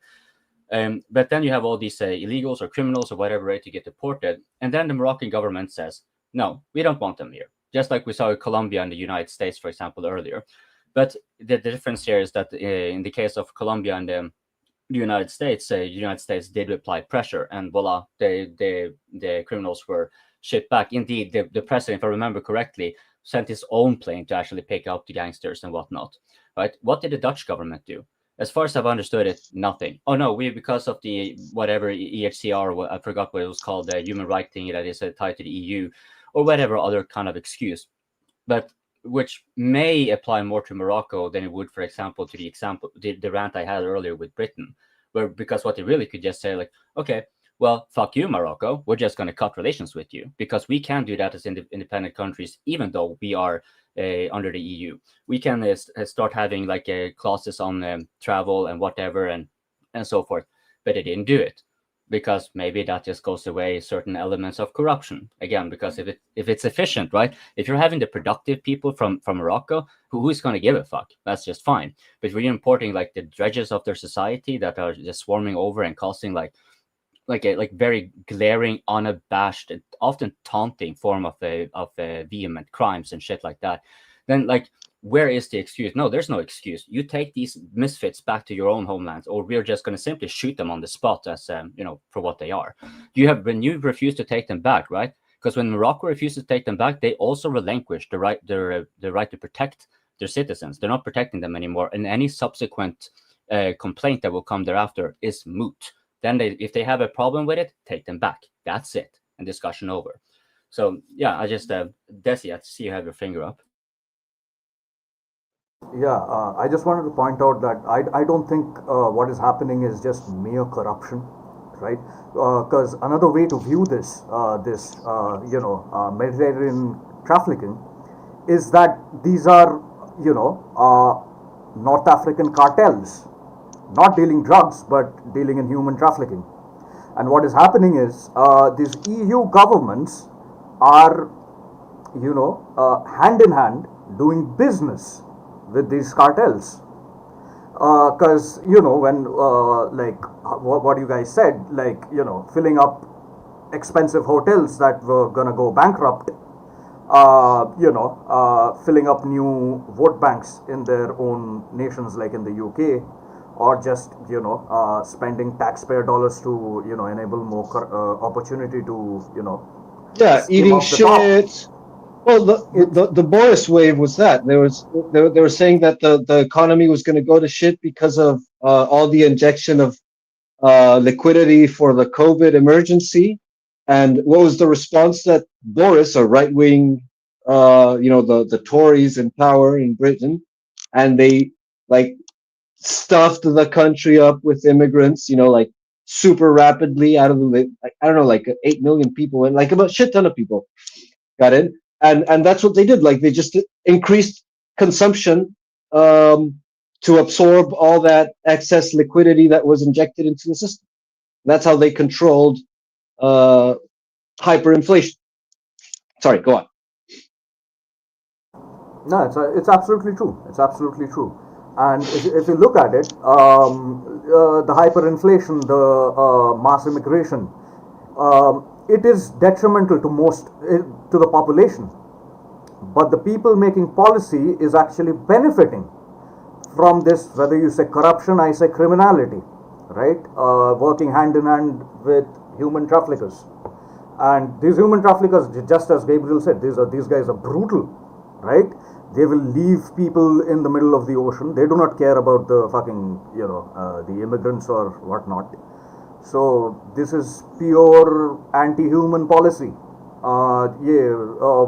done hand in hand by both the European, whether left or right. Basically, I call them all centrists because they are centrists, and North African criminal organizations who have popped up primarily because of policies by the EU and America in destabilizing several North African nations, but also due to the poverty and the failures of like the Algerian government, the Moroccan government, which is actually a EU ally, by the way, Morocco, and that's a whole separate issues there. But but I can at least appreciate Morocco because it is acting on self-interest, refusing to take back these criminals. This is what Castro did in the 60s and 70s, right? And Venezuela did the same thing when they started, receiving mass immigration. Venezuela, the first thing it did was kick out the criminals, most of its lumpen. Yeah, absolutely. The lumpen proletariat. That's one of the first things that is exported, massively. Of course, when you get mass immigration, it's going to be. So again, it's like natural for nations to do things that benefit them. Getting rid of undesirables. What it's ridiculous is for nations to do things that are against their own interests and receive those undesirables. And that happens because someone is making a buck while screwing everyone else, even the undesirables. I think it's a bad idea to believe Greta Thunberg for even a second, because she comes from the globalist circles, and really globalism is the problem. Like this is not like, it's not an accident that every country does this. It's like you can trace back the plans to start doing this to like the UN, and like when they were founded in after World War II. Like there's certain like on certain issues that the UN tends to have an opinion on, or in like a certain direction that they tend to lean on certain issues, and you can learn a lot by looking at all of the things that the UN cares about and what agenda it seems that they seem to prefer. And like the idea of like accepting refugees and like the ability to claim asylum and like so-called global mobility, this is high on their agenda. And like when you see countries doing this, it's all because they're basically implementing UN policies. So this is the rise of basically like the new capitalist socialist combination, like international is what's going on. And that's the fundamental root of the problem. Oh yeah, I agree, Nate. It is a fundamental root of the problem, but it predates globalism. Remember when the Roman Republic, right before it fell, like not when the Roman Empire fell, but before the Roman Republic fell, you got these guys, the Gracchus brothers. Remember that they tried to give land rights to the Americans, to the Roman citizens, and stop the import of slaves, and they both got killed for that. And that was the problem. Like the oligarchs, the patrician class, they had gained too much wealth with the expansion of the empire, of the republic, but it was expanding, as an imperial hegemon After winning over Carthage, it had expanded over the peninsula. And so the oligarchs, the patricians, they got a lot of wealth and they started importing shit tons of slaves and they started monopolizing the farmland. And sort of the fundamental virtue of the Roman Republic that made its its glory and its power and its also its efficiency in war. They had an excellent army because it was a citizen army, that they were all motivated fighting for their land that they owned, for their families and their nation. And so this citizenship, this strong citizenship that was farmer, they had land, this land owning citizenship, they started to be dispossessed by oligarchs buying more and more property, creating massive latifundii, and filling it with slaves. And as they did that, then the people started the Roman citizenship started to lose out on the race. They couldn't compete with the slave work, and that's exactly what we're seeing right now. It's importing slaves through human trafficking, and making money off of them while discarding your own population. So it predates globalism. Globalism is that same phenomena, but happening at a global scale. Precisely. And another thing about the UN, it's undoubted that UN does push all of these, pro-immigration, agendas and policies. But at the same time, I just see this as the UN as a legitimizing tool for, Western nations to implement the pro-immigration policies. Because remember, the UN also prescribes other things like don't commit genocide, don't commit proxy war, respect people's sovereignty, that Western nations do not respect. They completely violate. So it's like the things that they want to do, they use the UN to legitimize, and the things that they disagree with the UN, they completely disregard the UN. So UN is while a symptom, a tool of implementation the empire of the empire, or global homo, as one says. The gay, global American empire. Yes, but it is still. I don't think it's the root of the problem. It's just a symptom of the problem, but definitely a very important symptom. Agreed. Yeah, who's going next? Should we change topics now? Vaughn already told us in the comments this is going into a black hole. So, have you guys talked about the non-existent warships from Turkey and Egypt that was so hyped up, that was supposed to protect Greta Thunberg, that just didn't arrive? Oh yeah, where is even the other warship, the Italian one and whatnot, when the Israelis boarded the. Yep. I did warn, right? I did do a video on it. I did warn that if they really actually escort the flotilla into Gaza, they are going to trigger a war with Israel, which they have no interest in fighting, because they have no real military right now, to really fight. Like which we always complain about them, talking up the Ukraine war, and then they actually can't fight. So with Israel, it will be the same thing. And Israel is proven to be very willing to really shoot at even their friends' ship. So I was surprised that they got boarded so easily. I thought there would be like some standoff or something. The escort. Speaking of, I just reminded when you're saying that, like, it not only like maybe you have an issue militarily. I mean, it's not that it's going to be like Turkey would be, I would imagine, a big challenge for Israel. What is Gabriel? I think you need to mute. Yeah, I muted him. I muted him. Okay. Damn, I left my. Oh yeah, because one thing with Israel is not only that it's shown like how willing it is to kind of commit militarily, but it's also the type of ways it goes about it. So, I think it was Bigadi who mentioned on a few open mics ago pertaining to the decapitation strikes, and that it's kind of a faux pas. Now, it's a faux pas when you have it between states, but when you have a paramilitary organization such as Hezbollah and Hamas, it kind of doesn't apply. The faux pas is maybe striking over in Qatari territory, but then their faux pas again is holding the Hamas in the first place, because Hamas becomes like in international law terms, it becomes almost the equivalent of mercenaries. They automatically fall in a gray zone one way or the other when it comes to these kind of relations. However, when you look at the Islamic Republic, now here we have a state generally recognized and whatnot.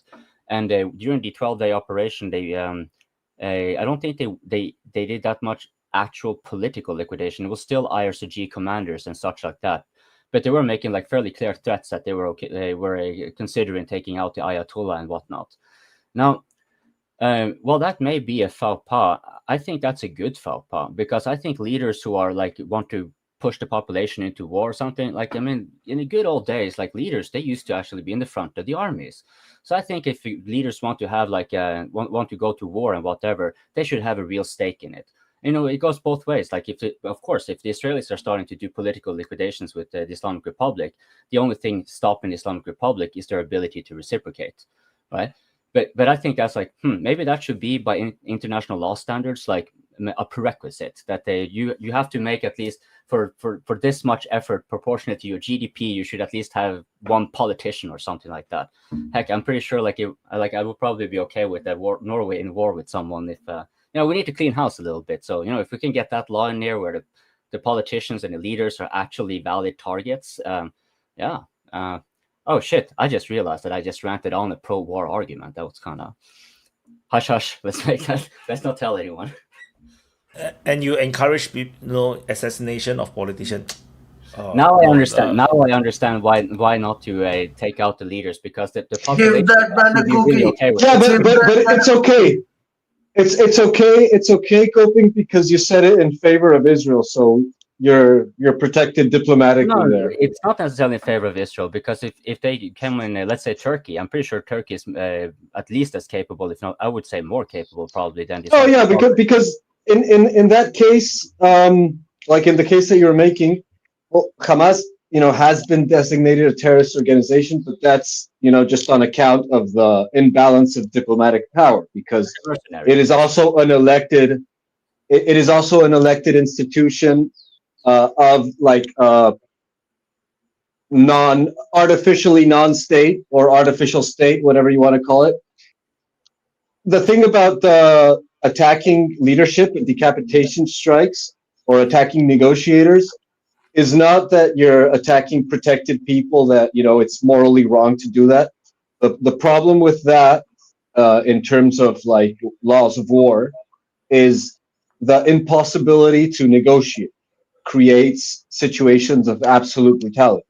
Like you can only have total war and even in situations of total war, like in the Second World War, there was still a protection of diplomatic relations, because you need to be able to negotiate with the other side if there's going to be any settlement that is not total annihilation. So that is the reason for protecting. But on that, with World War II, they did try to assassinate Hitler, but they at least considered it. But one of the judgments for not doing it, because again, why would you take out Putin, for example, when the next one in line may actually be more competent? And this is, of course, a valid argument for like why decapitation strikes. Like, and it's a valid point as well. Like, if you start having that as a normative way of conducting war, then of course negotiations are going to be difficult, because before you know it, the one you're negotiating with is dead and you're going to have a change in position. But that's also why it may be favorable. If you consider Hezbollah, right? So Israel had taken out Fard Shukr, which the Americans had not been able to for like decades. And they took out all the chain of command below that. But Hezbollah was still not going to relent. When on Hassan Nasrallah's latest speech, he said there was no change on the stance of Hezbollah. There would be no negotiation of a ceasefire with Israel unless there was a separate ceasefire with Hamas. And that's kind of like, if you're looking at it in hindsight, it could kind of be like the cue for the Israelis that, okay, at this point now, we are on the point of being clearly militarily defeating them, but they're still being doggedly fighting, and we don't want to fight anymore. They're not a state actor, so the diplomatic fallout is not big of taking out a so-called political leader. It is technically like political liquidation, right? So what happened here? When they took out Hassan Nasrallah, 4 days later, they took his successor. His successor can be assumed to be close to him, or like a right-hand hand or something, like he's likely to have a very similar stance and way of going about it. But when he was taken out, Hassan Nasrallah's son, for example, who was also requested to come to take position, he just, oh no, I want to move away from politics and dedicate my life to religious studies, like very telling. And then there was a lot of hesitation before the new leadership for Hezbollah came in. But when the third person did come in, oh, lo and behold, we have a negotiated actually a ceasefire, irregardless of the precondition of a separate ceasefire with Hamas. Not only that, we accepted disarmament and withdrawal, which is not a ceasefire, it's a surrender, right? And still but of course they played it for their own party, like they were, waving their flags, like declaring victory in the rubbles, right? Which is kind of like bizarre. Like you'd understand it if it was, for example, Hamas eventually, because Hamas simply needs to prevail here. But Hezbollah actually accepted terms which Hamas will not. This is why I don't think the peace plan would work, because it's not a deal they can actually accept withdrawing, right? But Hezbollah technically did, which is one of the reasons like the ceasefire is very much not only just a ceasefire because it's more like a surrender, but because Hezbollah cannot, for political reasons, it will be political suicide actually to now surrender, like to withdraw and disarm, because it's in their charter, right? The reason to exist is to destroy Israel. So you can't actually, from a political standpoint, yield on that point. So that goes back then to the decapitation strikes. If Hassan Nasrallah was so doggedly, then what actually changed within a few weeks was just their leadership. And so in the right circumstances, maybe decapitation strikes are the way to go. For example, in the case of the Islamic Republic of Iran, that is rather doubtful, because the Ayatollah has accrued quite a lot of hate, people really dislike him. He went from a hero 40 years ago, and now he's like all the internal issues going on in Iran, they have been mounting very severely.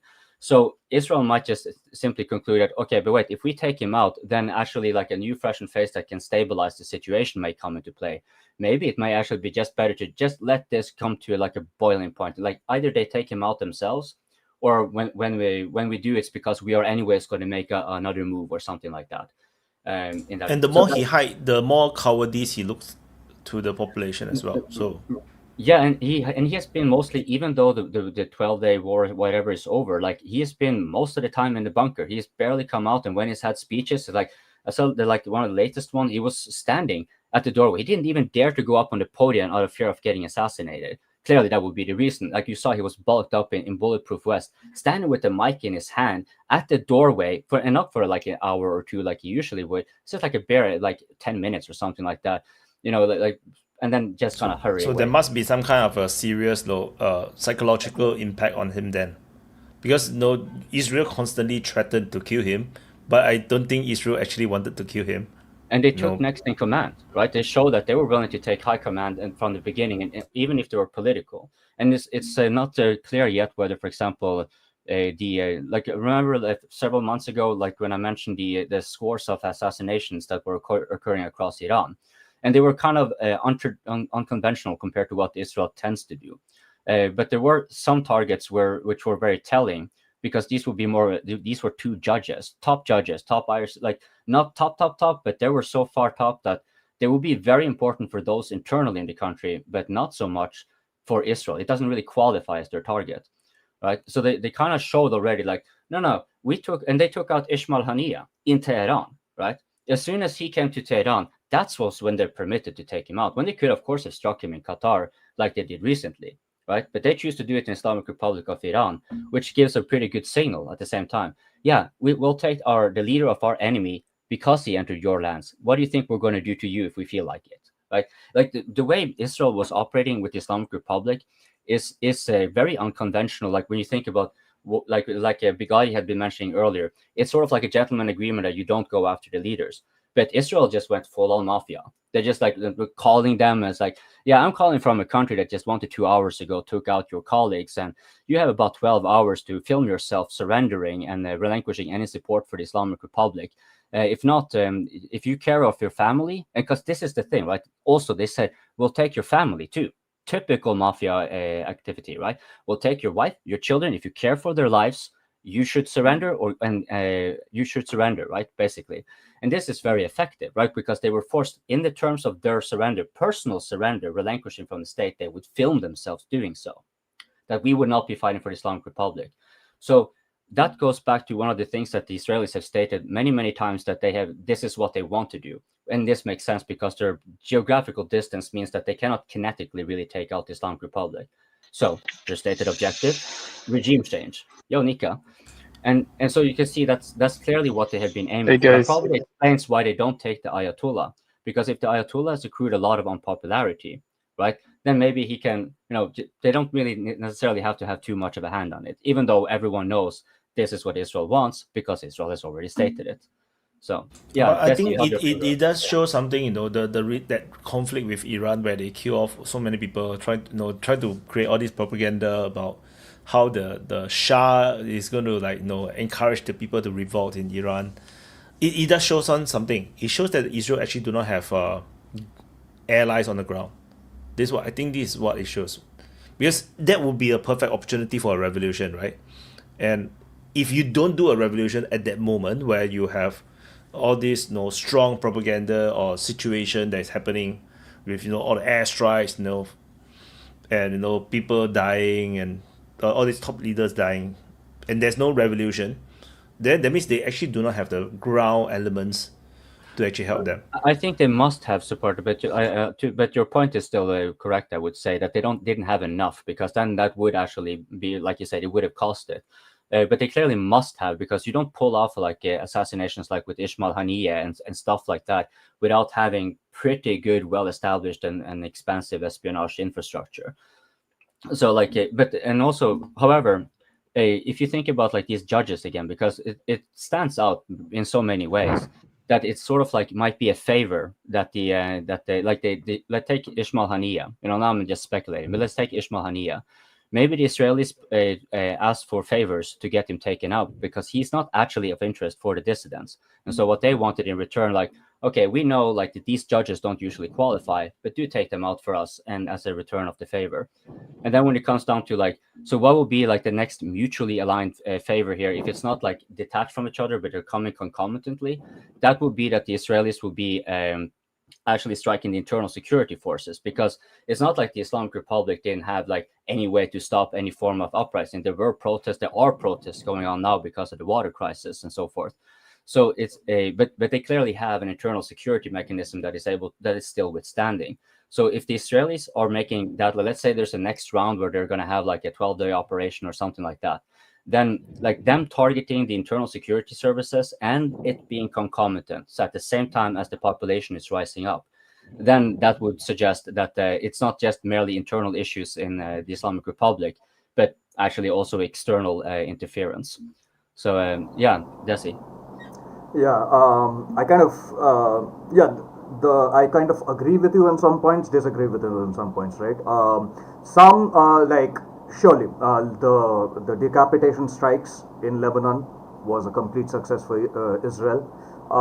The decapitation strikes of the lower ranking officials in Iran was also a huge propaganda victory and a loss for Iran. But these are just strategic stalemates, right? This doesn't improve the situation of Israel. Secondly, in terms of local revolution, Israel doesn't want that. They have learned this lesson from the Arab Spring, because if there is a revolution, even say in a hostile nation like Iran or Lebanon, revolutionary governments are very hard to control, right? Unless they are completely, packaged and, created like the HTS, right? These, and even the HTS, they are an unreliable ally for Israel. Israel doesn't want chaos. They want to prop up catered leaders. That's why the Shah came in. Any kind of revolution, whether in any of these Middle Eastern countries, whether it's Saudi Arabia, Iran, Iraq, anywhere, right? What are they gonna seek? The first thing the revolutionary government is gonna seek is legitimacy, right, amongst its own population. Now, if it's a devastated place like Syria or Lebanon, or a very small country like Lebanon or Yemen, then you can have some Western-backed prop and Western support acting as sufficient legitimacy. But if it's a large nation like Iraq, Saudi Arabia, or Iran, then the local regime will need to appease its own population before seeking Western legitimacy. And a very good way to do that is to start spewing, anti-Israel rhetoric, at least at the minimum. So I do not think Israel really wants revolutions around itself.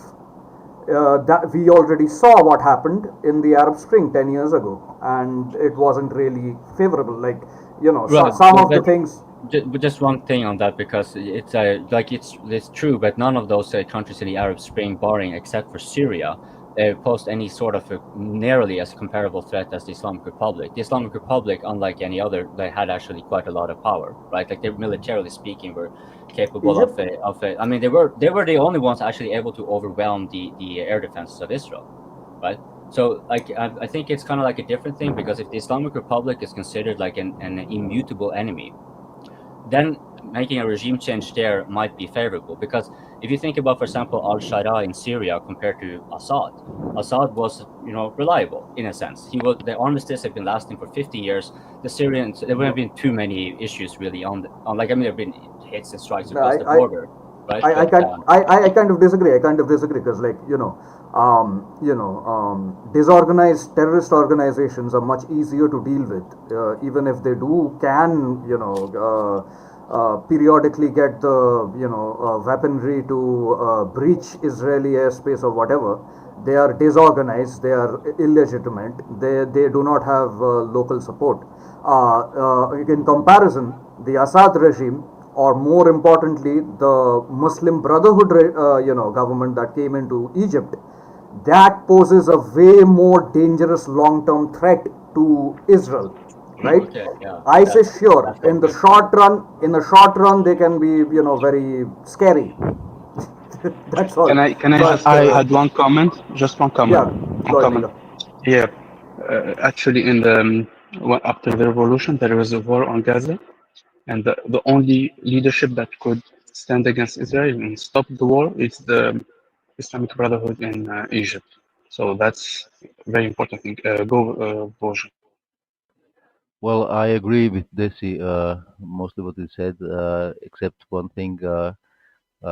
It's like you mentioned all these points, like Israel was the main protagonist, acting like for its interest there in these Arab and Muslim states. I think it's mostly still the West, and Israel is, well, it's hard to define whether Israel is a proxy or not. It's not easy to say, but in my opinion, it's more a proxy situation.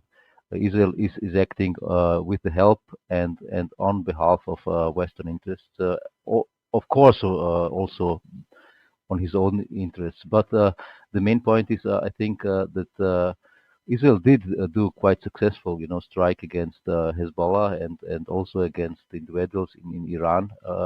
But it's kind of opening a Pandora's box, it's missing the point that other states can do that as well, they could do that to Israel quite easily, in fact, because killing individuals is not that hard, if especially if the assassin is willing to die for it, and there is a tradition in the Muslim world to martyr themselves, So why is that not happening? My opinion is, maybe it's in the interest of the Iranians or the other Muslim opponents of Israel to keep this government in Israel in power, because they are doing a horrible job in forming the world opinion. They lost a lot of Yeah, I was thinking the same support. thing, Bolton. They Yeah, lost I a mean, lot of the support, reason, and especially what I have seen in a lot of comments in all of the social media is the word anti-Semitism has lost almost all of its power. There is no sharpness to it. Most people ask if someone has been accused of anti-Semitism, what has he said that was in fact correct. So there is a big price that Israel pays for these current policies, and it's mainly the image damage that they are dealing to themselves. And it's not just a loss for Israel. I'll let you go after I say Gabe, but it's not just Israel who's hurting; it's also America who's hurting. And the leaders in the Middle East, they do like they realize like the real threat is not Israel, it's America, right? If you look at like the the military potential of Israel itself, sans the Americans, Turkey can take Israel. Egypt can stand toe to toe with Israel, right? Assad could have stood toe to toe with Israel without American help. So I think, except for the nukes, yes. But then again, this is another important thing that is happening, right? Because yes, Egypt, Turkey, they individually do not have a nuke, but Israel, through its actions, is unifying the Muslim world. And one of the nations in the Muslim world does have a substantial nuclear arsenal, and that's Pakistan. And recently, Pakistan and Saudi Arabia had a defense pact, right? Right after Qatar was bombed, Saudi Arabia and Pakistan signed a defense treaty to ensure that nothing like that happens in Saudi, lands. So yeah, go ahead, Gabriel. Oh yeah, real quick, to what Bojin was saying. Also, besides all you're saying about Israel's global image, you guys need to remember that the most likely reason that Israel is actually bombing all these places and doing all these decapitation strikes is precisely because Netanyahu's government, the regime that is ruling Israel right now, is teetering. It's they have to continue escalating with their neighbors because the government that's ruling Israel is collapsing on its own weight. That's also one of the reasons, and probably the main reason why, as a proxy, it's doing all this, completely irrational, unrelated thing, like things that are contradictory to self-preservation. So it's very possible, as Vojin was saying, that the opposition, the resistance, is calculating that decapitating the leadership of such a disastrous policy would be against their interests. Absolutely. Long-term interest, definitely, right? Think about it. Yeah, Nika. Sorry, guys. I wanted to point something here very important is as I always said, it's not something new here. Assassination. What's new here? Assassination is from the day that Israel was created. They started the assassination even before that. What's changing here is that now they are boasting about it. Before, when they do the assassination, they don't comment on it. They do it in a covert way. They keep silent. Now they are announcing it. They are breaking. What surprised me and others when they attacked Qatar, they went very quickly to boast about it, to say it about it. Netanyahu was very vocal about it. And that's very dangerous for them because before they were actually more strategic, more objective oriented. Now they are more ideologic. So they don't care about consequences, long-term effects, mid-term effects. They care about their ideologic objective, and that can be disastrous. Go, Virgin. Regards Gabriel's point and also regards Nika. I think while Israel is doing quite some damage to its image, and they obviously not just like Coping was mentioning, Iran has some internal political problems with the Ayatollah and stuff. Obviously, every state has that, and most likely Iran has that as well. But Israel has as Gabriel said, or was it Desi? They have their problems as well. The Netanyahu government is very shaky, or was very shaky before the war started, and there were frequent protests and stuff. So it's not something that is specific to Iran. So if someone would play the game of changing the government by regime change or something, Israel would also not be a very hard target. If someone could find ways to finance opposition and stuff. So obviously, the West does not have the interest to change things there, and for me the interesting thing is that Arab states obviously also don't have really the interest or the capabilities to do things. The balls, the balls. The balls, maybe the balls, but almost no Arab state has done a lot, in these recent war activities, except the Houthis and the Hezbollah itself didn't involve itself very much also.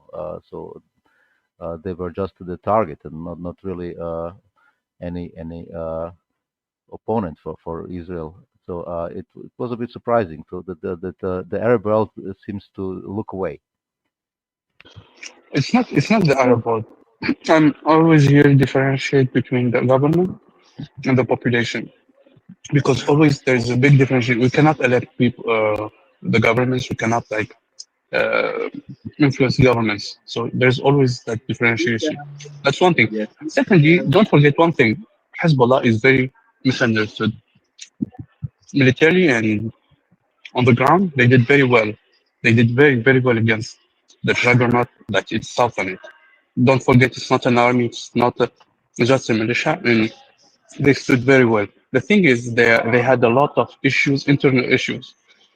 The Lebanese population are very divided. They're suffering a lot. They've been suffering for. You don't forget that the harbor, for example, explosion that happened like a few years ago, that affected everyone. Like economically, socially, they are suffering very well. That's affected their resistance. But militarily, they were doing very, very, very good. They couldn't advance before. Israel went to the capital itself. So Now they couldn't Mika, advance very well. a short add-on question. What about, let's say, we see in Ukraine a lot, both on the Russian side and the Ukrainian side, volunteers from other states. What about Arab volunteers for Hamas or for this fight? They cannot go there. They cannot. You cannot. It's a surrounded place, man. Yeah, There's you can't an get in. embargo for 18, 20 years. You cannot go there. There is That's why. few. Actually, for example, there has always been an Arab resistance inside Palestine. Uh, a lot of big names were Arabs outside of Palestine. But where Aziz the Qassam, tunnels? Sorry, for where the example. tunnels from Egypt to Gaza and stuff? Egypt is an Precise, Israeli country. Egypt precisely. is an If Israeli country. It's not a Muslim country. It's controlled by Israel and America. Don't forget that. They are there to guard the border, man. That's no, what everyone need to understand. that's why if the Muslim Brotherhood had been in power, it would have been a completely different situation I told you in Gaza. when the Muslim Brotherhood, they stopped the war in like few days because I think there's ministers who went inside the Gaza and stopped the war. Egypt have immense power, but sadly it's controlled by Americans. So Yeah, but that issue of the population versus the government and all that, there's a level of conformity that keeps all that in place, and it's mutual. So like the government can be against the people, but the people have to tolerate, and that's what we're seeing. That's what we've been talking about for hours now. What's happening in the United States, what's happening in the West, and it's also happening in the it's Arab not the world. same. It's not the But same, man. You cannot equate the same things. It's You cannot similar. equate the same things. No, no, no, not at all, man. Not at all. But Nika, at the end of the day, right? The primary motive of every government is like self-preservation, right, and continuation of the government. In that regard, the Arab governments are very similar to the Western governments or any other democratic governments, even in India or whatnot. Or any form of government. Any Yeah, form precisely. of government requires the consent of the population, even if they're under dictatorship, under duress, No, but under you can even take the Precisely. government as a sub-component. Just think about institutions. Institutions are necessarily self-referential, so they need to have a filter mechanism in order to maintain the personnel that is ostensibly meant to be serving their function. But what do you also have in the same process? It is functionally the same as a club. Like in Norway, we have a lot of issues where these institutions and also the parties are kind of doing their own little internal, scheming on that. It's not unusual in any country, I would say. Right? So, like, But if you're taking, like, for example, trying to, yeah, sorry. No, I just point no, out that you can sorry. get the same mechanism like self-preservation for a state and a government. That applies even to the level like institutions within the state apparatus, like any social entity, basically, like any organized unit, be it like a Hamas or be it like the Foreign Legion. The Foreign Legion. Why would the French have that? Of course, there's a lot of interest involved with the elites in France in that regard as well to have a mercenary army, which this is why I compare, for example, Hamas. Like, sure, they might be designated as a terrorist organization, but as paramilitaries, which also Hezbollah is, they kind of by default fall into the gray zone just like any mercenary would. And that's why where the geopolitical players, those are official, like real state actors, they may then pick and choose what they choose to do. So think Wagner, for example. Wagner could be operating in whatever way, but then the US started to sanctioning facets of Wagner specifically, not the Russian state, but they've sanctioned Wagner, right? Because they fell into that gray zone. So, like, yeah, I just thought it would be like self-preservation. Like, it will be going on the lesser elements under the state apparatus as well. That's what it is. What I want, So yeah, yeah. what I wanted to say to Nika about the issue of government versus population, I even heard like Muslim pundits like Shahid Bolsen, and I can't remember the names of others, but talk about this that in the long run, seeing this like in long-term perspective from like the project, what's happening, what Israel is doing is good because it's destroying Israel. So like Gaza is like the Muslim community, of nations, right? The Muslim alliance or league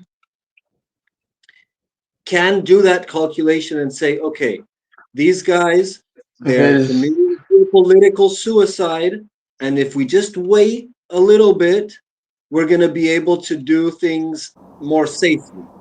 I don't. If we that's if start you to change it, that will be true if you have leaders or political organization that think strategically, that thinks long term, that thinks for the benefit of the country. But you don't have that.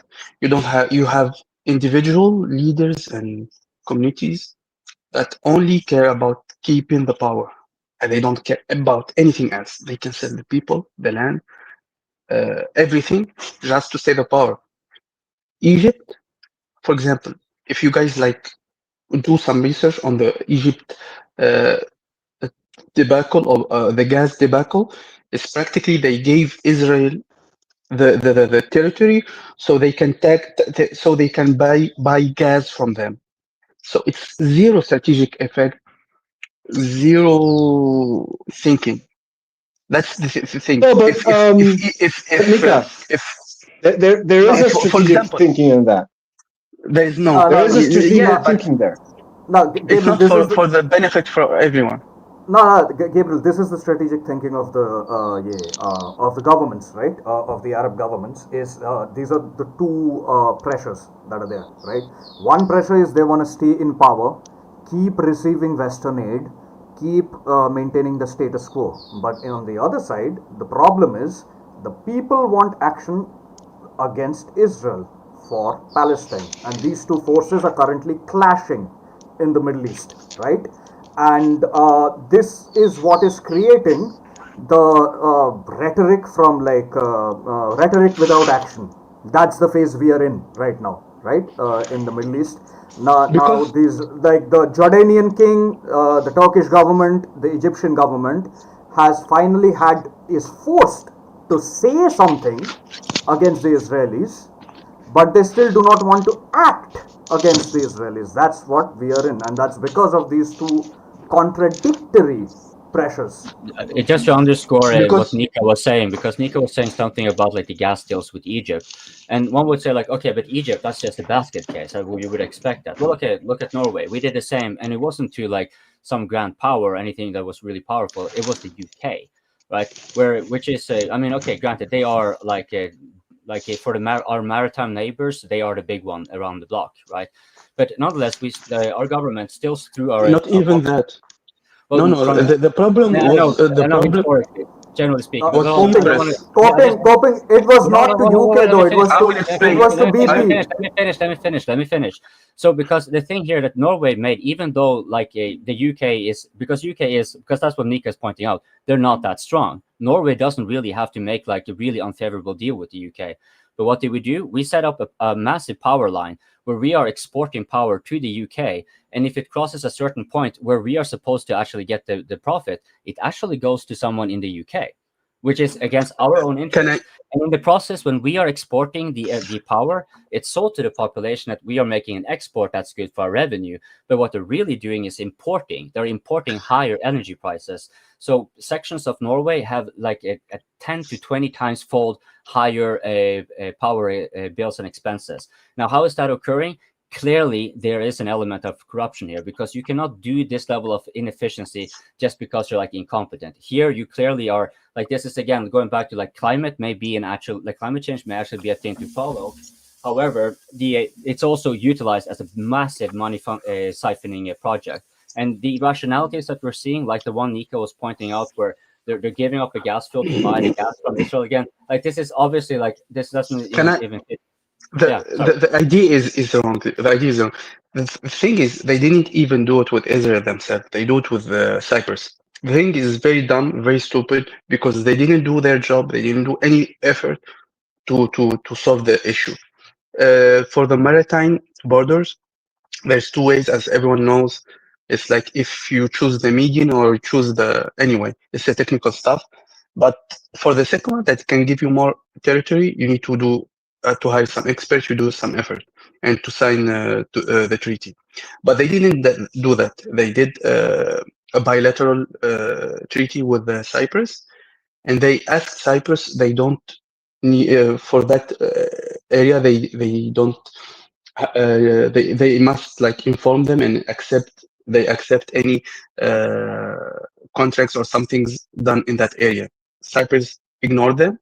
Cyprus did a separate deal with Israel. They assigned the borders in the proper way.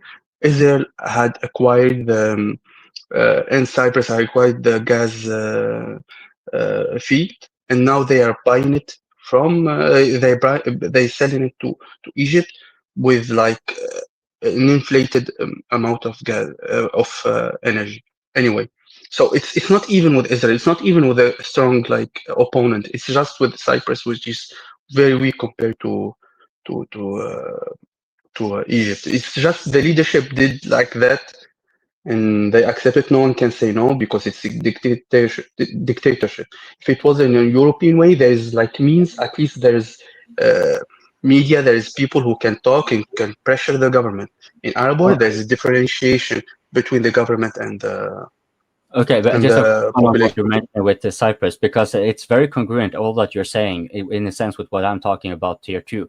Like, again, we're giving up for, like, it seems to counter to national interest, but really we're talking about people, like, just like connections. Cyprus, well, there we have actually one of the biggest, if not the biggest, freight line in the Western world, freight line companies. And it's a FLO, I think it was, I forgot.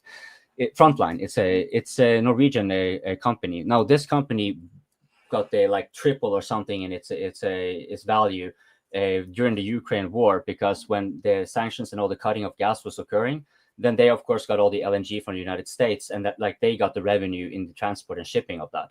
Now, where are they situated? Because that's the point here, not to get into the internals of Norway specifically, but to contextualize in context with what Nika was saying. Cyprus, that is where they have their company actually headquartered. That's where they have most of the owner and CEO and stuff like that. They are located in Cyprus as well.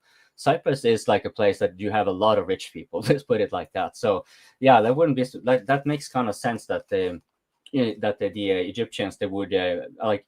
It doesn't make sense from like a strictly geopolitical sense, but it is very telling. Like if you see something that's senseless, it's very revealing of the internal issues to that country.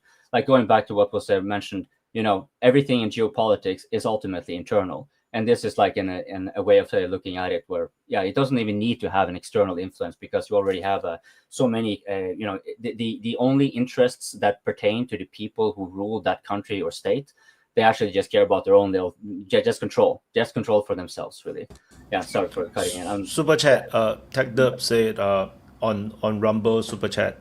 Heartfelt thanks to Nunya for keeping us entertained in the YouTube live chat while panel discusses soul-crushing Israel-Palestinian topic. Yeah, Nunya, you kind of made me kind of like. Nunya is a good man, I swear. Yeah, so Nunya is doing important duty, to the community. Yeah, is often unappreciated, so we must show our appreciation. It's understated. Yeah, there's a reason most people on the open mic are smoking. So thank you, Nunya, very much. Like this is like good for helping me stop smoking. You're welcome, sir. Oh, it's all good. Yeah, I just wanted to add a small, for example, about very small. For example, the military faction of Hamas. It's called Azadin Qassam, Kataib Azadin Qassam. The brigades of Azadin Qassam. Azadin Qassam is actually a Syrian guy who fought in the 1930 something. So it's a lot of Arab were involved in the Palestinian case until now, until recently. Just wanted to add that.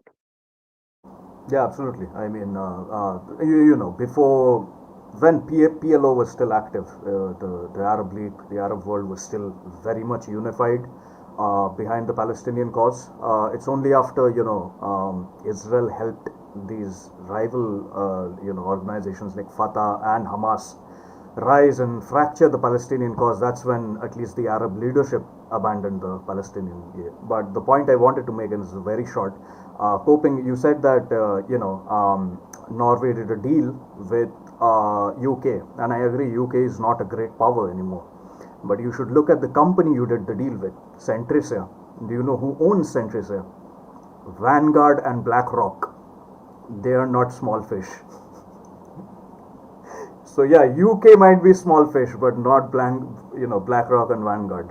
So yeah. So again, is that from a conventional geopolitical lens, like we were thinking state actors, it will not make sense. But like, yeah, you have like Vanguard and BlackRock. Like, what do they not though? Like, where are they not one way or the other? Precisely. Like they're so big, like they don't even have to do anything. Just follow ordinary market dynamics. Just have like their whatever typical normal investor thing going on, and then on the little things that they kind of pretend like here might be hey, I'll curry you a favor, you who are a part of our club, to put it like that. And it's like, oh yeah, well, screw the Norwegians or screw Europe. Like that's also a statement we have heard, right? So it's yeah. Precisely. Oh, not on top of that, the governments themselves, the state investment funds, or governments or corporations invest in BlackRock as well. So so it will be like the kind of self-serving situation where they invest in something, for example, Ukraine. So then the governments tell BlackRock that, oh, we're going to do this shit in Ukraine, so you should invest there. And then BlackRock say, oh, cool. If you guys can guarantee it results, then of course we're going to throw the money there. So the government say, no problem. Then they go in and the government try their best, which is why everybody is stuck in that shit, because it's like now everybody's money is stuck inside Ukraine. And that's just one example. It's sometimes it's a lot more convoluted than just BlackRock controls everything. It's actually the world is controlling the world through BlackRock, and BlackRock is just doing investment work. It's a useful intermediary, just like aid. Like for example, foreign aid. How much money is it? Like it's a backroom deal that you can make between leaders.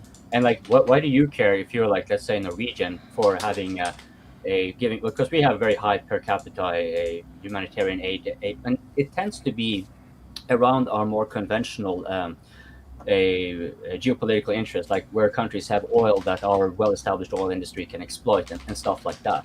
But then you have places where it doesn't really make much sense. And many NGOs, they kind of are self-reinforcing in that regard.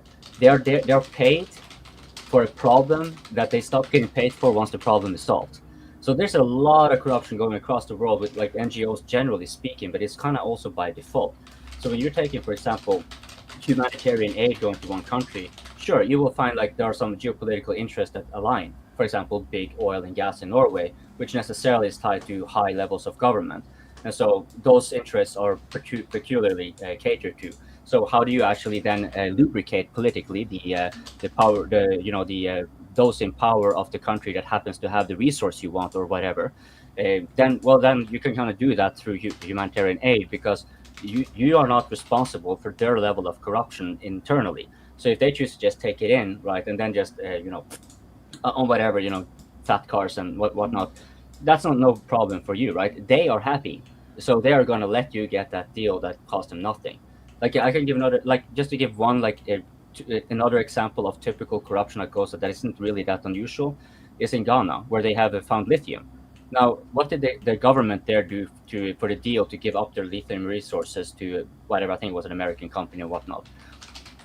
0% ownership, but 10% carrier interest. Okay, so 0% ownership, clearly no interest of national interest. So what is then the 10%? Where does that come in? Well, likely that it's because it simply is the money like from the lithium mine. It's a slush fund. It's where you can get money, basically, right? So internally for the people, the leaders of Ghana, be them on whichever side of the parties, like they are generally so vested into the overall economy and having control of it, and like because their economies are not nearly as shall we say kind of weighted financially like Norway is, for example. Then their primary revenue, like external, like if they cannot be kleptocratic enough internally, the best thing to do is an international drift and just get humanitarian aid. Yeah, and lubrication. Yeah, of course, I say that. I cannot really say a single word before Nunya makes a joke of it in the live chat, but that's right. Nika, go. I wanted to say the people who want to change topics, come here and change the topic. We will speak what we want. If you want to change the topic, come here. Have some balls and change the topic yourself. Yes, and to those of you who may be now getting to the new DPA Open Mic channel, because Wyatt had to do some maneuvering due to it getting demonetized and whatnot. So if you are here now, do remember to subscribe and press the like button and everything. And if there are anyone new here, don't forget that if you actually look into the live chat, there is a link to StreamYard, so you can just join us here. The topic are made by the people who come on. So if you got something on your mind, don't be shy. We're just a bunch of regular dudes who like to geek out on these kind of things. It's nobody's speaking from a position of authority. It's just people getting on and sharing perspectives. So don't hesitate to like and subscribe to DPA Open Mic and get on. Well, somebody saying talk about Venezuela. Have we talked about that? Not yet. Let's do it. We can. Yeah. Venezuela. Trump is. Yeah, because I haven't heard anything from Venezuela. I haven't been able to pick up anything of that. I've been busy. Oh, they blew up another speedboat. That's all I know. What a courageous act. What a courageous act. They are very courageous, man. The Navy, U.S. American Navy.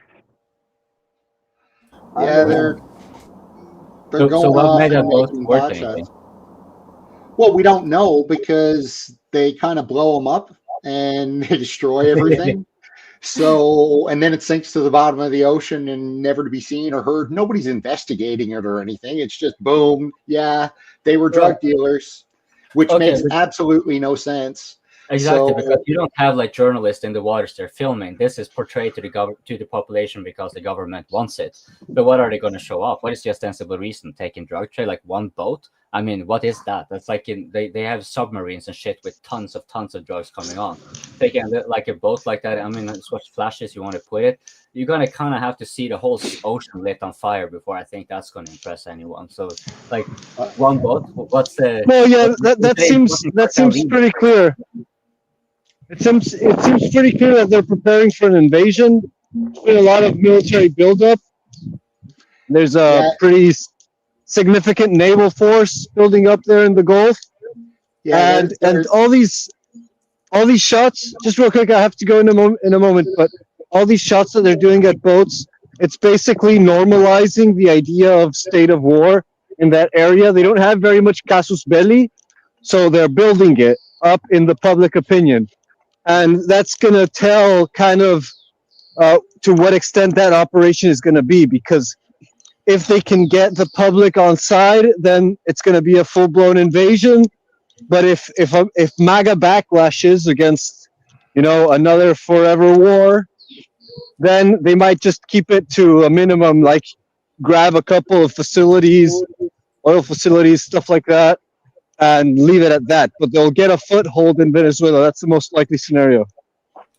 It could also be, like, I'm just theorizing here, it could also be they might just send boots on the ground in Guyana or man the border with Venezuela, not touch anything Venezuelan, and just take over the oil fields in Guyana, start developing those untapped oil fields. That's exactly what I think the plan is. They're also building up a force in Puerto Rico, and I think you're absolutely right. I think they're going to go into Guyana. They're going to stay there. They're going to militarize it, and then they're going to build up from there.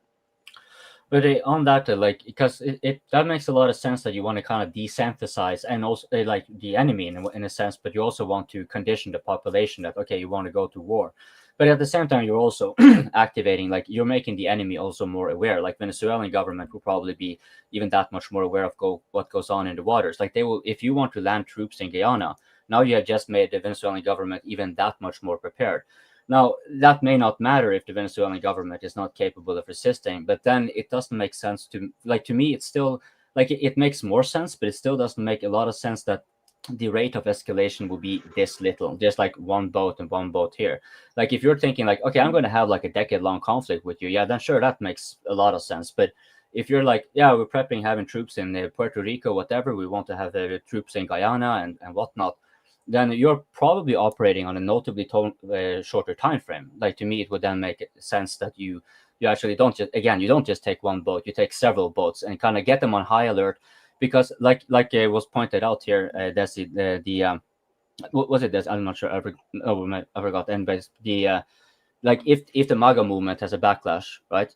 Then what you have still achieved. You have still achieved a drain on Venezuela, because now they have to activate more. They have to be more on high alert, and I'm pretty sure that in this process they're also conducting quite as much psychological warfare to whatever media and so forth to Venezuela in the same process, in order to demoralize or divide and whatever before anything. But if again, then it kind of makes sense to me that they would be doing more than just taking a jolly over here, right, and a jolly over there. Like, it should be a little bit more intense. It's sort of like, let's get them to be prepping their troops along the coastline. That's what you really do, right? And if you strike a few places that, even if you're not going to invade there, you force them, you compel them to commit troops there, until you eventually, once you have seen their pattern of how they're able to mobilize and how they will actually respond, eventually you can see where they have a blind spot, and then boom, enter. And this you can do in a notably shorter time. Like, you don't have to go like, oh, let's slowly, gradually, and get them accustomed to it. No, you can just go make those strikes inland on military or close to military. You don't even have to hit. You just have to be sending close enough to let them know, hey, we're willing to cross in and cross some lines. And you don't know if next time we cross the line, we're actually going to deal some damage, right? And again, you would still win. Like, if you are, for example, the United States, and you have to be concerned of a MAGA backlash, then if the planner on the deep state level, they still want this to proceed, at the very least, what they have achieved in this iteration of defeating Venezuela is having them commit more to border defenses. That's kind of like the only thing I can but it's not enough to do that. So yeah, Nika. Sorry, I will go to Let Bridge go. work. Let Bridge I go. will. I Okay, will okay, go. I will great. go. I will go. I will get back to work, so I will not take too long. Like Sure. 2 minutes, and I'm going. So for some people of the chat who are talking shit, I don't even bother to respond. You are without balls. I don't talk to those guys without balls, so it's futile. If they have balls, they will show their face and speak. That's I don't respect you. Sorry. That's it. I want just to tease him, just to ignore him. Then I have so much important stuff to do. And have a good day, guys. Have a nice shift. Take care, brother. Tag the Oh, well, just one thing I wanted to respond to coping was that I don't think there'll be a big backlash from MAGA because they push this like drug cartel thing so hard and like, oh, they're bringing drugs into our country. We got to protect America. So I don't think the MAGA backlash is going to be as much as it was for Iran. But I did want to point out that President Trump made a statement that we are in armed conflict with Venezuela. And right now, our government is shut down, so there's nothing Congress can do about it.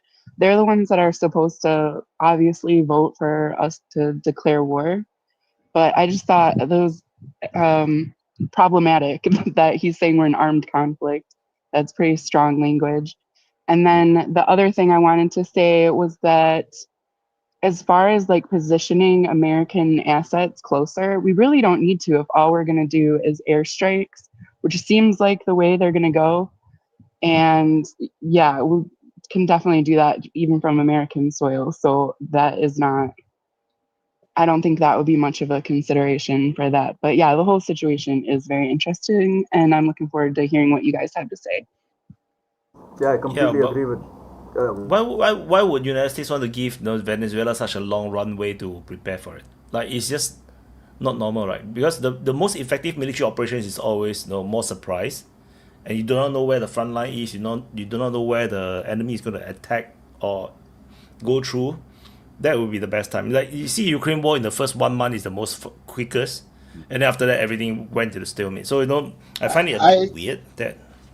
I think they're just going to get a foothold in Guyana, as we said earlier. And once they get that foothold, they'll just build on it. And they'll build whatever critical mass they need there. And then they'll do what they need to do. And Venezuela is kind of in this situation. It's like, what are they going to do? Attack them? So I think that's absolutely what they're trying to do. There are more ships heading from Puerto Rico, as far as I understand it, and my understanding is there was more hardware coming over too. So it would be my guess that they're going to try to build up some sort of foothold there. And I think the earlier comments somebody made about these attacks are just trying to normalize war. And like Bridget just said, the president was saying that, we're at war with these guys. So using this kind of language to get people in that kind of war mindset. But I don't think it's going to work.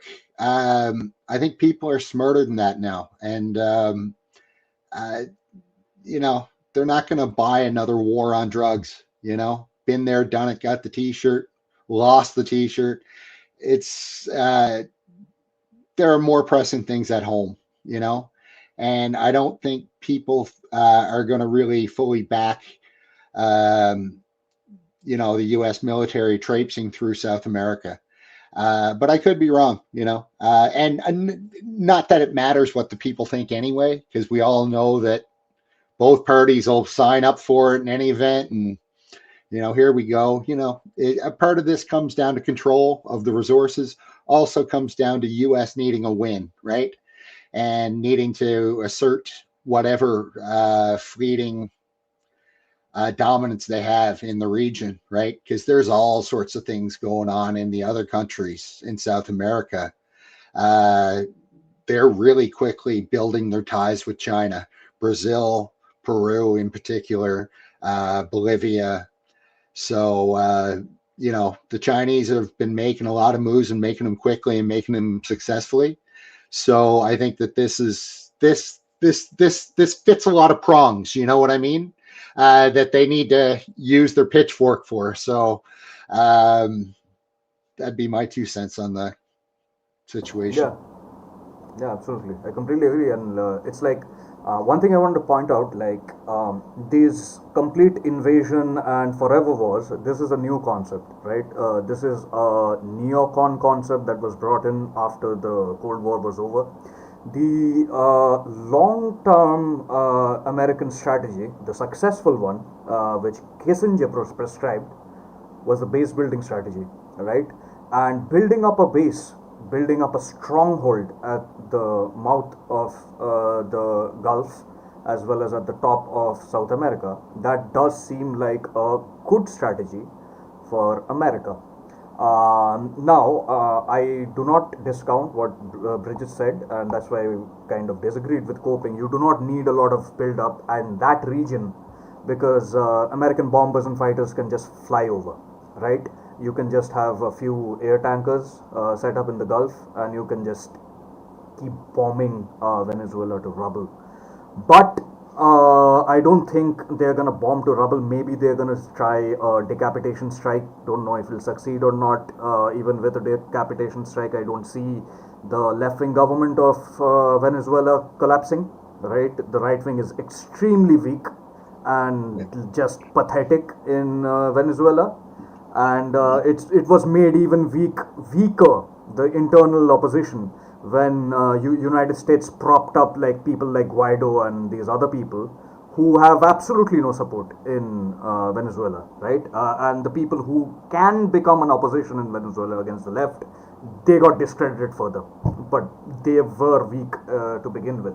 So I don't think regime change is possible without extreme involvement, without going into another, not forever war, but at least like 2 to 3 years of war, right?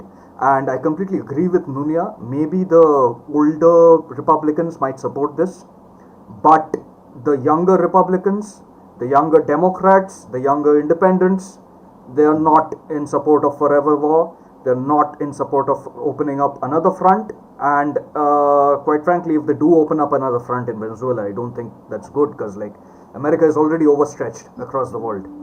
Right? There's a front in Ukraine, there's a front in China, there's a front in Israel, and now they're going to start another front in Venezuela. So I don't know. Can America do it? I also think they're not thinking full big picture. That if they were to do something like this against Venezuela, how that would impact their relations with other countries in South America. And you're seeing it already. Like Colombia has, all but said, hey, we'll join in if somebody invades it. And this is like their next door neighbor. And, you've got Brazil, who, has always had some chilly ties with them, that they seem to be warming to them. And I think that all going into Venezuela and, doing what everybody obviously sees is happening, it's not going to win them any friends. And it's only going to push those countries closer to China. And that'll be it. That'll be it, And another warning to like anyone who is pro-war with Ukraine, right? With Venezuela. It's like South America is not the Middle East. The Middle East is an extremely fractured and extremely authoritarian nation, but there is a long history, a very long history of solidarity in South America, right? And it's like both in the masses as well as amongst the elites. And this can have psychologically, it can backfire for America if go ahead.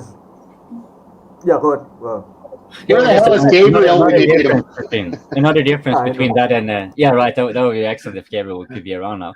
But another point on that, because the Middle East, like it seems like a large area, and like it's a lot of noise coming from that area, but it's not really that many people. Like it's and if you look at population density maps, like compared to anywhere else in the world, like it looks like it's almost empty.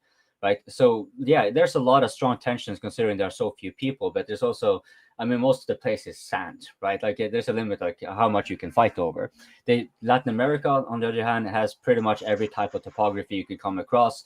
And Venezuela just by itself has like tall mountains and the jungles and everything like that. It's a very large country, a very sizable population. And yeah, so like it's, as soon as you get involved in something like that, even though you're like on the, it's sort of like, think Iraq, right? You could, on the conventional sort of the military, you would basically just walk over them. They're not really any, like there's so little of resistance that it almost doesn't make sense to even bother going at them, right? And this is the case maybe for Venezuela, but then look at Iraq. What happened then? Like, I don't know how many years, and I think there's still like U.S. troops there, and bases being threatened and what have you. Like, do you think really like that the United States first got that involved in Venezuela that they would be able to just like, oh yeah, no, we just had a stroll here, now we're going to go piss off back, right? Like, no, they're going to definitely be staying there and have a drain for the American society in particular. So yeah. Well, and the thing about it is, unlike Iraq, who were pretty much decimated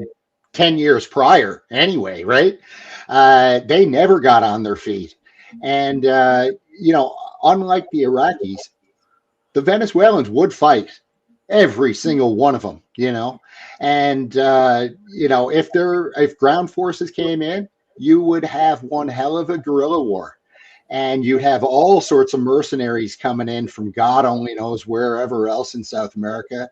It would be a real shit show down in the jungle, Who wants to sign up for that and why?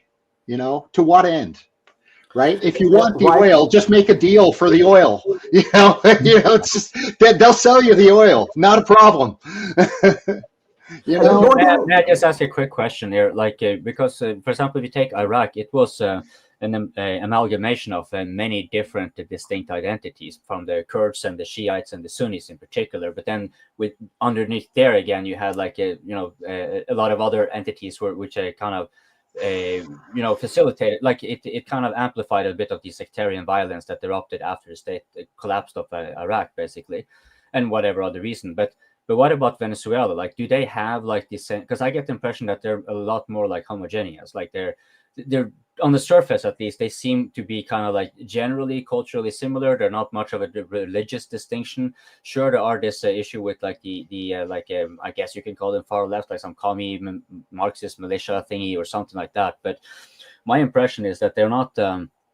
It doesn't, from my perception, my corner of the world here, it doesn't seem like they have the outset for fracturing in the same way, which means that, like what Tununia said, the Venezuelans would probably be fighting, because it's not that the Iraqis wouldn't be fighting, but they would also be very busy fighting each other. In the case of Venezuela, you would have those who are for and against the government. But this, on Desi's point, because you've seen the United States, I forgot the name of this, total nobody, and then they had him, like they clapped and cheered on him being on the Congress and whatever, like, oh, that's my man over there who's going to go and move in Venezuela, and like he's the but for the democracy and everything like that. And how powerful was this guy in his home country? Guaido was his name. Guaido. Most people didn't even know about him. Like, and what they did, those who did know about him, they just mostly was just like, yeah, he's an asshole. Like, we don't want anything to do with him, right? So the closest thing they got to do was to kind of have like this. If I remember correctly, they had like this show of they wanted to give aid, I think it was, into Venezuela. Which is basically like you can use that, even though whether they weren't is irrelevant. You have the bellicose situation, right? So if they were to be moving in aid trucks, what else can you move in with it, right? And clearly, when you're dealing with such a small minority, it would only be in order to implant yourself and then try to build up more influence that actually could cause a regime change.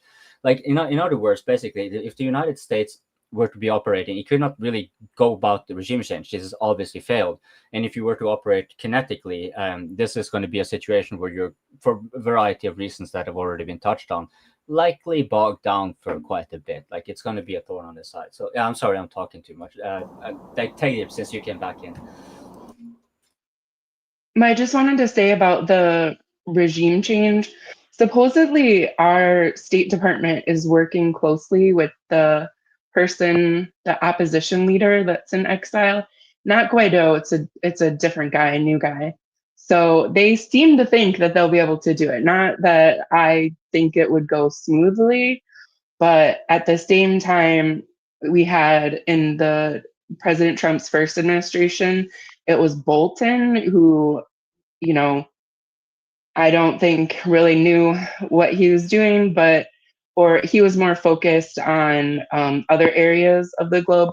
But Marco Rubio, our current Secretary of State, is like very gung ho about South America. And it seems like he would actually be smart enough and competent enough to have the steps in place to get in who our State Department would want, kind of like how Newland was more competent when it came to restructuring Ukraine after the 2014 deal. So I just think that they don't expect to go in and have like a Vietnam fighting in the jungle situation.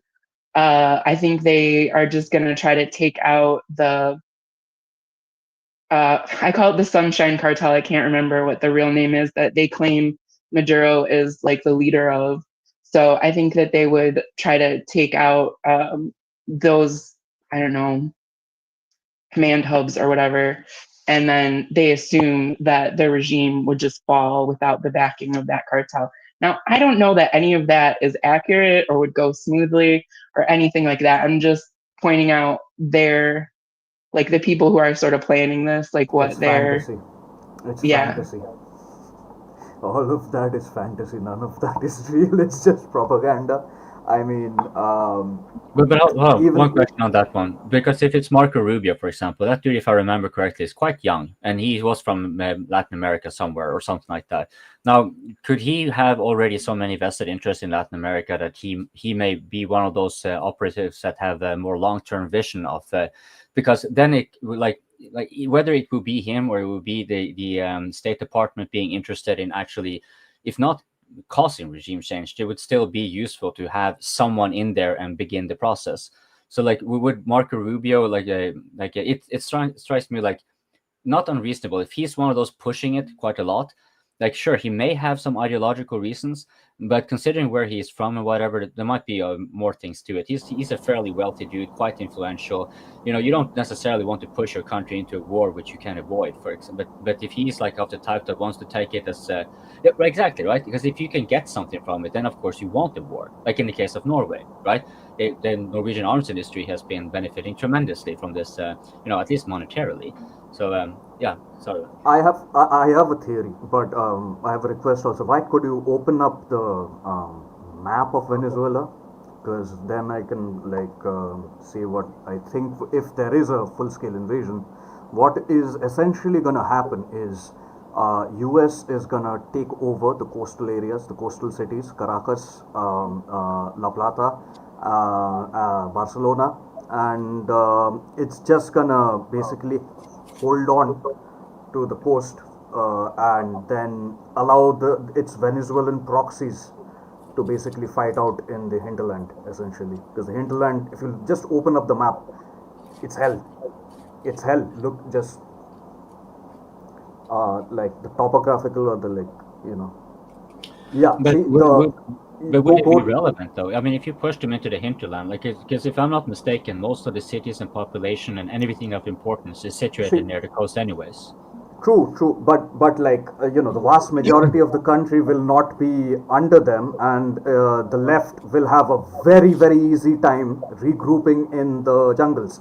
Like, you look at the river, right? Beyond the river, it's impossible. Like, in a total victory with boots on the ground, millions of troops, the river, the bottom river, that's where you'll reach. But I doubt anything. Yeah, that's the extent, but you'll never reach that. Now go to the top. Yeah, look at that. There's a mountain range there, right?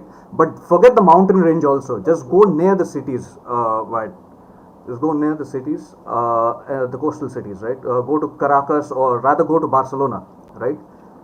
So yeah, see, now that will be a hard, tough fight, but I think that there's jungle areas, but there is like infrastructure between the coast and Caracas.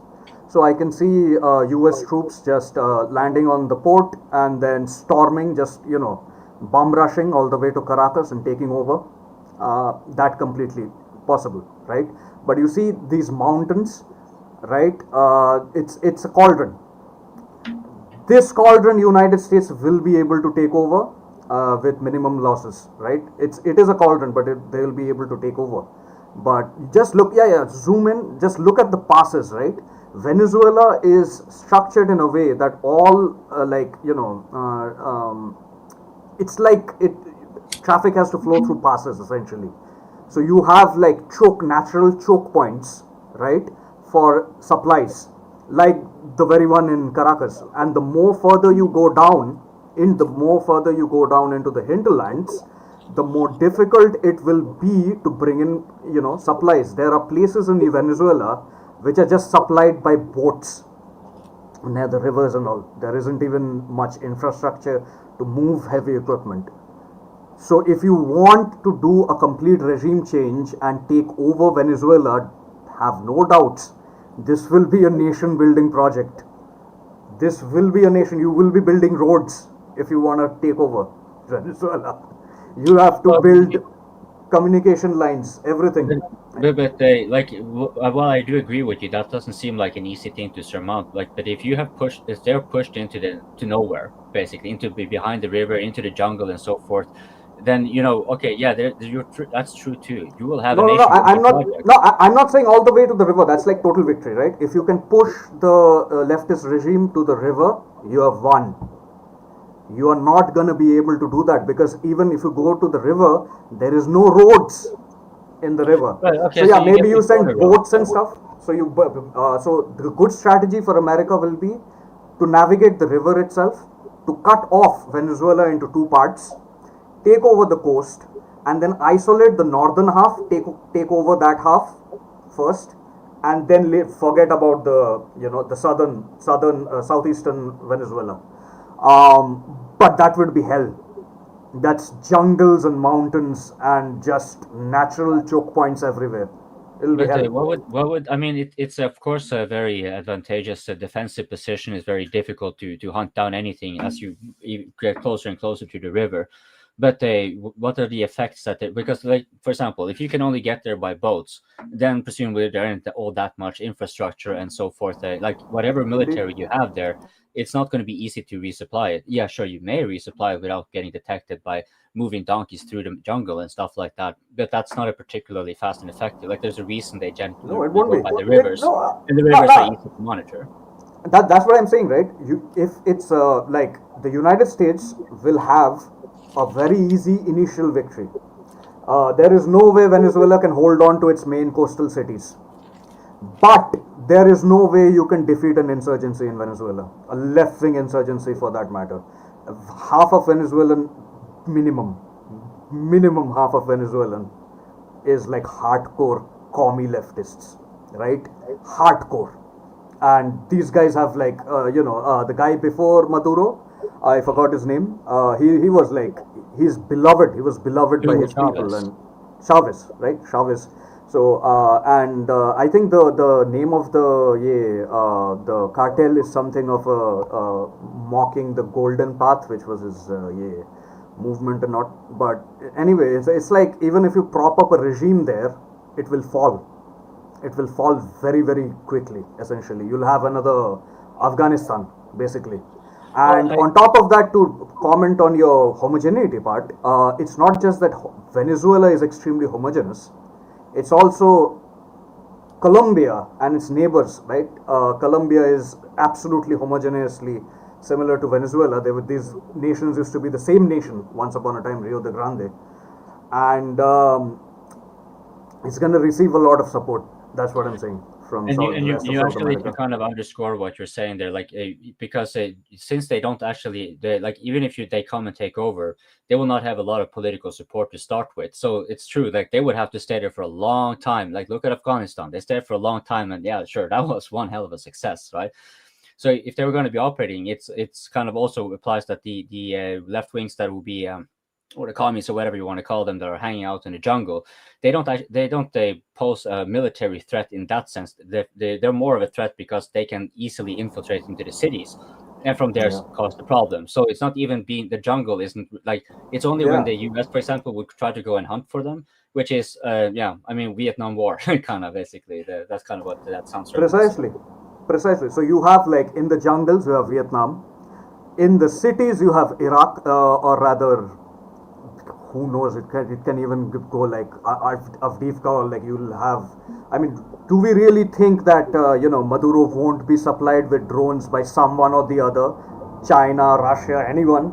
Aren't he gonna isn't or any kind of like anyone who has some beef with America will start supplying these Yeah, rebels car bombs with will go a far long way. I mean, one of the biggest terrorist attacks that the United States were subjected to was where they had like 240 something U.S. Marines in Lebanon, and that was a car bomb, if I recall correctly, right? So it's like it's absolutely true. They don't actually even need advanced munitions or ordinances because the conflict has now devolved, I guess, in a sense, to an insurrectionist level. But the insurrection is more like partisans. So like you would have. Like I think you would have, it will be much more difficult for the United States to do a divide and conquer of any type, like for example with Iraq, as mentioned earlier. So I mean, it will break Venezuelan society fundamentally, the invasion. But in the flip side, it can also turn Venezuela into a modern day Vietnam, right? It can become. It's not. Venezuela technically is still a democracy, right? The right can come back, bounce back, even though technically it is a communist nation, but it can go full commie, right? Like imagine, and on top of that, it's like basically whatever government the United States props up in Venezuela, it will stay up as long as there's boots on the ground in Venezuela in mass numbers, right? You need massive amounts of troops defending every single city across the coast, supported by warships and air patrols all the single time, every time, and you'll still have breaches. You'll still have breaches from insurgents and terrorist attacks and whatnot. It's gonna be a shit show. It's gonna be hell if they invade. Now compare that to if they just send like 500 or 600 or even 1,000 troops to Guyana, right? Just to assert, just the presence of American troops in Guyana is going to ensure Venezuela never invades Guyana like they have threatened to do before, and it will ensure that some U.S. Petroleum companies can come and develop oil infrastructure in Guyana, so that Guyana can then substitute the oil that was coming from Venezuela. Venezuela will become economically irrelevant, and you can continue to blockade Venezuelan oil, but Guyanese oil will now substitute Venezuelan oil, and that will hurt Maduro's regime in the long term much more. So those are the two options. That makes a lot of sense, because if you also consider like the occupation part, it's not just that you will have the military troops there, because the troops are not actually well suited for paramilitary activities like the terrorism thing or whatever, right? They are. That's where you actually need more dedicated, specialized units, especially over time, and that's where you kind of also again have like these. I forgot the name of those various PMCs that primarily were there for policing duties, essentially to bring security, to avoid car bombs and what have you. So now, if you take all that, that's really expensive. It's not just the military expenditure, all the nation building things that you're going to get yourself involved in. You have all these security services, which, for every failure you have, you now have to beef up your security again, right, to make sure that it doesn't happen. And so, yeah, like the just simply seizing Guyana and make Venezuela maybe not completely irrelevant, but to the point where like it will be clearly a very important iteration in the subjugation of Venezuela. If they are not broken by it, then they're anyways going to be that much closer to it. So, yeah. Well, I'm not sure if you have your yeah, sorry. Well, I go back to as well, all of this has a price tag to it, right? So here you've got a government that's $38 trillion in debt, more or less now. Not getting a whole lot of demand on the bond market for the old treasuries anymore. And the ones who do want to buy it at rates of, 4.5% to 5%. Which is just egregiously high for, U.S. government bonds. So, I've been saying this for a long time. This is a simple game of math, and eventually you run out of, shells to turn, and eventually the jig is up. And I think the jig is now gonna, because of, expansionist stuff like this, because of the whole Ukraine fiasco, because of whatever the plan is, was, or might be in China. All it's done is brought all those countries together. It's accelerated brick by decades, and we're faced now with that world. And they had their coming out party a few weeks back and told everybody how it's going to be. So I don't think we've quite got the message yet, but they've got a lot more levers that they can pull on the U.S. Treasury that the U.S. Treasury certainly doesn't have on any of them. So then it becomes down to, if you can't economically coerce, the only thing you've got left is to militarily coerce. And I don't even think the U.S. military has that anymore. They themselves say that they're low on stock of this, that, and the other thing in between. You look at their production values, their annual ones, they're pathetically small. So, if you want to ramp that up, that takes decades. You just don't flip a switch and turn that up overnight, and it all takes investment, all of which I go back to point number one, that budget's going to soon get really, really tight. It will have to. Either that or the U.S. declares bankruptcy, which is what I've always said will happen. So take your pick. But I think we're getting closer to that than maybe even I think, and I'm not that optimistic. Go ahead there, Ted. I think that the problem you guys are having is that you are thinking rationally. Like, that's not how America operates. And as far as our debt goes, there's always, always, always money for American wars. Always. We just upped our budget to like over $1 trillion. So it's not, I mean, Nanya's right that we are limited by our like actual production of stuff. But there's a big, middle ground between overnight and decades. So they're probably counting on that as well. But yeah, they're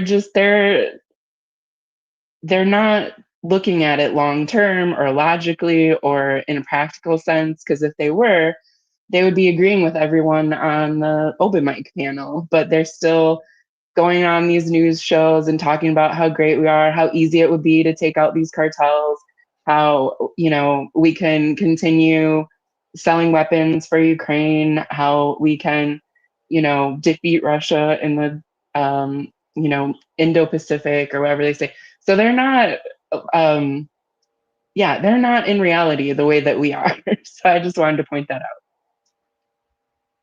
Yeah. Also, I just wanted to. Oh, you want to go, Wyatt? No, you go ahead, Wyatt. I want to go do closing. So you want to?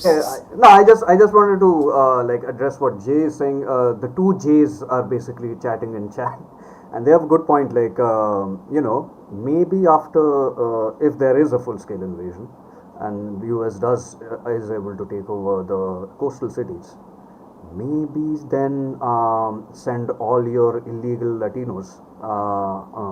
And US has a lot of refugees from Venezuela.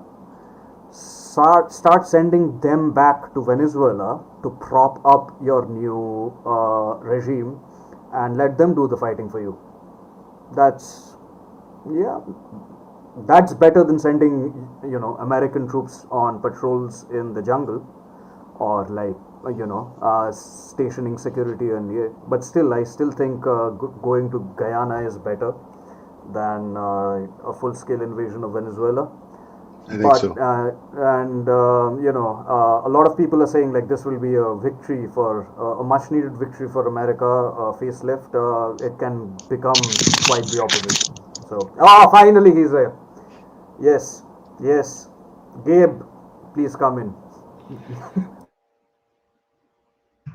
Yeah, I was reluctant to come up because there are no Americans here, like only Bridget. But I don't want to have a Pan-American war with Bridget. Come on, I am a gentleman.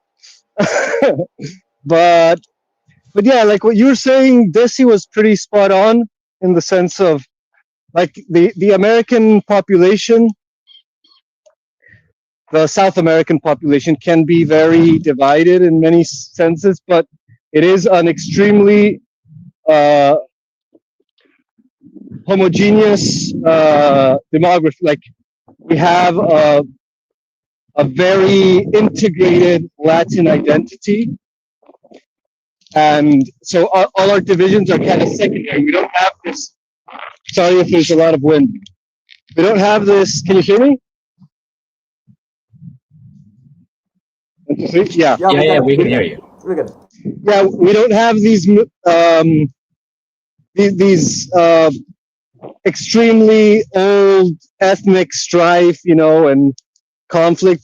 Yeah, there is some issues between the natives and the criollos, but most of them are all mixed race anyway. So it's more like a matter of perceived identity or cultural character. But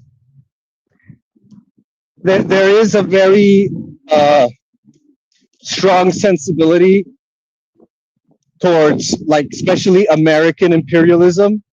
I mean, any imperialism would be bad, but like there is a strong rivalry towards the United States in particular, in the sense of like the very accurate perception of our own domestication and subservience. And so I think that if Venezuela were attacked by the United States, there would be a sort of rallying of Latin American nations towards Venezuela. It would have to be. Like there's been a lot of isolation towards Venezuela because of all the geopolitical pressure, like illegitimate president and all of that. But the moment there's a military operation, that would have to go out the window pretty fast, especially with all the left-wing governments in South America. The Peruvians have been shifting towards China pretty strongly. Colombia is a very traditional ally of the United States. It's been like the official foothold since forever. And now they've turned left and they're like very anti-imperialist. And they have the whole like guerrilla tradition. And they're right by Venezuela. So I think there would be a strong involvement of Colombian guerrilla forces, which are very well trained in jungle warfare and in unconventional warfare in general. And they'd have the support of the Colombian government. So I think it's going to be a quagmire. Like, Americans say that Venezuela is much closer than Afghanistan, and so it's easier. And yeah, it's a little bit simpler. Like you have a shorter logistical shoulder, but it's still an amphibious operation. You still have to cross the ocean, and it's also very. It's much easier to rally support in South America for Venezuela than what it would be like in Iraq or Afghanistan. And so I don't think it's going to be an easy task, but I'm pretty sure they're going to do it nonetheless. And I think it's going to be a good thing. I think it's going to be good for South America. I think it's even going to be good for Venezuela, like for all the people that are going to die and all the tragedy that's going to happen. I think it's going to gain them a legitimacy and a support that they have lacked all this time. And yeah, we're going to see what is the because now we have Argentina that is like fully on the USA side, and if Venezuela gets invaded, then you're going to have Venezuela being fully on war with the US, and that's going to be super interesting because that's going to polarize the continent, and we're really going to see like to what extent South America can be free. Yeah, absolutely. I mean, if there is an invasion, it's gonna send like shockwaves in South American politics. because then politically, then every single South American leader will have to choose between being pro Venezuela or pro American, and it'll be rather being like pro South American or pro North American. That'll be quite interesting, that's for sure. Which way is going to Lula shift to? Which way is Maduro shifting to? Which way is Well, Argentina shifting to? and you're already seeing that, right? Like if you look at, I was saying earlier, Brazil and Venezuela, they've been warming ties now for the last maybe about a year or so, because they were always at odds over something. But ever since talk about Venezuela potentially joining BRICS or becoming a partner or a GIMP, whatever their levels are, they started warming relations. And then you look at Argentina as another great example. So they just signed this $20 billion bailout from the US government. And then they got all sorts of heat from the politicians in the US government, as well as in the media, about a bunch of, soybeans were shipped from Argentina to China. And they were like, how dare they? We just bailed them out and they shipped their soybeans to China. And that must come to an end. It's like, guys, these are contracts between private companies. Like, what do you expect Malaya to do? Just burr exports to China? Is that what you want done? Because that's the only thing that would prevent the soybeans from getting to China. You know what I mean? So I guess what I'm saying is you're already seeing South America look more towards China for trade. And that's been happening for decades now. And it's really accelerated the last 10 years. They've got those two ports built. They're building the railway to connect the two ports from Peru down to Brazil. And I'm sure they're going to expand it from there as well. So, they've got their claws in pretty tightly, and those governments seem to be pretty happy with it all. You hear about how those ports are just doing booming business and bringing in all sorts of revenue. That's a success story for the continent. You know what I mean? So, that's kind of where I see this going. As we were saying just now, somebody was saying, it's going to cause a lot of these countries to make the choice. I think they're going to choose to be with Venezuela because they see where the future's going to. It's not hard to see, guys.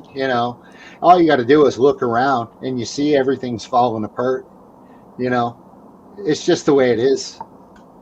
And I completely agree, Nunia, because if you I wanted to say, I just want to say, South American countries are inherently export-based economies, right? Most of them, or rather almost all of them, they are primarily export-based economies. They mostly export, natural resources. Argentina is a prime example of it. And, once if America wants to become great again and start producing stuff, start producing crops, cattle, manufacture goods within America, this is gonna hurt Latin America. It's gonna hurt Mexican industry, it's gonna hurt Argentinian exports, and they will inevitably have to start doing business with China. Brazil, Argentina. That's been happening. That's been happening for a while. Yeah, that's been happening for a while. And real quick, a while ago, I was saying that America's not going to bail out Argentina because you don't pay a bitch that sucks you for free, right? But the funny thing is that he actually did bail out Argentina. I couldn't believe it. I was like, what the fuck? We're so screwed now because now they're going to own the joint. And who knows, maybe they do. But the funny thing is that, exactly after that, Argentina sells a massive shipment of soy to China. And this year, for the first time, I think China didn't buy any soy from from the U.S. And so, like, the Americans were super angry because the soybean from the U.S. got snuffed by China, and then China went and bought the soy from Argentina that Trump is bailing out. And so then I was thinking, you don't pay a bitch that does it for free, but don't ever trust the bitch either, you know? So, like, even if she's the cheapest bitch like Millet, she's still gonna cheat on you. That's what I'm saying. Especially if it's Billy.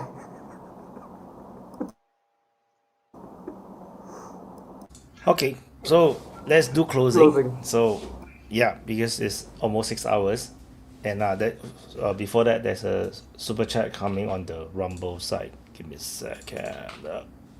So it's by Beto Sida. Says, nice speech, Comrade Nunya. Nice to see a panel full of commies. Thank you very much. You're cutting from Rumble. That's because it's nice to have like people over there as well to be supporting and keeping the open mic up and running. But it's a place where there's very few people, by reasons everyone knows. So like thank you very much for super chatting from that direction. Okay, so let's do closing. Nunya, go first. Yeah, send more dollars, comrade. Send more dollars. Well, I think the whole soybean and U.S. farming items in the news are going to become more and more prevalent as we get into the fall. And they got real problems on their hands with the soybeans in particular. The Chinese have not bought one frigging bushel of soybeans from the United States farmer since I think like May. And you've got all of these silos that are full, and it's not like they're iron or something that you can store. Eventually it goes bad. So their options right now are either find buyers at some cut rate price and lose money, or let it all go to rot and hope for something to improve with the trade on the trade front.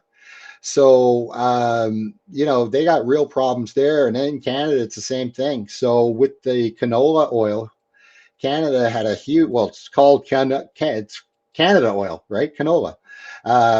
We had a huge market in China. And of course, we fucked that up because back when Biden put the 100% tariffs on EVs, he pressured stupid head Trudeau to do the same in Canada, which Trudeau did.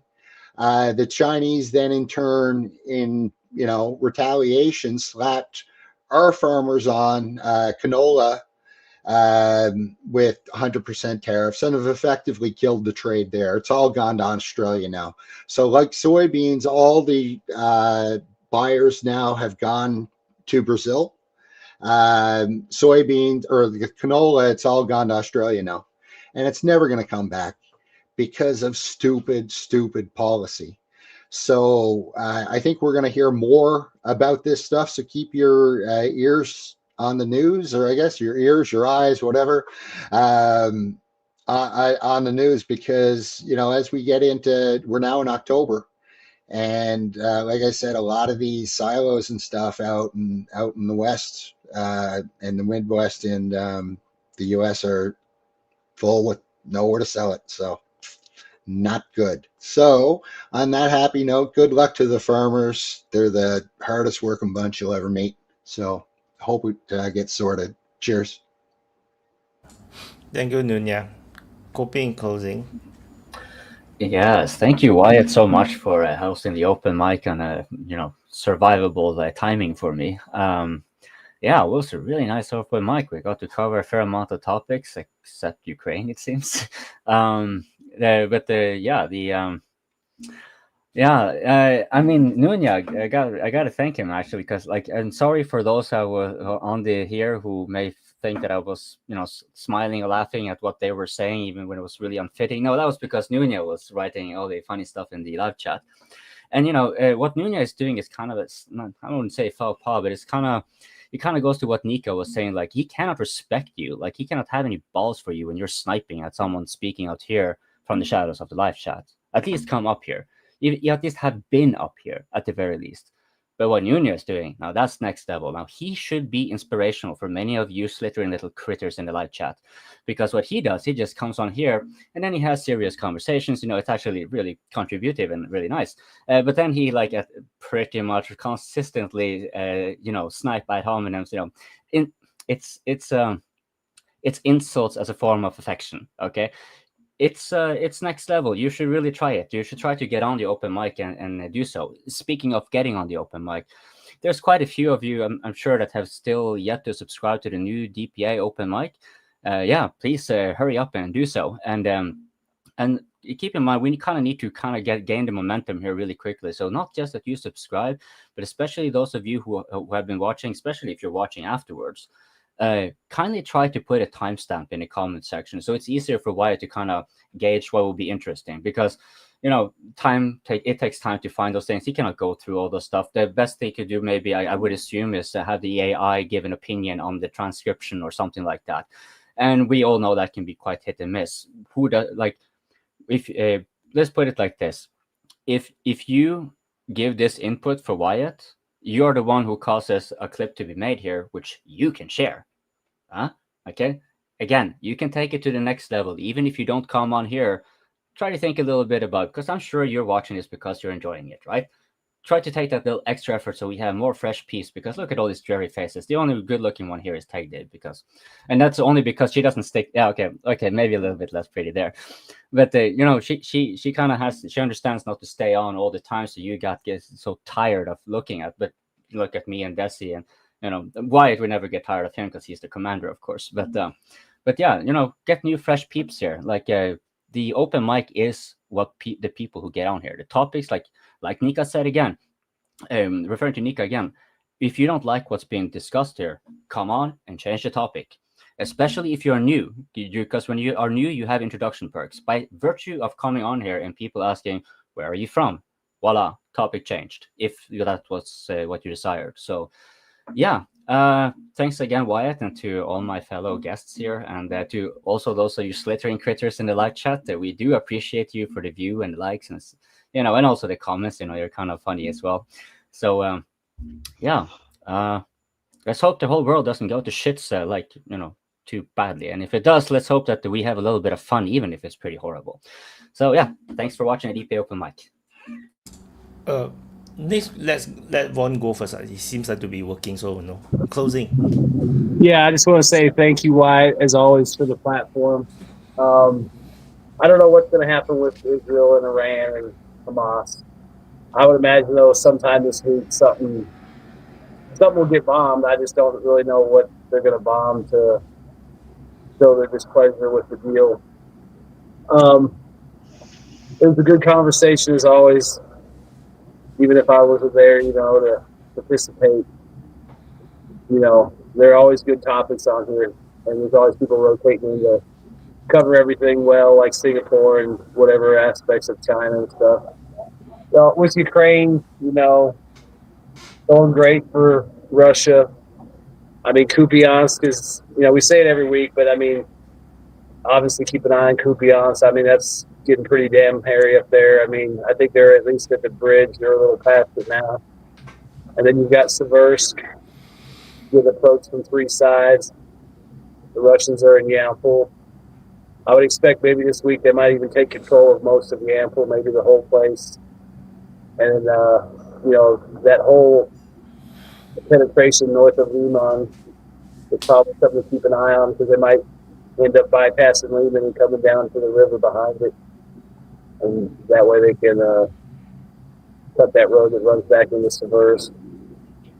But and then Pakrovsk is Pakrovsk. I'm sure they'll find a way in somewhere. I saw some Russian in the tunnel, but a pig was in there with them, so I don't know what was going on with that. But I would imagine they'll have storm pigs now that will come out of the hole first, and then the Russians will pour out after that. But everybody have a good week. Thanks again, Wyatt.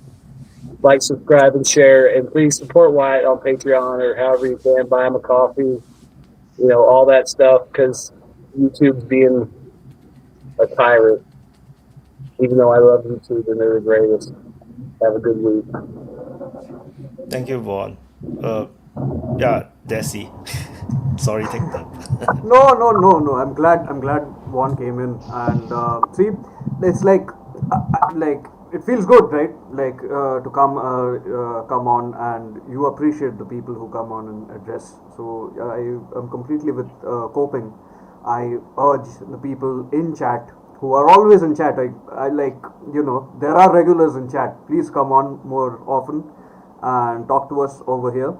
And yeah, I mean, what YouTube does, and it's not just our channel, they are doing it across to many small channels as well as medium channels. It's just criminal and absolute godforsaken censorship. So we really need your help. Wyatt needs your help. All of us needs your help. The community itself. We must stand up for ourselves against such censorship and against such tyranny, right? Because otherwise we just would you won't find where else is a platform where anyone can come in and say whatever is on their mind and blabber up, right? This is kind of unique, and but despite its uniqueness, this kind of censorship is going on everywhere across YouTube and actually everywhere across the internet, especially with now talks of Twitter X probably getting bought. Who knows if Twitter is gonna remain and the free platform that it is now, or maybe it's gonna turn into another version of YouTube or Facebook or something like that. TikTok is already gone. TikTok, unfortunately, turns out it wasn't really for stopping Chinese propaganda. It was for spreading Israeli propaganda. The things that happened with TikTok happened, but we still have to fight back. We still have to protect the little spaces that we still have to ourselves. So do share, like, subscribe, and yeah, another thing what Coping said, it's very difficult since it's 8-hour streams, right? Whoever is the editor, or even for Wyatt and everyone else involved, it's very difficult to find interesting topics to go through the entire 8-hour stream. And remember, Wyatt has to make other updates, the frontline changes and updates. He has other work to do, so it's not very easy. So if you guys find something very interesting that you like, make a timestamp in the chat itself, or yeah, just make a clip, and it'll really help out the channel, and we will really appreciate it. And that's it about the channel. I hope there isn't a full-scale war in Venezuela. I hope US leadership is smart enough to take the easier way out to dealing with Venezuela.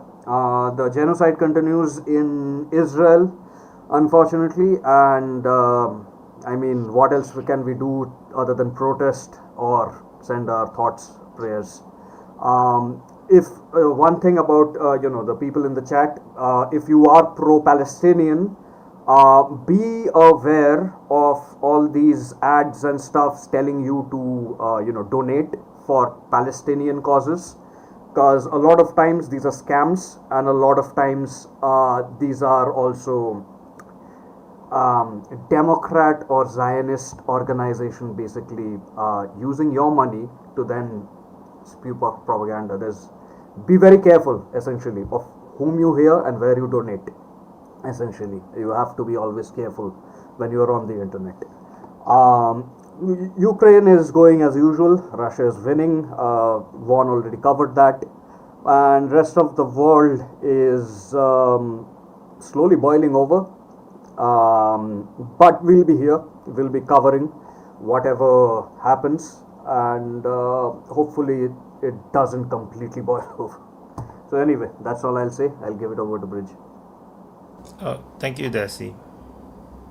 So I just wanted to say thank you to Wyatt for providing a platform for people all over the world to come on and talk about stuff. And yeah, if our American leaders and bureaucrats watched DPA Open Mic, I think our country would be in a lot better shape.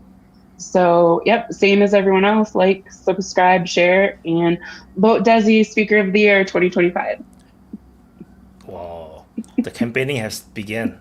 Yeah, No, no, it's okay, no, October. hold It's on. Then I have about to. I'm sorry for campaigning time. cutting it, but then I have to say one thing. Vaughn, third year in a row, and I'm going to give this winning argument why you guys are going to vote for Vaughn. I'm going to vote for Vaughn because, just like with the Times, it's not the best person or nicest person or whatever that's on the front page. It's the one that has the most impact, and no doubt about it. Vaughn's say little thing with the Wagner flag that caused the previous open mic to, like, the reason we have the DPA open mic parentheses new is Vaughn. So vote Vaughn for you. He will the third year in the row, and this time around, it's not because that he's still like so likable and everything. He's like objectively like the most impactful person of the DPA open mic. No, So, yes, we gotta block the hat Vaughn trick. for 2025. Interesting. I just want to add on the Desi's point about the donation. Do note that depending on which country you are from, some countries designate Hamas as a terrorist group. So if you donate the money and the money actually goes all the way to Hamas, you might get into legal problem. I just want to say, you don't know what you're donating to. So yeah, just be careful. So yeah, that's it. Thank you everyone. Have a great week. My turn to do closing. So let me pull you guys to the backstage. Yeah, so thank you everyone for watching the DPA Open Mic episode 148. Apologize for the late start. Because I overslept. And for those that didn't watch the beginning, there is some new music. Some new music. I for the DPA music, and I'm hoping to do some MTV for it. Maybe with the help of AI, I can make it faster. Some animated footage, but I'll probably put up the videos, the music as without anything first. Yeah, just the music as just one background. Maybe the lyrics. Yeah, I see what I can do. I love the music, so so hopefully you guys will like it too. And that's it. So great discussion today, and I'm running low on battery. I mean, as in myself. But yeah, I'm gonna need to go and record the Frontline Changes report now. So anyway, thank you for watching, and I'm gonna drop the outro, and I'll see you guys in the next update. Bye guys.